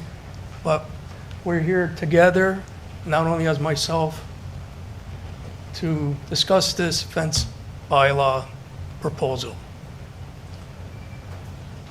I'm here as a citizen, not associated with as a planner with the city of Niagara Falls. I know my general manager signed off on the report. Nothing against her. Fantastic person to work with. Actually hardworking. I always keep telling her she's I'm going to burn yourself out one of these days, but we always have our dialogues, and I have to admit, I have no issues with her. With Mr. Burgess himself, we've had dialogues in the past. We're here as a professional relationship, and yourself, Mayor Diodati. When I first contacted you, what was the first thing I said? Yeah. I said, I've never, ever bothered you. I've been here for 21 years, and we were here as a professional. It blew my mind what was occurring, and that's the reason why we're here. And the key is having a little bit of the history of this facility, and we need to discuss how this thing got there, because that's an important factor. About 3.5 years ago, in the summer, and it was August, the region approached, they had a meeting with the residents. We all met outside, we all sat, we listened to their spiel. They said it was supposed to be transient supportive, transitional housing. Okay, we listened to what they said. They said they were going to screen the people that enter this facility. They were going to make sure there's not going to be any bad apples. They were going to integrate. These are the terms that we were told, that they were going to integrate these people back into society, make sure the facility matches the neighborhood. We were never presented with fence compounds, gates. They were supposed to never talked about this facility as being fence and gates. In fact, they told us that they were going to have interview process, they were going to have them with resume. The one part of the building was supposed to be like a social gathering, that they were going to have a TV room, they were going to have a washer and dryer facility. They basically gave us a beautiful spiel, and we gave them the benefit of the doubt. And as a planner, when I'm putting my planner hat on, we said, yeah, okay. The residents came to me. He said, what do you think, Nick? I said, let's give them a chance. Let's give them an opportunity. You know, I hate to say this word, these people need to live somewhere. We get them back into society. So we took it for a grain of salt. Since that first day, it's been a crapshoot. And nightmares. Thank you, Francine. We've had lockdowns, we had ODs, we had needles, we had police constantly coming over, we had fire trucks, ambulance. Folks, we're just going to have one speaker. Ambulance, we had deaths. You've actually even spoke with the priest down. We've had robberies. We've had it all. Okay, last June, on Father's Day, we had a lockdown. What's frustrating to me, and I was speaking with the sergeant, you know what he comes up to me and says? I recommend you go in the backyard or in the basement, just in case the bullets start flying. Are you kidding me? Like, I got my mother and father across the street. You got that terminology, bullets start flying. They're walking around with shields. I felt like I was in the inner city of New York City. Like, what are we doing here? I am so frustrated and peeved how we were misled. It is sad. I got tourists that I speak to. I had an incident a month ago. They robbed the poor couple they came from Nova Scotia. Some part of my language, crackhead lady, robbed them out of McDonald's. They came over. She threw the cell phone on the roof of my house. They came back to me the next day. They said, have you seen the cell phone? They had a tracking device. I said, no, why? What happened? We said, we were robbed. And we said, did you speak to the police? Well, the police said, they can't do anything. I said, well, I feel sorry. I said, well, hold on a second. I moved out. I looked on the roof. There was her cell phone. She was so happy. She had all her pictures. And what was sad, I grabbed the ladder, pulled it down, gave it to her. You know what she said to me? She said, I'm never coming back here. This is not the honeymoon city. This is the crackhead city. You know how sad that is? I got tourists that I deal with, that I speak in my neighborhood. They're telling it to my face. I had, on a couple occasions, and this is frustrating, I was speaking to the tourists. They say, how do we get down to the falls? And I'm guiding them.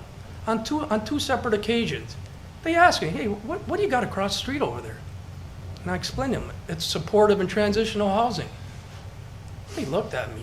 So you have that in this neighborhood? And I said, who allowed that? And it was funny. And I told them, well, I work in the planning department. You know, I'm a city. You're a planner and you're along that across from your house. How did that make me look like? So now, we know how it got established because the use exempts it. So basically, it's a public service under section 4.4 of the bylaw. Now, if anyone else came in here and applied for that, regular, I highly doubt we would have allowed it. And the only reason why that facility is there because it's exempt under the bylaw. But the regulations still have to comply. Nick, I just got to get you to focus on the Well, issue on the council I'm agenda. just going, I appreciate Yeah. that. That's where I'm moving And we into. didn't start the clock, so it's normally 5 minutes, right? So I just wanted to give a little history, and I am sorry that I went off topic, because that's the key. So the next thing, let's move over to the discussion of the approvals by the CBO. Now, when you go look at, we had 2 decisions that were sent to the neighborhood. 2 decisions, okay? The first one was sent, and the only reason why it was sent is because we put an appeal in.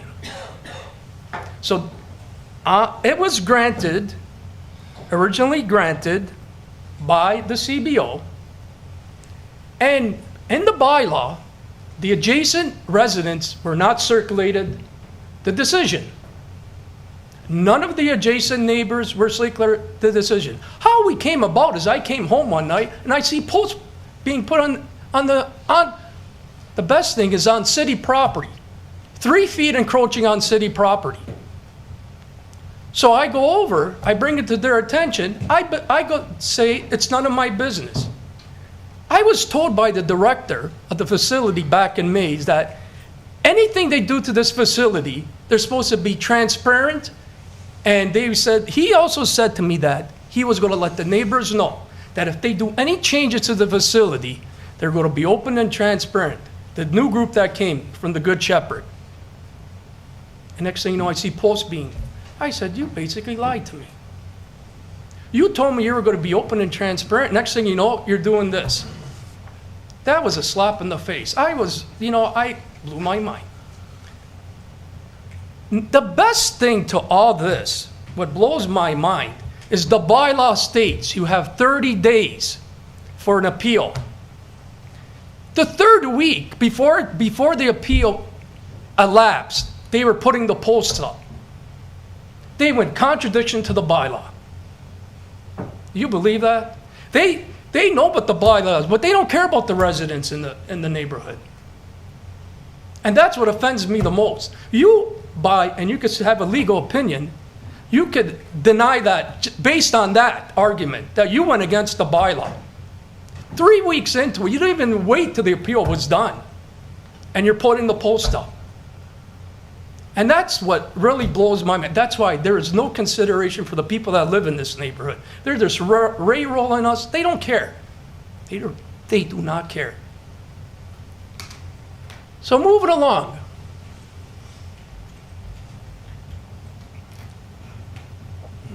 Oh, sorry. So now look at now let's go look at the actual what's been placed out there. Prior to the 30 days elapsing, you got a beautiful iron fence that originally was supposed to be at 9 feet. They dropped it down to 6 feet. Look at it. Now, let's go. That's the front of it. We have the posts already up. We have what blows my mind, one of the indications in the report is for beautification. I have a beautiful sea container sitting right there. You want beautification? You got a sea container that's sitting in the front yard that's a contradiction to the regulations and didn't even get a building permit. That's what blows my mind. I spoke to the people. I said, how long are you going to keep it? Oh, it's just going to be a short term. I said, why? Oh, because when they're smashing the windows and the doors, they have the stuff in there, and that's how they're going to get the keep repairing the windows. Like, come on here. Like, are you guys for real here? Like, I got to close my good eye to this? No, I'm sorry. Okay? This is as we keep wrapping it around. This is where the supposed gate's supposed to go.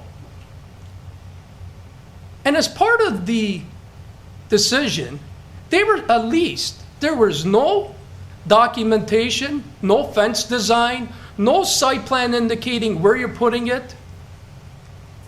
You're approving a fence like this, didn't even know if it's on city property. I brought it to their attention. I actually brought it to the CBO's attention. In fact, I was actually, believe it or not, looking out for the best interests of the city because it's on city property. Come on. Like, really? Let's get real here. Now, let's finish this off.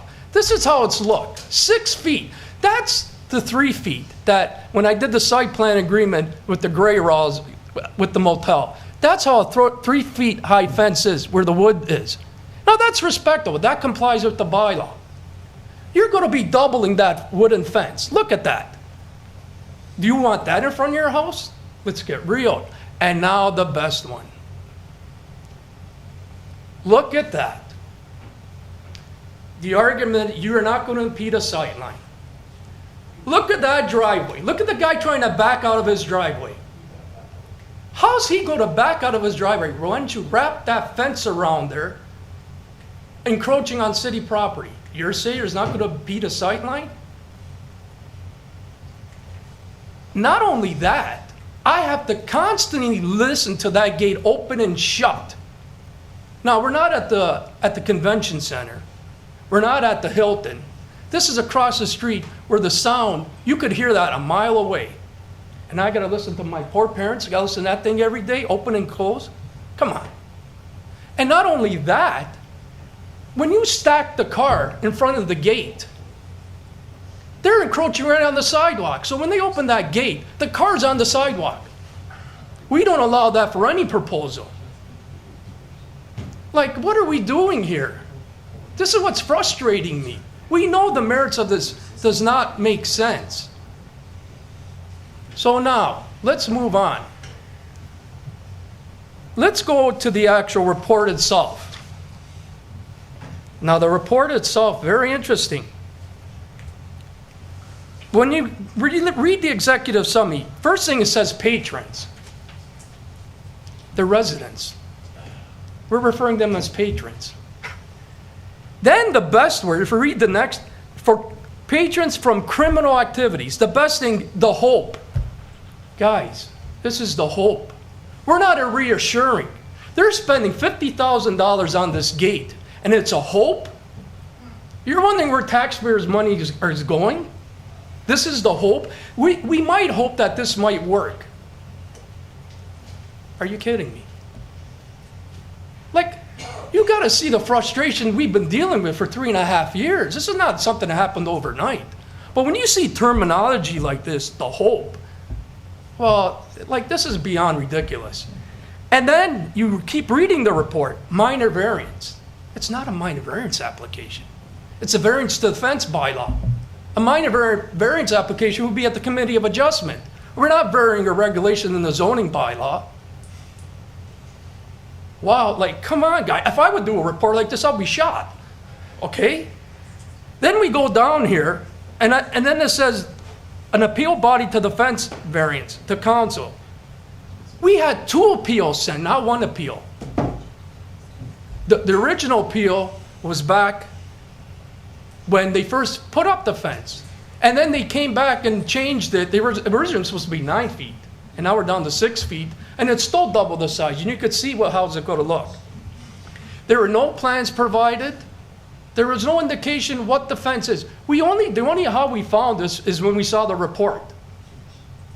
And anytime you send out a circulation, you want to show a plan. You want to show how the thing looks. Nothing. This is why the people in this neighborhood are getting railed. It's mind-boggling to me. Then it says, now we start getting to the actual real reason, is that the Good Shepherd feels that it's a meeting place for criminal activity. Guys, let's stop and think of this for a minute. This facility never was supposed to be a criminal activity. You're just admitting that you have an issue here.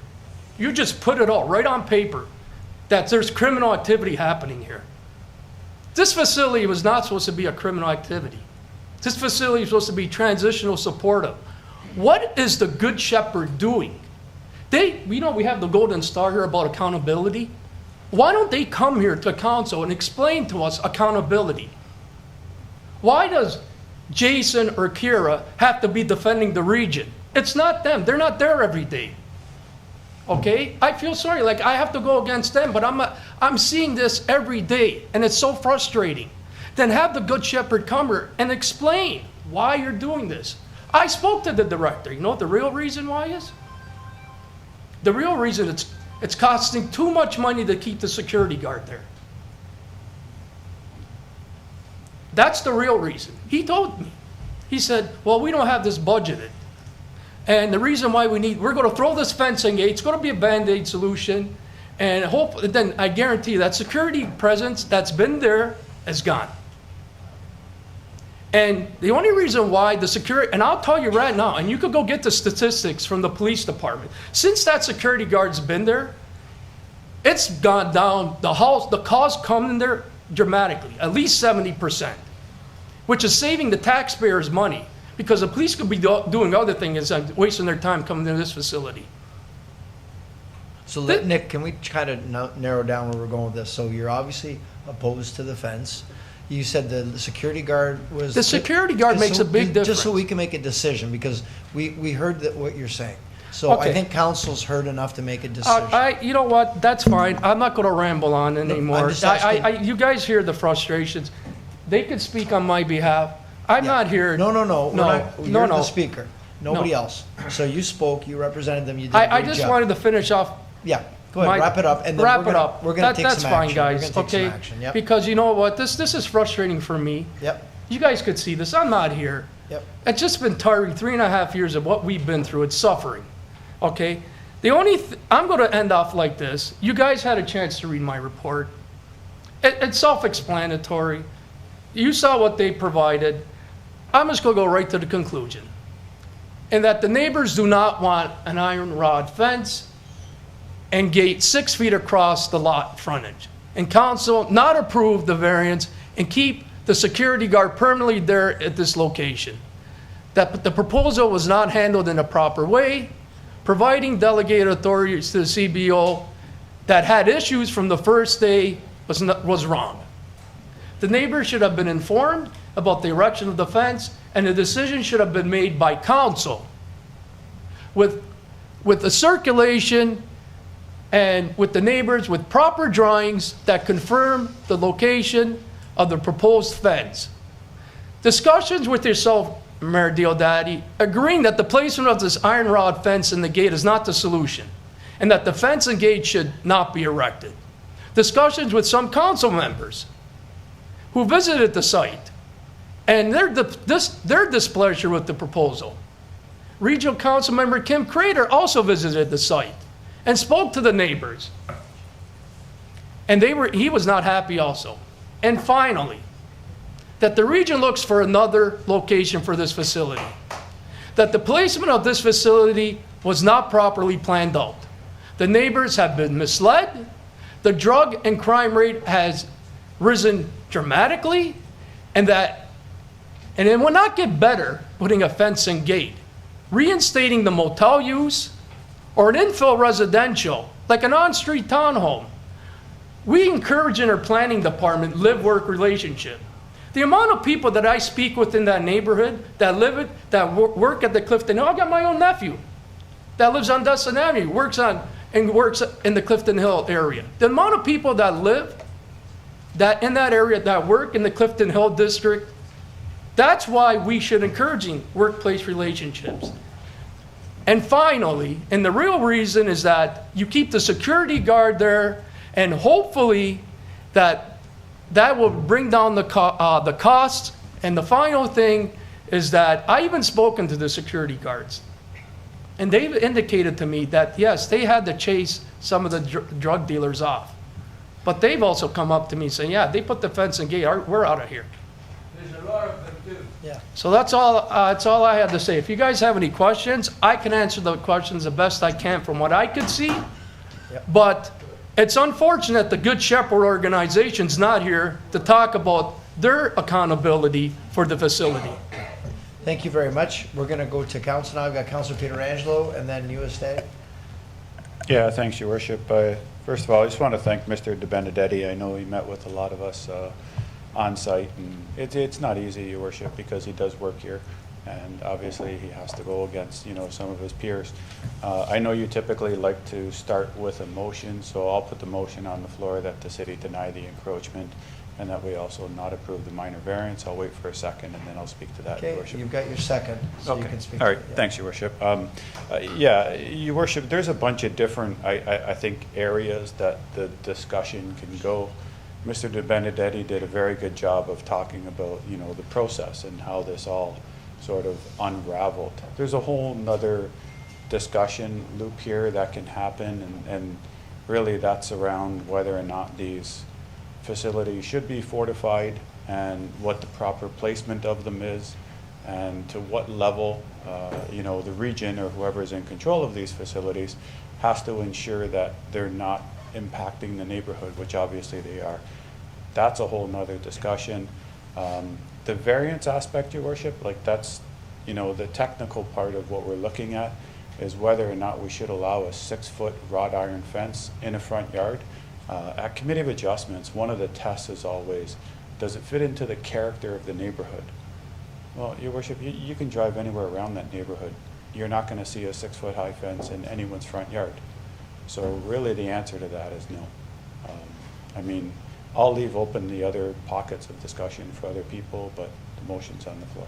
Okay, thank you for that. Councillor Newstag?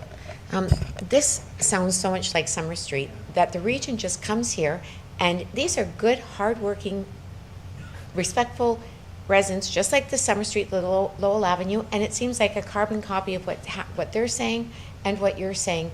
And this is just not right. It's irresponsible of the region that they have a problem and they just plunk it in a residential neighborhood like this. I think the issue is far bigger than an iron fence. Definitely I'm not supporting an iron fence, but I think we have to do something here. We have to come back and go back to the region. They are the ones responsible for this mess, and people should not have to live in fear of bullets being shot in their at them and being told to go into a lockdown. This is not the Niagara Falls that we know. So if the region has an issue about housing people, and yes, they have to be, this is not the area, nor is Summer Street. So I really hope that the region can figure out their problem and not ruin everybody else's life in trying to solve it. But I will not support an iron fence, and I'm sorry that you have to live like this. It's not right. I'm sorry for... We're just going to, it's council discussion now. Councillor Lococo? That's what I have to say. I would just like to say thank you to Nick. We haven't finished yet. We still have to vote yet. We haven't finished, yeah. Councillor Lococo? Thank you, Mr. Mayor. I have some major concerns about how the process happened. We look at the notification of neighbors that didn't happen. We look at granting this variance with so much departure from everything else that we've done. The 30 days to appeal, they didn't wait. They put the posts in. So there's that part. And then I think about Summer Street, like we were talking about, and I've been a proponent of housing, transitional housing, and shelters, and my hope was that the region would be able to handle this, and I think that they've proven that the Summer Street and here, they're not able to handle what they promised that they would do. It's completely different than everything that was laid out to us as City Council, to the residents. So I think that needs a further discussion about what we need to do on these two pieces of property. I know that they say, everyone in the sector says, well, you can't stick people out in the middle of nowhere and hope for rehabilitation and getting housing. We have to do something. We can't put them in existing places that are by the residential. I'm really disappointed in how this has worked out. I don't know if it's the region's fault or the evolution of what has happened, but I'm disappointed in the end result. And I will not support the fence either. Okay, thank you. Councillor Strange? Yeah, thank you, Mr. Mayor. And you know, I went over Mr. Benevitti's house the other day, and you saw it, and it looks like basically a detention center across the street. And you think, would you like to live in this neighborhood? And you think of the real estate. Like, will you ever be able to sell your house now if you put it up for sale? There's not a chance anyone would ever go and buy a house. And if they would, they'd be like, okay, here's $300,000. And there's a beautiful house right beside it. I don't know if it's someone in the chambers, but just a beautiful, beautiful house, well kept and everything. And I'm thinking, man, what a place to put this location. If we could put this location and drop it in where like a Thorold Penitentiary was all alone by itself, that's a perfect spot for it. And what's the difference between a 3-foot and a 6-foot? What's that going to do? You know, if it's gated, you see the sea can there, you see there's a dumpster there, and you see people who are drug addicts are going to either go through the fence and hand the drugs to the person, or they're going to lock them out where the residents are, and we don't want that problem either. You're going to save the residents in this transitional housing, but you're going to have all the druggies now where the residents are. So it's something that, you know, we have to look, and I think with the region, and we're not going to solve the problem, we know that, but to have this in a residential area between two houses and a house across the street doesn't make sense to me, and it reminds me of Summer Street altogether for sure. And real estate values, we have to relook, and hopefully we can put these housing in places where they belong, because, you know, and I don't blame the police, but I'm like, the police are told not to do anything. They'll give me a ticket for going 10 kilometers over the speed limit, but they won't arrest somebody that has 5 days of drugs on them right beside this facility. It doesn't make sense to me. And if you arrest the people who are dealing the fentanyl and the drugs, you're going to help the homeless problem, and you're going to get, you don't see a homeless problem in the Philippines and that, because you know what they do with drug dealers there. Yeah, very severe. And I think we have to take that aspect where, you know, you get caught, you're going away for a year in jail, then 5 years, and the rest of your life. I always said, you know, and you know, not like I'm not going back to the Halloween costumes, but we always dressed as like a hobo back in the day, because there was 2 homeless people in Niagara Falls, I think. And one used to walk down Lundy's Lane. There were 2 people. And now there's thousands because of this drug problem, the fentanyl problem. If we don't deal with the fentanyl problem, we will not be able to deal with the homeless problem. 100%. We have to change it. And you know, you see it where we are. We think we're bad in Niagara Falls. St. Catharines is 10 times worse than us. Hamilton, Ottawa, Vancouver. You go to Los Angeles, there's 50 blocks of it. It's crazy. So we have to deal with these drug dealers, and then we're going to solve the problem. But putting up a fence is just putting up a fence. That's not going to solve the problem from a 3-foot to a 6-foot. I understand what they're trying to do, but that is not going to solve anything. So I can't agree with putting this fence up, and hopefully we can find a new location for the Summer Street and for the one right across the street from here.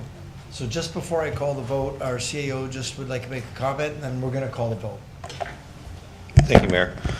There was a few comments made by the presenter with regards to actions of our staff, regional staff, and Good Shepherd staff. I want to just clarify that on a point of personal privilege.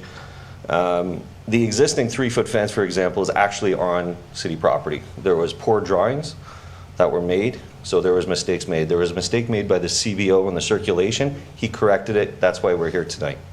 So yes, there was some issues with it, but we corrected our mistakes. The region and the Good Shepherd are experts in this field.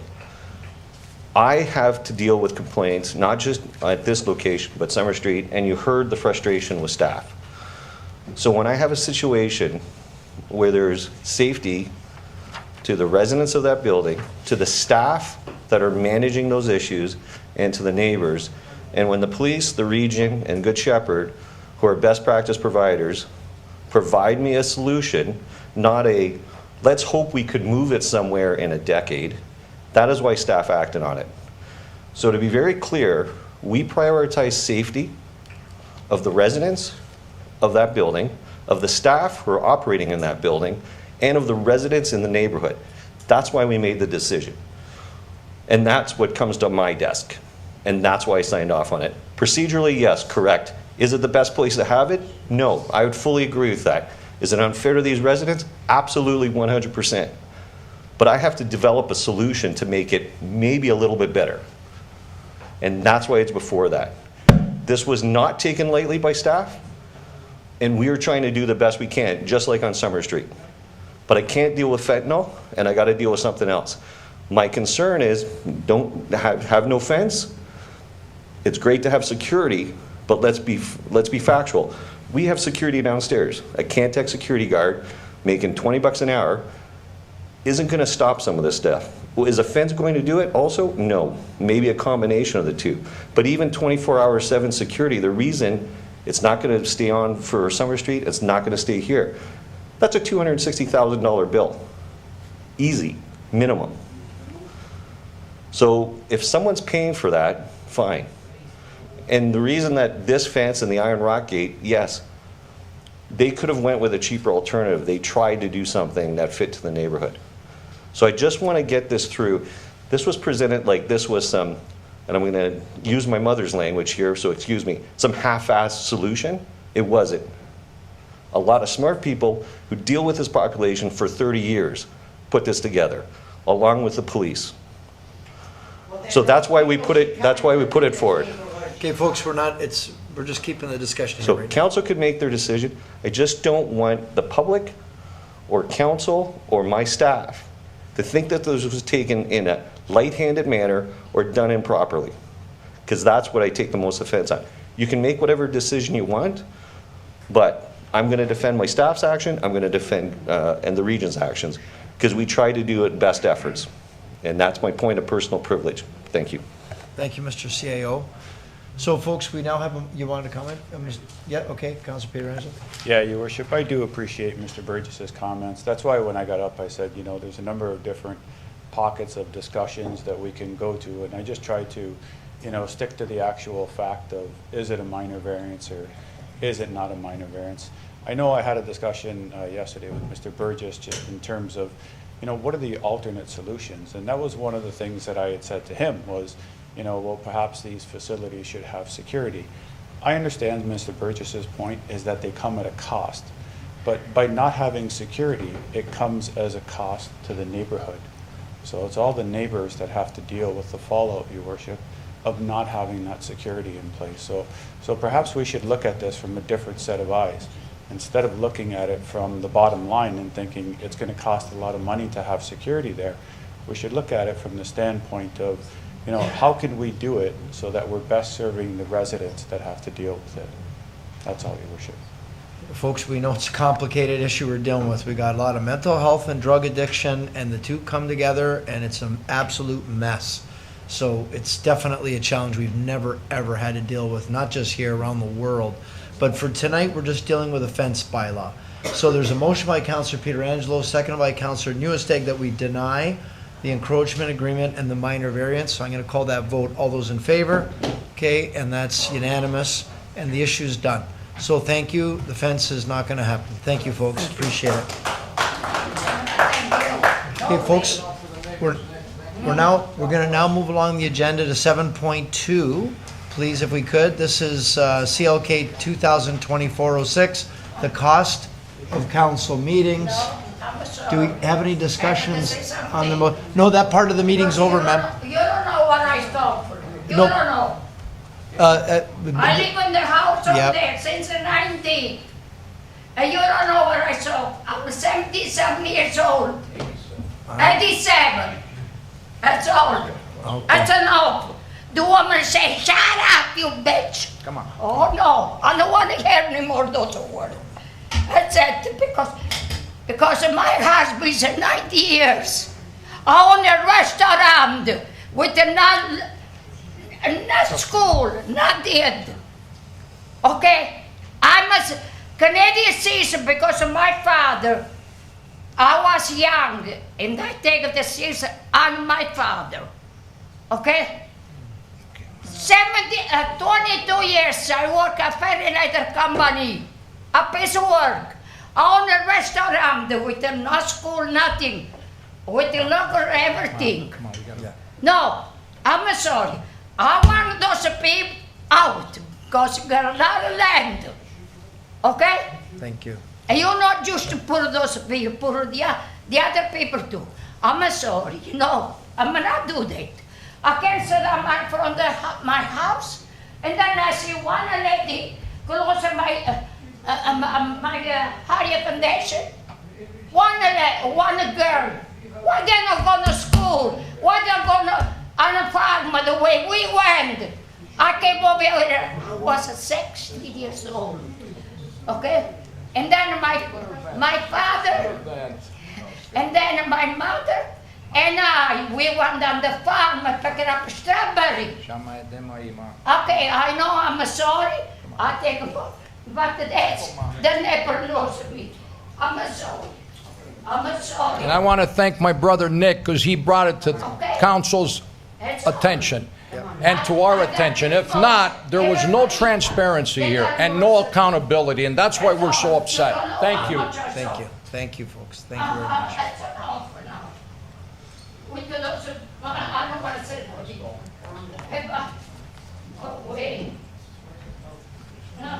Okay, 7.2, we got a report here submitted by our clerk, Bill Mattson. I think Councillor Strange, I think you asked for this. This was your, so I don't know if you want to speak to it. 6:30. Sorry.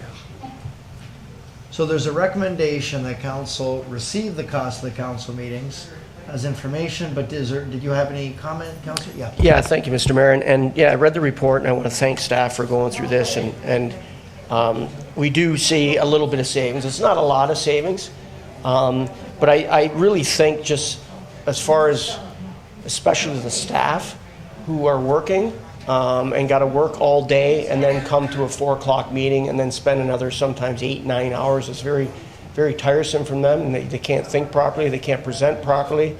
And the one thing I would like to, and we started at 1 o'clock today. You know, what's the difference between today and last? It's not a, is today a holiday? No. No, so we started at 1 o'clock today. Like, I don't know what the difference would be from here and from like a month ago when we were last council meeting or 2 weeks ago. Like, what's, you know, everyone showed up today at 1 o'clock. And the other thing, I really think we should be starting the in-camera, and even if we have to come in a little bit early to start the in-camera, because I think it's really, you know, it's not productive to skate for 2 hours and have people here waiting in the chambers and staff waiting while we go and discuss items for 2 hours. And we used to do that before, and I think every councillor here that was here before, when we used to do in-camera at the start of the meeting, I think they would rather do it that way than to go in the middle of it and there's people waiting in the chambers waiting. I'd rather get that portion of it, get rid of it. But I don't mind, even if it's a portion of the meetings that we can, you know, if a majority of the council want, you know, I can make a motion that we have certain times a year, and I know during the summer we do 1 o'clock, but what's the difference between December 10th and July 10th?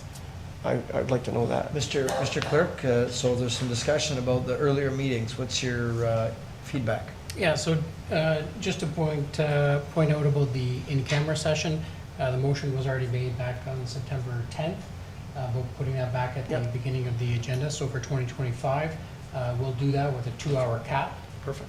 So that we can plan a little more accordingly out here. And if the in-camera session doesn't finish within those 2 hours, well, then we'll have to go back in later on, perhaps after all the public portions of the meeting is finished. As far as the start times, as it says in the report, you know, we've seen many different variations. We used to have in-camera at the very end of the meeting years ago.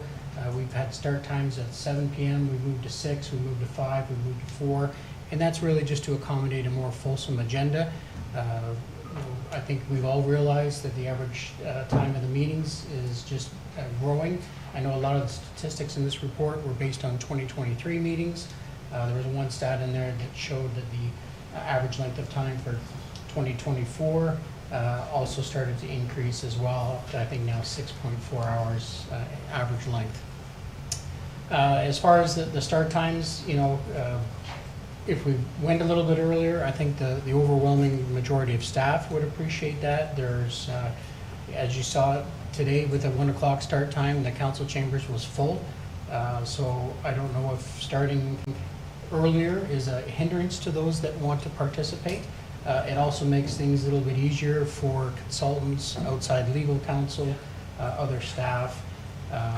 You know, we've seen in other municipalities, even in the Niagara region, where they're starting meetings at 9 a.m. So council has set their schedule for 2025. We just don't have a confirmation of when those start times would be. Other than the first meeting in January, we have established a 4 p.m. start time because we needed to go ahead and start putting out notices for the planning public meeting. Before council makes a decision, the mayor might want to entertain further discussion, but we do have one delegation request for this topic as well. So I've got Councillor Pietrangelo and Dabrowski. Yeah, thanks, Your And Worship. Coco. I know we're talking about the in-camera portion, and the clerk is right. I mean, council meetings used to start at 7. The in-camera was at the very end. We also used to have a lot of committee meetings. We had Public Works and we had Finance, and those always preceded the actual council meetings. So although the regular council meeting started at 7 o'clock, that was only when we came upstairs for council. We would go downstairs to committee room 2, and we would do Finance and we would do Public Works, and most often we would do in-camera as well. So in-camera was always done before the council meeting for the last at least 20 years, Your Worship. So I guess that was going to be my question. Like, if we're looking at a 4 o'clock start time, are we saying that preceding that 4 o'clock start time, we're going to do in-camera? If so, I'm fine with that. Just to clarify that. Well, that would be 2 o'clock. That would make We it would, 2.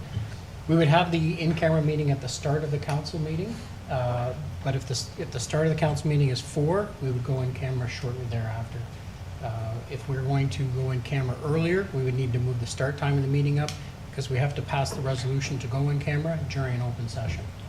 So we have to start the open meeting before we go in camera. Yeah. And for me, Your Worship, that's the way it always was. I mean, I was a school teacher. I was lucky enough that we got out at, 2:10. So, on days where we had council meetings, I could leave by 2:15. But we used to have 2 o'clock starts, and I would show up late, or we would have 2:30 starts. 3 o'clock starts were our most common time. So, I mean, I really don't want to start the council meeting and then start with in-camera, because to me, you're just delaying the whole thing again. If anything, I would rather, do in-camera before the actual 4 o'clock start. So if that means that, and I understand about process, we have to come out here first, and then we have to make a motion to go in camera, and then we have to, kind of disappear in camera.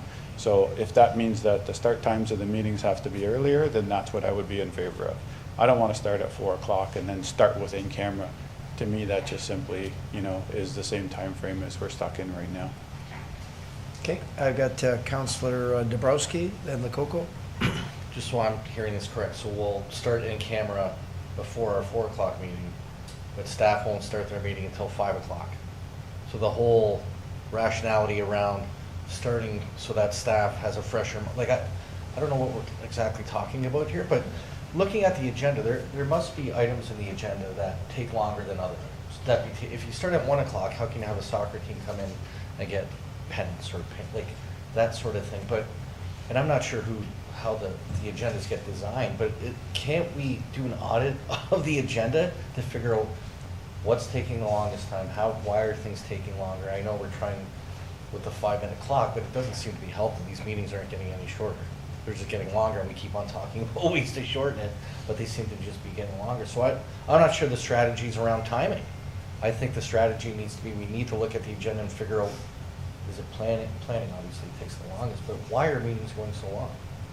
It's not because we're starting at 4 o'clock. If we start at 1 o'clock, we'll go till 10 o'clock. So I don't know what the strategy is or the discussion is around the table, but. Just to that point, Councillor. Yeah, to that point. I just wanted to explain my rationale, Your Worship, is that, I had heard around the table that people don't want to start that early. Like I said, I'm flexible nowadays, so I can start any time. I was just trying to respect the fact that some people really don't want to start at 9 o'clock in the morning or even at 12 o'clock every single time. That's why I think if we start regular council at 4, but we do our in-camera before that, well, that might mean that we start at 2 o'clock, or maybe we start a little bit earlier. But the regular council meeting actually starts at 4 o'clock, that's all. Yeah. And that's the way it was for a lot of years. Yeah, and I don't mind that, but I don't think it solves any other problems that we're having. And I think if you did it in camera at the end, that would also help with staff not starting till 4. Some people would have to stay later. Either way, I'm not sure what the solution is, but meetings are obviously taking too long. And starting at 2 o'clock or 4 o'clock, I don't think is going to help any of those issues. Okay.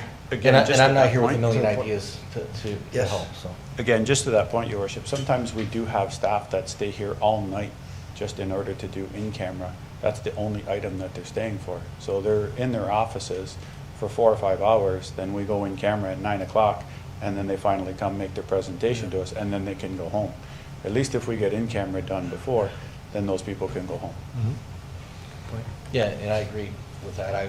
I came back halfway through this term, but when I left, we were meeting at the beginning, so I'm not sure when it changed or how it changed. Councillor Coco. Thank you, Mr. Mayor. Our agendas are getting longer. There's growth in the city. There's lots of new planning matters. There's an increase in budget. We have more legislative requirements. That's why our meetings are getting longer. I do agree that we had, years ago, there was general committee meetings or finance meetings, and that's what some municipalities are doing. They have other meetings in between, so the council meetings are not that long. I've had residents say, well, can't you pull out certain things out of the council agenda and do them at a different time? I understand how staff might feel about wanting to start earlier. In the report, it mentions about candidates maybe having flexible and hybrid work arrangements. I know that some of our staff are already working on flex arrangements, that they're working 4 days instead of 5, which means they start earlier and they start later. So couldn't some of our staff start later in the day to make up for some of the time later on? And to go back to in-camera before, we don't know if there's an in-camera meeting, so we can't even say, well, all of them you'll start at 2 if you have in-camera, and then 4 o'clock. Well, if we don't have in-camera, you don't know that particular until the week before. So some of the solutions of the meeting are because the agendas are longer. In-camera staff are waiting for us to finish. There's a cost to that. I know some of them are doing work and they go to their desk and they do other things, but they're waiting for us. When we were elected, it was 5 p.m. And then since then it changed to 4 p.m. and with that 1 p.m., oh, how do you guys feel during the summertime? Let's change it to 1. How do you feel at Christmas time? Let's change it to 1. It was sort of all agreed behind the scenes. I don't have a conflict any longer. I was taking a course till 2 o'clock on Tuesdays. My course has changed to Friday, so that's not applicable for me any longer. But more importantly of everything I just said, we need to have residents be involved in what we're doing, and I really feel that earlier that we start, we're going to have less residents involved, less people being able to come for delegations, whether they're the soccer club or they want to speak to a planning meeting. We should be doing more to get residents to participate. We work for the residents, and I will not agree to a 1 p.m. start. Okay. Any other? Yes, Councillor Strange? Thank you, Mr. Mayor. And there's ways to mediate that. You know, we talk about the soccer club. So if we start at 1 o'clock, we don't do communications and that until 4:30 or 4 o'clock when they're out of school. And there's different ways of doing it. We used to do it. We start at 3.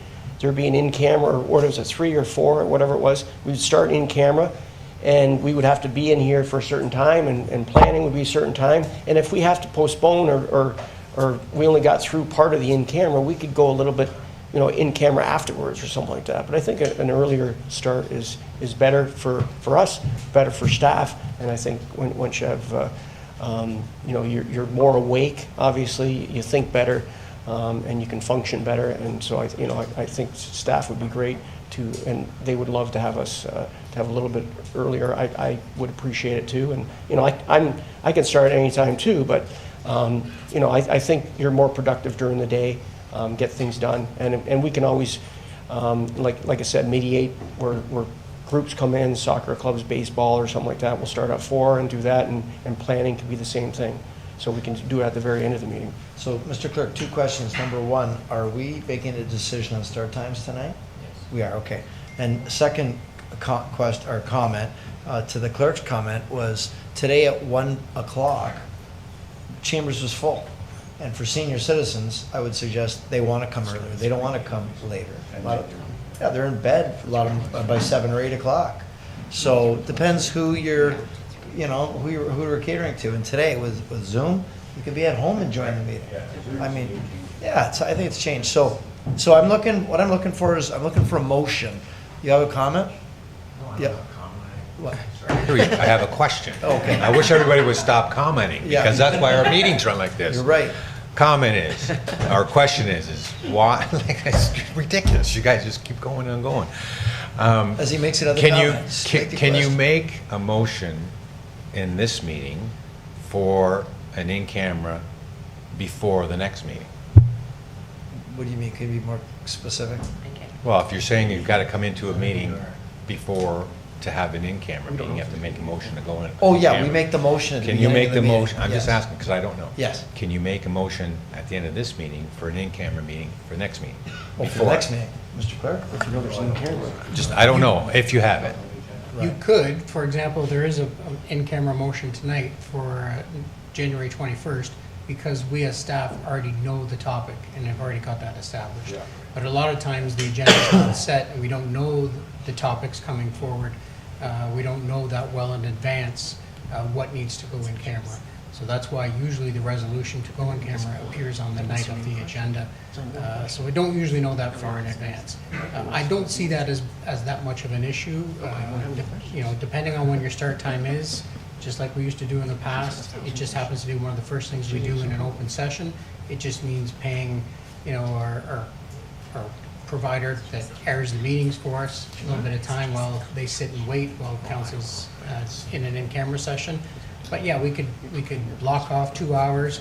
If there doesn't happen to be an in-camera session that evening, we deal with other things on the agenda like reports, staff presentations, before we get to planning public meetings that would be advertised, say for 6 p.m. Or other public engagements that could be done at a different time in the evening. Okay, thank you, Mr. Clerk. Yep. So you agree that it could be a time saver to do that at the end of this meeting for next meeting in January? No? Only if we know the agenda. Only if you know the agenda? And if you didn't know the agenda, we just came in and said we cancel? Yeah, just to that Yeah. point. I'm just saying to try to save time. So and people- traditionally, what we did was, even though our regular meeting started at 4 o'clock, if in-camera would start at 3 o'clock, we would come into council chambers, nobody was here, sometimes Ray was here, and then all we would do is we would open the meeting and we'd say, I'd make a motion to go in camera. So procedurally, we have to do that in open chambers, and then we would go in camera. So I know Councillor Bordenave just wants to save time, but procedurally, unless you actually know the agenda, you can't actually make a motion. And that's why our clerk was saying, we can make one for January 21st, because we're gonna deal in camera with the operating budget. We already know that. But typically, we don't know what the in-camera is in advance. And the other thing, Your Worship, is, and I think it went on for like 4 terms. We started every council meeting at 4 o'clock, and any in-camera or other committee meetings were preceding the 4 o'clock start time. But then we never did planning before 5 o'clock. So 5 o'clock was always the planning time, and the rationale behind that is, you know, perhaps people work and they want to be able to have time to get here. So maybe that's a compromise that we can do. You know, we can always start planning at 5 o'clock. You know, there's other things procedurally that just add to the length of meetings. I mean, we never used to sing "O Canada." You know, we never used to do the Indigenous dedication. You know, the mayor's remarks are very short. Maybe those can go at the end of the council meeting. Too much I don't know that we need to stick around for those, right? You know, I mean, anyway, but Your Worship, there are things that do add to the time. But that's what we always did. We started our regular council meetings at 4 o'clock. Any in-camera or other committee meetings, we're always ahead of the 4 So why o'clock don't you start make a time. motion? Sure, I'm fine with that, Your Worship. And that planning started at 5 o'clock. So we would get as much out of the way as we could in between 4 and 5, and then planning would start. And so you're saying in-camera would be before that? In-camera was always before 4 o'clock. No, but that's your motion. I'm Yes, asking, that's your motion. yes. So in-camera would start at what, 2, 1? What time? are you- Whatever time it had to. I don't remember it starting at 1, just because I don't really remember the in-cameras being that long. So I think 2 hours was the maximum, Your Worship, that I ever remember for in-camera. So I'm happy to make that motion. Okay. Okay. Yeah, you can speak to the motion. And I'm in favor of it, and starting early is not necessarily gonna cut meeting times down, but if we could look into different ways, we have Zoom technology now, there are things maybe you could do in the chamber before we even go in camera, some sort of presentations, or every quarter we do deputations, or we bring teams in, then we could have a special meeting if we want people in the gallery, but maybe we could just strategize our agendas better, and there's no knock to the clerk, but maybe there's ways we could look at shaving a few minutes off every agenda, including with the early start time. That might alleviate a lot of these, it's not 7 o'clock yet meetings. Yep. But anyway, it looks like we're working towards a common goal, which is good. So do we, yes? So, Mr. Rich, just a question to that. So with his motion, so in-camera before 4 o'clock. We just judge how long the in-camera thinks we're going to be. So if you think it's going to be 2 hours, we're going to start at 2 o'clock. Yeah. If we think it's going to be The longer clerk's than going to that. make that call. Okay. Yeah, with this idea. Sometimes we would finish at 3:30 and we would have Right, a half some- hour off before right. 4 o'clock. Right. Maybe we can start at 1 o'clock, do little special presentations and not go 2 hours actually before the in-camera as well, if we're already going to be. Well, that's not what the motion is, though. I know, but I'm just, Okay, I seconded the motion. okay. Mr. Clerk, yes? Yeah, so a couple of things. One, before you call the vote, we still have the deputation request. Also, two, I think we need to nail down a start time, and if we're suggesting that, well, we've already decided on September 10th that in-camera is going to be before the council meeting. I think we need to advertise all of these council meetings, so we need to pick a start time, and my suggestion would be 2 p.m., and we would go in camera first, and we'd set the limit at 2 hours. And again, if we don't have an in-camera session, or it only runs for half an hour, there are other things that could be done on the agenda that don't involve the public, such as doing some staff reports or staff presentations. But we could certainly fill that time and then start the regular meeting at 4, and that'll give us some time to establish a start time for the planning public meetings as well, sometime after 4 p.m. Okay, mover? Can I just?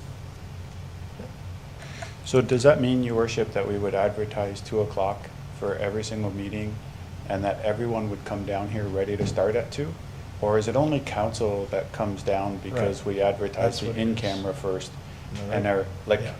so we're going to stick with the regular council meeting starts at 4 o'clock? Yes. So anyone receiving a badge or an award or a deputation, they're going to come here for 4 o'clock? Right. All the council is going to come here for 2? Yes. Okay, and then sometimes would that be shortened to 3 o'clock if we don't have a lot Right. on our in-camera? The clerk would make that call. Okay, yep. That's the way it was, Your What's Worship. that? So we just revert back to what we were doing. Yes. That's the way it was. I've got you. Yes, correct. Councillor Coco. Thank you, Mr. Mayor. I just want to clarify what the clerk said. The clerk said that if we're finished early in camera, that we can pull some of the reports off of the agenda that don't involve the public. Everything involves the public. Like, they really want to know about everything. So to me, then we're picking and choosing what we think is important or not important of what they don't want to know about, and we're putting it in a time. Like, if we're going to stick at 2 o'clock and then do in camera, and then if we fill up the 2 hours, we still start at 4. If we don't fill up the 2 hours, we still start at 4, but not pull some of the reports, because I don't think that that's fair. If somebody wants to be here for something, or wants to comment, or wants to watch, how are they going to know we're going to pull something? Yes? Just to that point, we never did that before. Like, we would never pull a report and do it before 4 o'clock. Our regular council meeting Yeah. started at 4 o'clock. I think it was based on the clerks that made a Yeah. suggestion, trying to help us shave some time, so. And appreciate that. I'm happy with starting the regular council meeting at 4, and whatever time the clerk calls us here before that to do in-camera. Well, he's saying 2 o'clock, though. He'd be advertised as 2. Yep. Pardon me? All right. We need a set time. We need a set time, 2 o'clock. 2 o'clock. Yeah, it's 2 o'clock. Can we just vote? Sorry, just once. Oh, of course you do, yes. No, but they're gonna all go home. I know, Yeah. okay. And what about, is planning still going to be, it's not going to be at a set time? And is that a way that we can say planning's going to be at this time?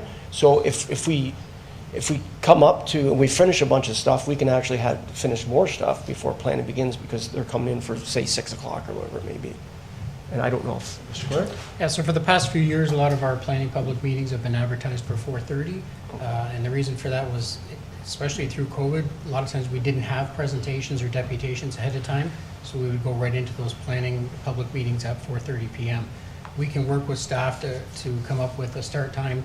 My suggestion is probably going to be, say, 5 p.m., but it'll be an established time, and you know, we'll do it very similar to the way we've done it now, where we'll leave a little bit of room at the beginning for the mayor's announcements, etc., any other presentations, and then go into a set time for the planning public meetings. yeah, I'm just suggesting if we do start at, say, 5 o'clock and we've got a bunch of stuff done, and now we're like, okay, well, next is planning, but we can finish some other stuff down where there's not going to be any. Yeah, we've done that before. Yeah. We've done that lots of times. Okay. Excuse me, we have Sorry, a motion, Mr. Mayor. seconded. Mr. Mayor. Meeting starting at 2. Mr. Mayor. Meeting starting at 2. Mr. Mayor, Yes. sorry, I have one clarification. So if there is no in-camera meeting, the website still says 2 PM in camera, 4 PM public, but we just don't show up at 2 PM. I just want to make that clear. Is that right, Mr. Clark? If there's no in-camera. Right. That'd be correct. Thank you. If we based it on the 2024 scheduled meetings, that would have happened one time. All right, folks, we've got the motion. We're going to call the vote. All those in favor? Oh, I'm sorry. Okay, yeah.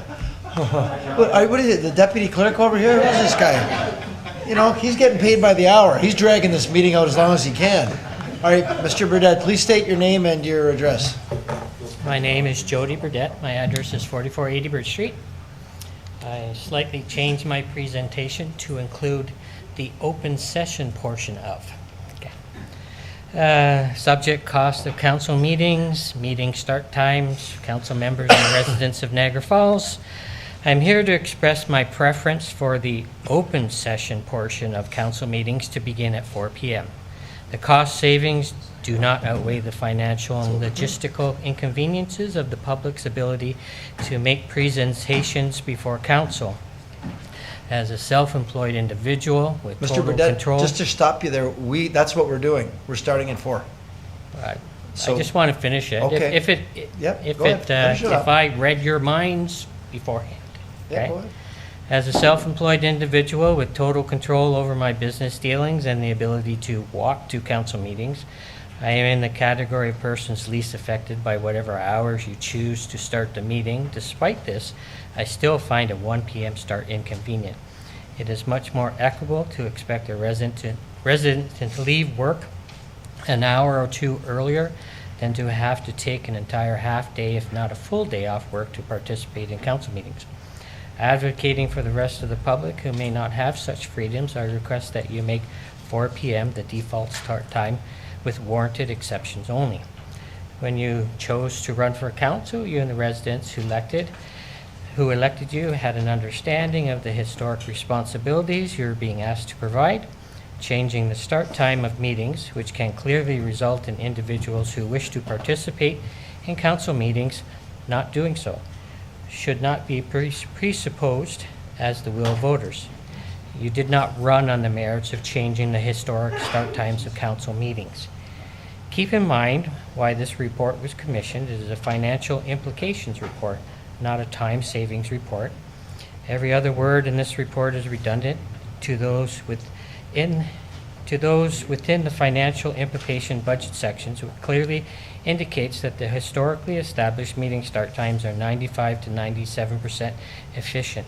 Staff have already provided the answer as to when meetings should start based upon the financial implications.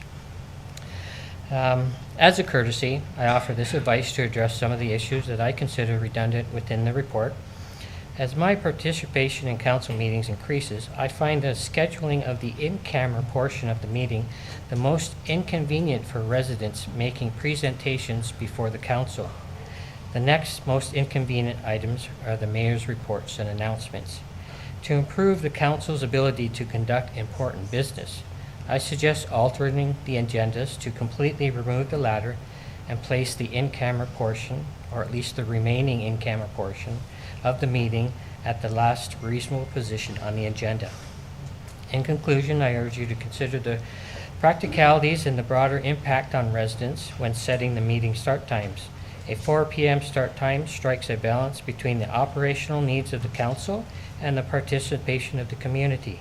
Ensuring that meetings are accessible to the public is not just a logistical matter, but a fundamental part of maintaining a transparent and inclusive local government. Done. Thank you very much. Okay, thank you. So now, council, yes? Mr. Burdett, were you here at 1 p.m. today? They here at 1 p.m.? Yeah. You were. I Saw you in the corner. Good job. Okay, we're going to call the vote. All those in favor? Okay, that's unanimous. Thank you. All right, let's move along here to the proposed boulevard maintenance bylaw. I'm going to go to Mr. Nickel. If you want to just kind of give us a quick, real quick summary, and then Sure. Thank you, Mr. Mayor. There's not much more that I can add that's not already in the report. This is coming back as a direction to staff from council and new business to try to deal with boulevards that are attached to properties. So the report is recommending that staff, or that council, amend the existing maintaining of land bylaw to include that boulevard that attaches to residential and other properties, as it's found that most properties who are in offense to the property bylaw for having weeds or grass over 8 inches also have an offending boulevard. So it's efficient for the bylaw officers to use one bylaw to address those infractions. Councillor Patel was the one who brought this forward. Unfortunately, she's not here. But the only other thing I'd like to add is that in the past, municipal work staff have incurred quite a bit of costs and time and effort to go and cut those boulevards before the bylaw enforcement activities are conducted, which seems to me to be a very large waste of time. So this is a bit of a housekeeping amendment, I would say, and I was actually a bit surprised that the city did not have a bylaw like this before today. So I'll happy to answer any other questions the council may have. Any questions or comments? Councillor Lococo? Thank you, Mr. Mayor. It talks about 72 hours after it gets to 20 centimeters. How are we going to educate residents? I know in the sidewalk bylaw it talked about educating residents, but how are we doing it with this? Yeah, thank you, through the mayor. The goal of enforcement is always compliance. So before any operation would take place to cut the grass, a notice of compliance would take place. So the property owner would receive that notice and they would have that time frame to comply. Thank you. Through the mayor to Mr. Nicol, if people don't know that they're supposed to do that, I think we should educate people to let them know before there's a complaint. Or do we have any education process set out for this? Yeah, through the mayor, we hadn't anticipated any because this isn't a common problem. It's only a problem with properties that are largely offending with the existing maintaining of land bylaw on their own private property. What we could do though is use our common comms team to push out some messages about the change. Particularly, I would say we do a spring targeted program. You know, this isn't really the time where people are interested in that sort of maintenance. And what would the fine be, through the mayor? If they're given a warning the first time, what is the fine the second time? Yeah, thank you. Through the mayor, it would be what's already prescribed in the maintaining of land bylaw for your own property. I don't know what that is. Most of the time it's an administration fee and the cost to actually cut the land. So if you can imagine, we're cutting both the private and the public part of the property. It's not that much incrementally more to cut the public side as well when we already have to pay the mobilization of the contractor. Okay, just a couple more questions. What about issues with landlords and tenants? If it's in the tenant agreement that the landlord is responsible and you find the person living there, how do we deal with all of that?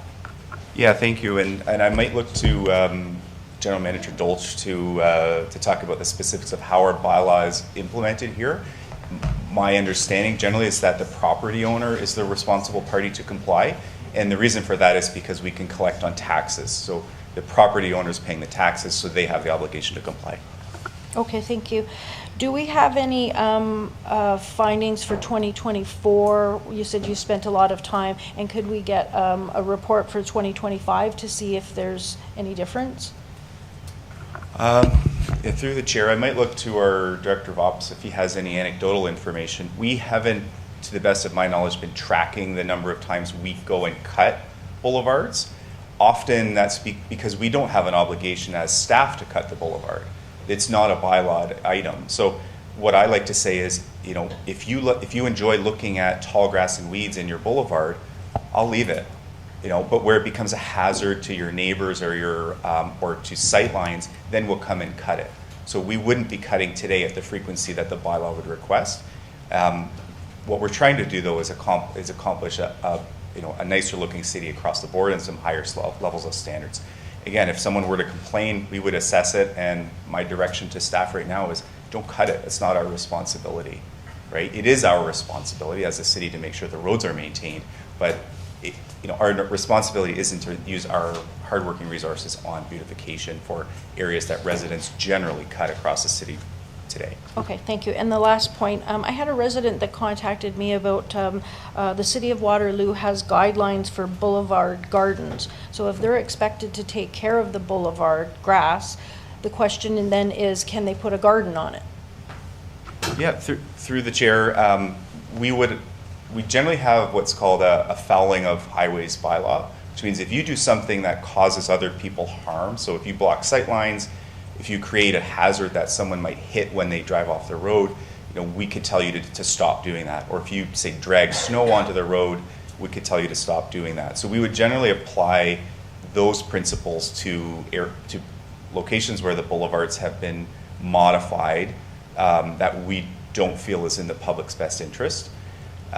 Some other cities like St. Catharines have developed a standard of what you can and can't do with your boulevard. The other concern I have with that is we have other utilities like water lines and gas and hydro lines running through the boulevards, so expensive things in the boulevard will increase the costs or they might increase the difficulty for us to attend to those buried services. So we can create a guideline or a standard.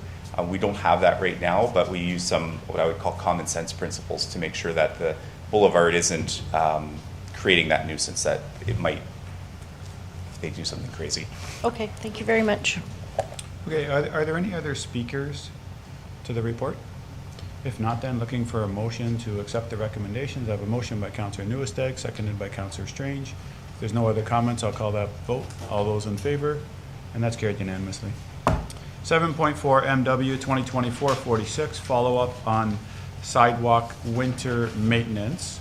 And I know Councillor Dabrowski wanted to speak to this one. Thank you. A couple of questions through you, maybe to Mr. Burgess. I'm not sure who else put his staff. But the survey that we conducted, the first question that was asked, and I just want to make sure I'm clear, how was it preceded? So should sidewalks be cleared from snow and ice? Was that asking if the municipality should be clearing it, or if the resident feels that the sidewalk should be cleared by someone, or leave them? I'm just trying to make sense of it. And then one more question about the respondents. Was it all through telephone, or did we do, I know Ms. Clark had mentioned we have about 12,000 dashboard subscribers. Did we tap into that database as well? And is that part of the results? Thank you. I'll start, and I'll look to Mr. Nickel. This was a secondary request from council to do an additional poll because there was a previous outreach of it. So there were some specific questions asked. With regard to the first question, it is the city's sidewalk and the city's obligation to clear their own sidewalk. So that's the premise. It's our property, but the question is, do you want it cleared? It always, in theory, falls to us, but the bylaw that we're looking at is to have residents clear on our behalf, effectively. Fair enough. And then, second question about respondents. Did we tap? Was there? There was 600. I'm not sure how many people utilize a home phone now. I'm sure the demographic 60 plus probably is more inclined to have a home phone, but if we didn't reach out via email, why didn't we? I'll have our director of communications pop to the mic. So, but we did engage a third-party firm for a poll. Yeah. Yes, through the mayor. We did use a firm from St. Catharines to do the polling. It was 600 surveys because that was indicated that was an appropriate number of survey responses to represent the community. It was done strictly through phone, but it was done through not only home phones but cell. Okay. Thank you. Councillor Pietrangelo? Yeah, thanks, Your Worship. I just want to make sure that I read the report right as well. So we asked the question, do people want their sidewalks cleared? And 85% of them said yes. And then we said, well, would you like us to implement the bylaw to make sure that doesn't happen? And the majority of them said no.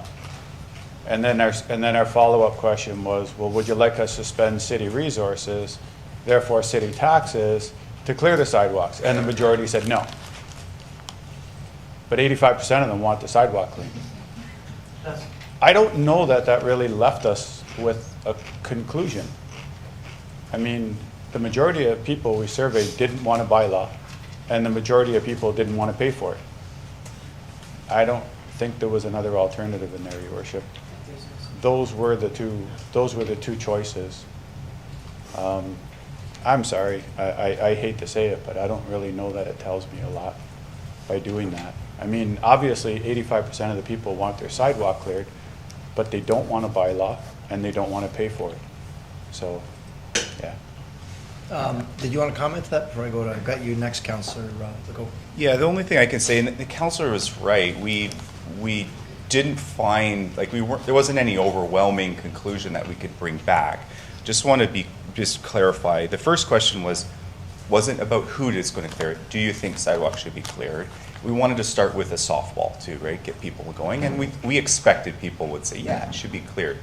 The other questions, you know, it's kind of like the same question. You know, would you like your roads to be better? Absolutely. Or would you like the sewers to be, you know, to flush better or whatever? Of course. Do you want to pay for it? No, someone else should pay for it. So we don't think the responses are unexpected. We expect people want higher services, but someone else to pay for it. What our argument as a staff is, you know, we don't feel that there's a justification to have a major increase in municipal resources when it's so infrequent and when we're only dealing with a small portion that needs to be maintained. That's all in the report, but I just wanted to clarify that. Just to that one, Chip. Yeah, I mean, I agree with Mr. Nicol. I don't really believe that that's what people want either, is to pay more taxes so that their sidewalks are cleared. But I thought that that was going to be the choice. Would you support a bylaw, or would you support raising your taxes in order to clear the sidewalks? That's what I thought the actual choice was. Not, do you support a bylaw, yes or no? And then, do you support, you know, increase in taxes, yes or no? I thought it was pick one or the other. This way you would get a clear majority.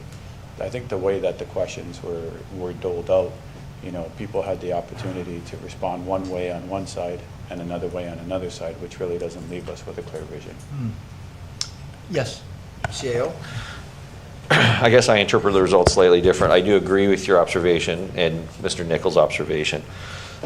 Most people want the majority of their sidewalks cleared, and they don't want to pay for it. And the actual observations is most people are already self-clearing, and that was in the previous report.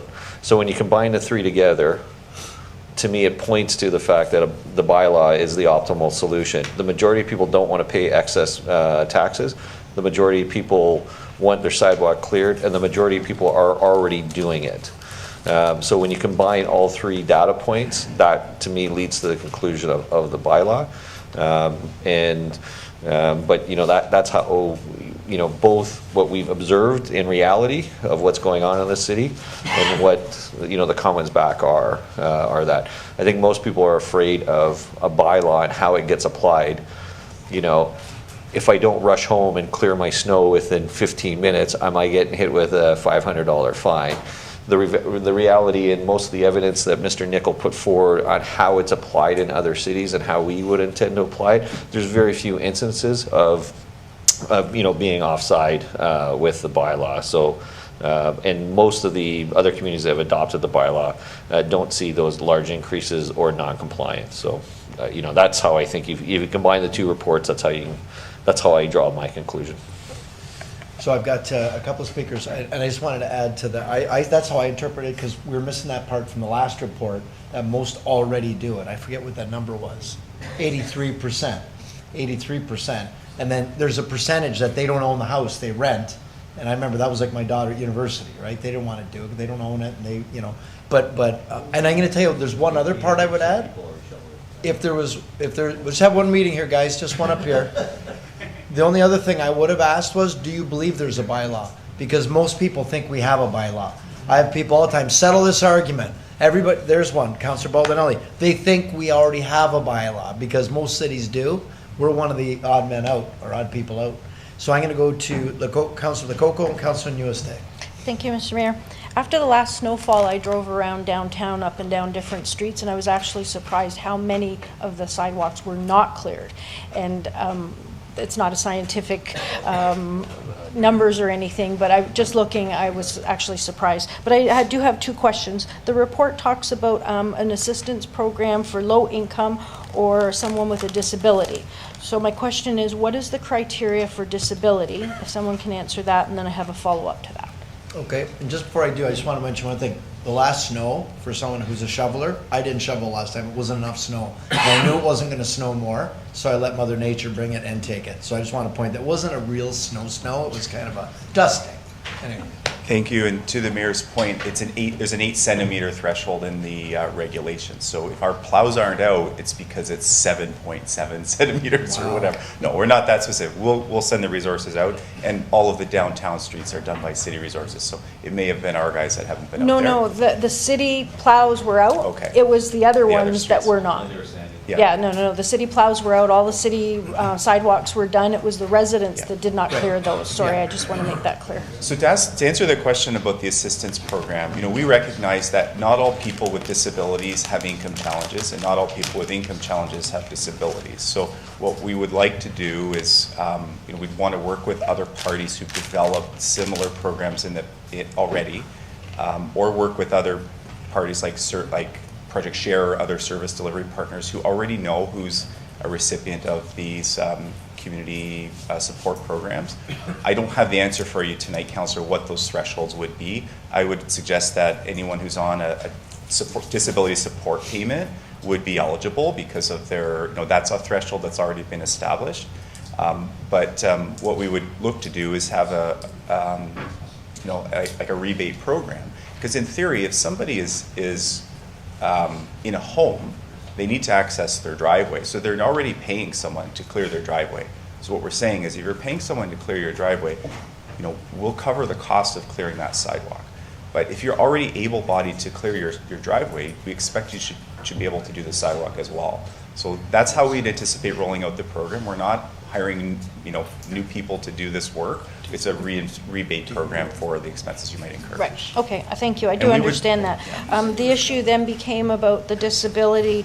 You could be bringing in $100,000 and are disabled. Will the city rebate that person who's making $100,000 that is disabled? So that's a question, and I'm wondering if maybe the accessibility committee can be involved in some discussions as well. You gonna comment?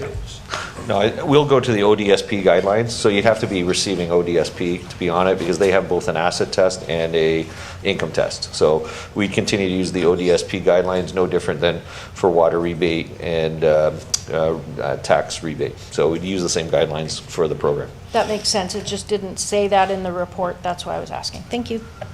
Councillor Newstead. Thank you, Mr. Mayor, and through you to Ms. Pignardi.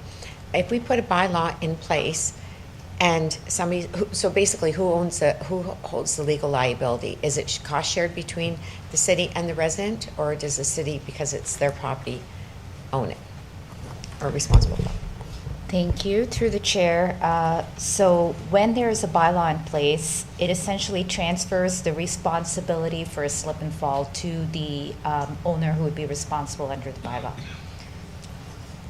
So for clarity, we vote for a bylaw, somebody slips and falls, even if it was cleared, but something could happen, now the resident is liable for that. Through the chair, that is correct. If the slip and fall happened in the zone, that is affected by the bylaw. So currently for our slip and falls, we pay them out for areas that we don't clear. We'll just provide a written opinion to that. We'll just circle on that one. Okay, thank you. Any other questions or comments of council? Are you willing to entertain a motion? It means I can't vote on it right now until he circles back.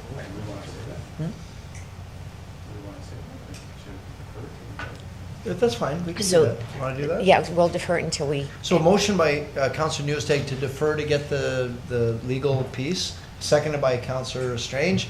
So motion for deferral is not debatable. We'll call the vote. All those in favor? Okay, and that's unanimous. Yeah, it was good discussion. I think we're close. We're so close. And you got sidewalks in the street there. Oh, boy.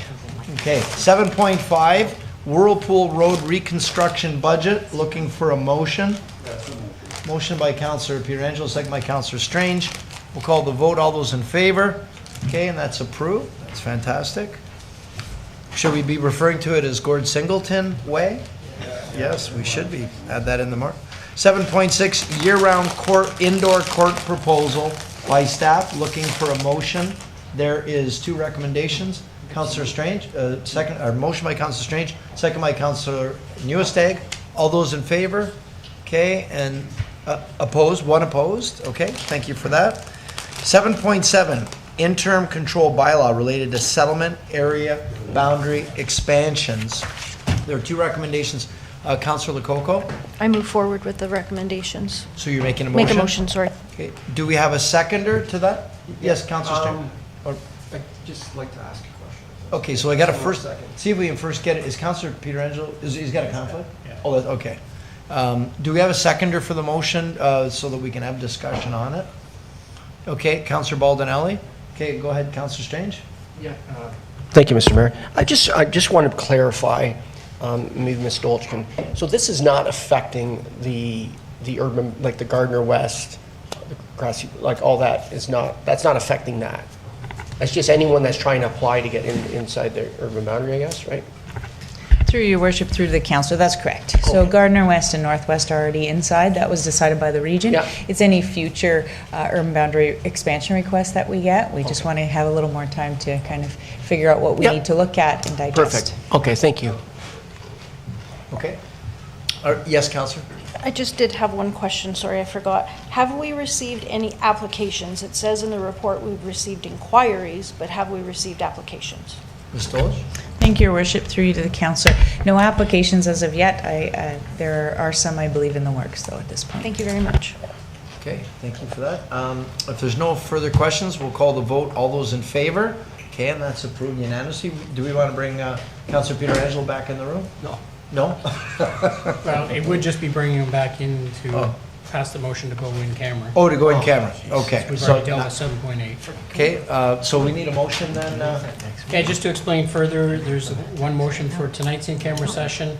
As last meeting, we had a motion for December 4th for a special meeting on the official plan education session. That has been rescheduled to January 21st, so that's why you see a second resolution there. Yes, Councillor Strange. Is there any way we can deal with the in-camera next meeting, or is it any rushed I think items? we are going to be dealing with it next meeting, but I think, is that some explanation? Is that what it is, Mr. CAO? That's correct. I'll make it quick. It'll be pretty quick. Okay. So I need a motion to go in, yes, Councillor? Just a question, could we not finish the rest of the agenda and then go in camera? Mr. Clerk? Fantastic idea.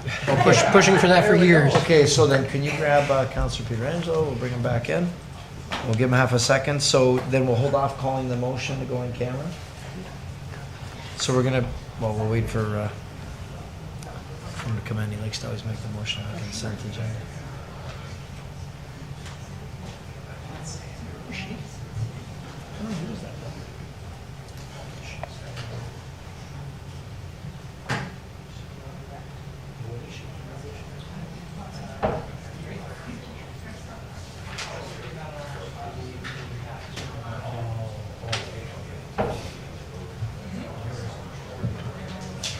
All right, folks, we're going to continue on. So we're on the consent agenda. Move the consent agenda. Motion by Councillor Pietrangelo, second by Councillor Strange to move the consent agenda. Councillor Coco, did you want something I'd like pulled? to pull 9.4, please. 9.4.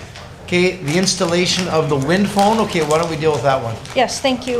Lisa from the Niagara Falls Community Health Center contacted me with this idea, so I connected her with Kathy Moldenhauer, and I'm really glad to see that it's going in. I guess the idea was that she wanted it to be more in the accessible areas, so that's why it's downtown, but I do see the city looking at other places around the city. There's not a huge cost to it, so I think it's a great idea. And Parks Commission are doing the same thing. Yeah. Yeah, they're probably, St. Catharines has one in Burgoyne Woods. Like, it's nice, right? Helps people with dealing with death. After Lisa got in touch with me, I received an email, and I don't know why they sent it to me, but they said about their experience with the wind phone. I don't know where it was, at Balls Falls or St. Catharines, and how much it helped them, and that they were really glad to hear that we were considering it. Excellent. Okay, that's great. That's terrific. Okay, so we have a motion and a seconder to approve, or to receive the consent agenda. Is it to approve? What is it, Mr. Clerk? To approve the consent agenda, I'm sorry. All those in favor? Okay, and that's unanimous. We're on to 10, communications and comments to the city clerk. Okay, motion by Councillor Pietrangelo to move 10.1 and 10.2, second by Councillor Newestag. All those in favor? Okay, thank you, that is approved. So that's flag raising for Serbian Statehood Day and flag raising for Crime Stoppers of Niagara. Then we go to communications and comments of the city clerk. I didn't call a vote? Oh, sorry, all those in favor? Yep, sorry about that, thank you. Move to receive the flag. We got all clerks in the room here, right? We got clerks here, clerks over here. Motion by Councillor Pietrangelo, seconded by Councillor Newestag, that we receive 11.1 through 11.5. All those in favor? Okay, that's unanimous, thank you. And then we are into resolutions. There's no resolutions. Ratification of income, we're going to come to that. So we're at notice of motion and new business. Councillor Lococo? Thank you. I just had a couple of quick things. A couple of meetings ago, I brought up that we know what to do in case of emergency, but a lot of our residents don't. So our staff, I'd like to thank them for putting all the information on the website. There's things on there about your 72-hour kit, grab-and-go bags, where to go, which radio stations to have a radio, because not a lot of people still have radios. And there's even an app on there for communication. So if things are down, you can use that app. So I would just like to thank our staff for putting it up there, and I'd encourage residents to go and look at it before there's an emergency, and then they'll know what to do. The second thing, with our operating budget coming up soon, I brought up a motion that we were to connect with the Niagara Regional Transit about the increase that we were not supposed to have for 5 years based on our agreement. I'd like some update on that before our budget. Is that direction, can we take this direction of staff, Mr. CAO? Update on the transit? Yep. Okay, thank you. And then just before the meeting, a business owner on Queen Street contacted me and said that usually in December there's free parking on Queen Street, and they were expecting the new committee to have talked about that, but I guess it fell through the cracks. So they were wondering if the rest of December could be free. Well, that wasn't on the agenda. No, I just before I got here, I got a phone call. No. Free parking on Queen Street. Yeah, the toys for tickets, toys for tickets, right? Yeah. What, so I don't know, any feedback? I mean, it's kind of 11th hour, it's December 10th, you know, like, I don't know, thoughts? What have we done historically? According to the business owner, historically, December has always been free parking, and it was done when they had a BIA or when the BIA was folded. Someone approached our staff, and it was always free for December. Your worship, that's what I thought too. That's why I asked what we've done historically. I think December, we've always had like a holiday from parking downtown, so. Yeah. There was also parking removed because of the winter, just like the winter craft show. That was on there for 2 weeks, so Christmas it pushed market. The Christmas market, so it pushed 2-hour parking to the side, so that's why we also adjusted for that. That's not existing anymore. It's a revenue adjustment, whatever you do, so. So, yeah, right? Yeah. So, okay, well then, I'm assuming we're gonna need 2/3 majority for, so did you want to make that motion? I'll put a motion forward to have free parking on Queen Street for the remaining month of December. And also that we waive the procedural bylaw, because we normally need 2/3. Like I said, I just got a phone call before I came. So motion by Councillor Lococo, and who seconded that? Is that Councillor Pietrangelo? Okay. Okay, if there's no further discussion, we'll call the vote. All those in favor? Okay, and that's approved. Okay, and then now we're going to notices of motion. So Councillor Newestag, so do we need to read these, or what do we got to do with these, Mr. Clerk? Typically, we would have the councillor who is bringing them forward just give a very brief introduction by reading the notice of motion. No discussion. So I have to read all of it, you're saying, or no? Usually, if you just go to the now therefore portion, that would be sufficient. Therefore it be resolved? Sure. Okay. All right. The first notice of motion I've put in was to look at maximizing the parking at the Exchange. Main Street, Main and Ferry, Sylvia Place has always struggled with parking. We've had parking studies, and the parking studies have always come back saying, oh, there is sufficient parking because there's a lot of municipal parking lots way up on Lundy's Lane or way in behind the National Grocers. But close to the Exchange, it's very limited parking. And I think that's one of the reasons we saw the market move, because there just was not enough parking. And when you go and look at the parking over there, the parking lot, it looks like a nice park because there's got a lot of boulevards, but those boulevards take up parking spots. So it's more important to have parking than it is to have the park. So I've just asked, therefore, it be resolved that the City of Niagara Falls utilize and maximize. Oh, and just one other thing. With the buses now, the WeGo has been moved, and there's still spots telling residents not to park there because of it, but that's gone now, so we should be looking at those places as well. So be it resolved that the City of Niagara Falls utilize and maximize all on-site parking and surrounding street parking to enhance the Exchange and Museum, and to redesign the parking lot to maximize the number of parking spots, and that this be done as soon as possible to better serve the users of the facility.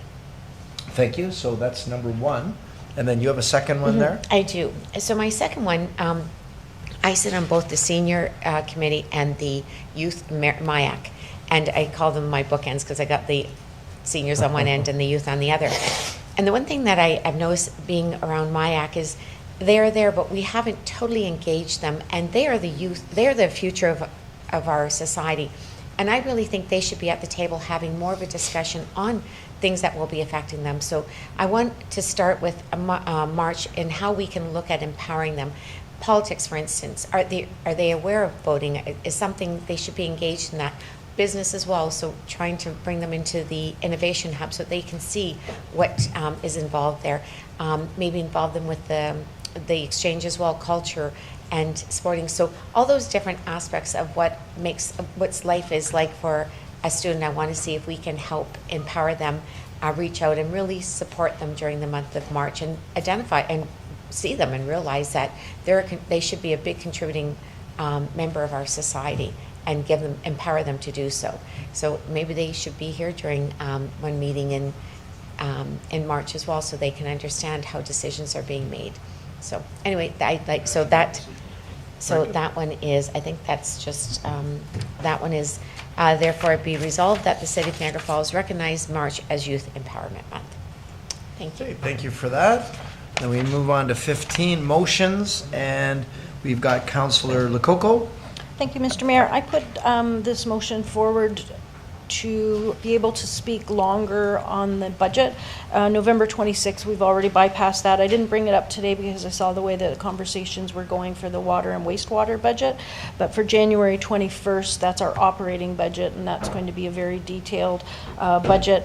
It's a huge budget, and I just think having more than 5 minutes would be very appropriate for us. I know we have different ways of asking questions. We have a session, an in-camera session. We have a portal. We can talk to staff, but there are certain things that the residents would like to know about, or that our staff be questioned on. So I wanted to put that motion forward that we waive the procedural bylaw for the operating budget. Okay, do we have a second for the motion? Anybody supporting the motion? I don't think anybody wants more than 5 minutes, Councillor, per issue. Okay, thank you. Thank you. So we don't do the bylaws yet, right? No? Yes, Councillor? But we do have opportunities to ask questions before. Yeah, oh yeah, no. Right? We've got, yes. Well, we're not stuck to the 5 minutes, like there's dialogue prior to the meeting. Yeah. Just want to make sure that the public's aware that we sometimes meet beforehand. Staff is very accommodating. Everybody has an open door policy. If we have any questions, we can ask them now. And we've got the portal now too, so if you've got. I didn't know if I could. Have what? I didn't know if you can. In camera as well, yeah.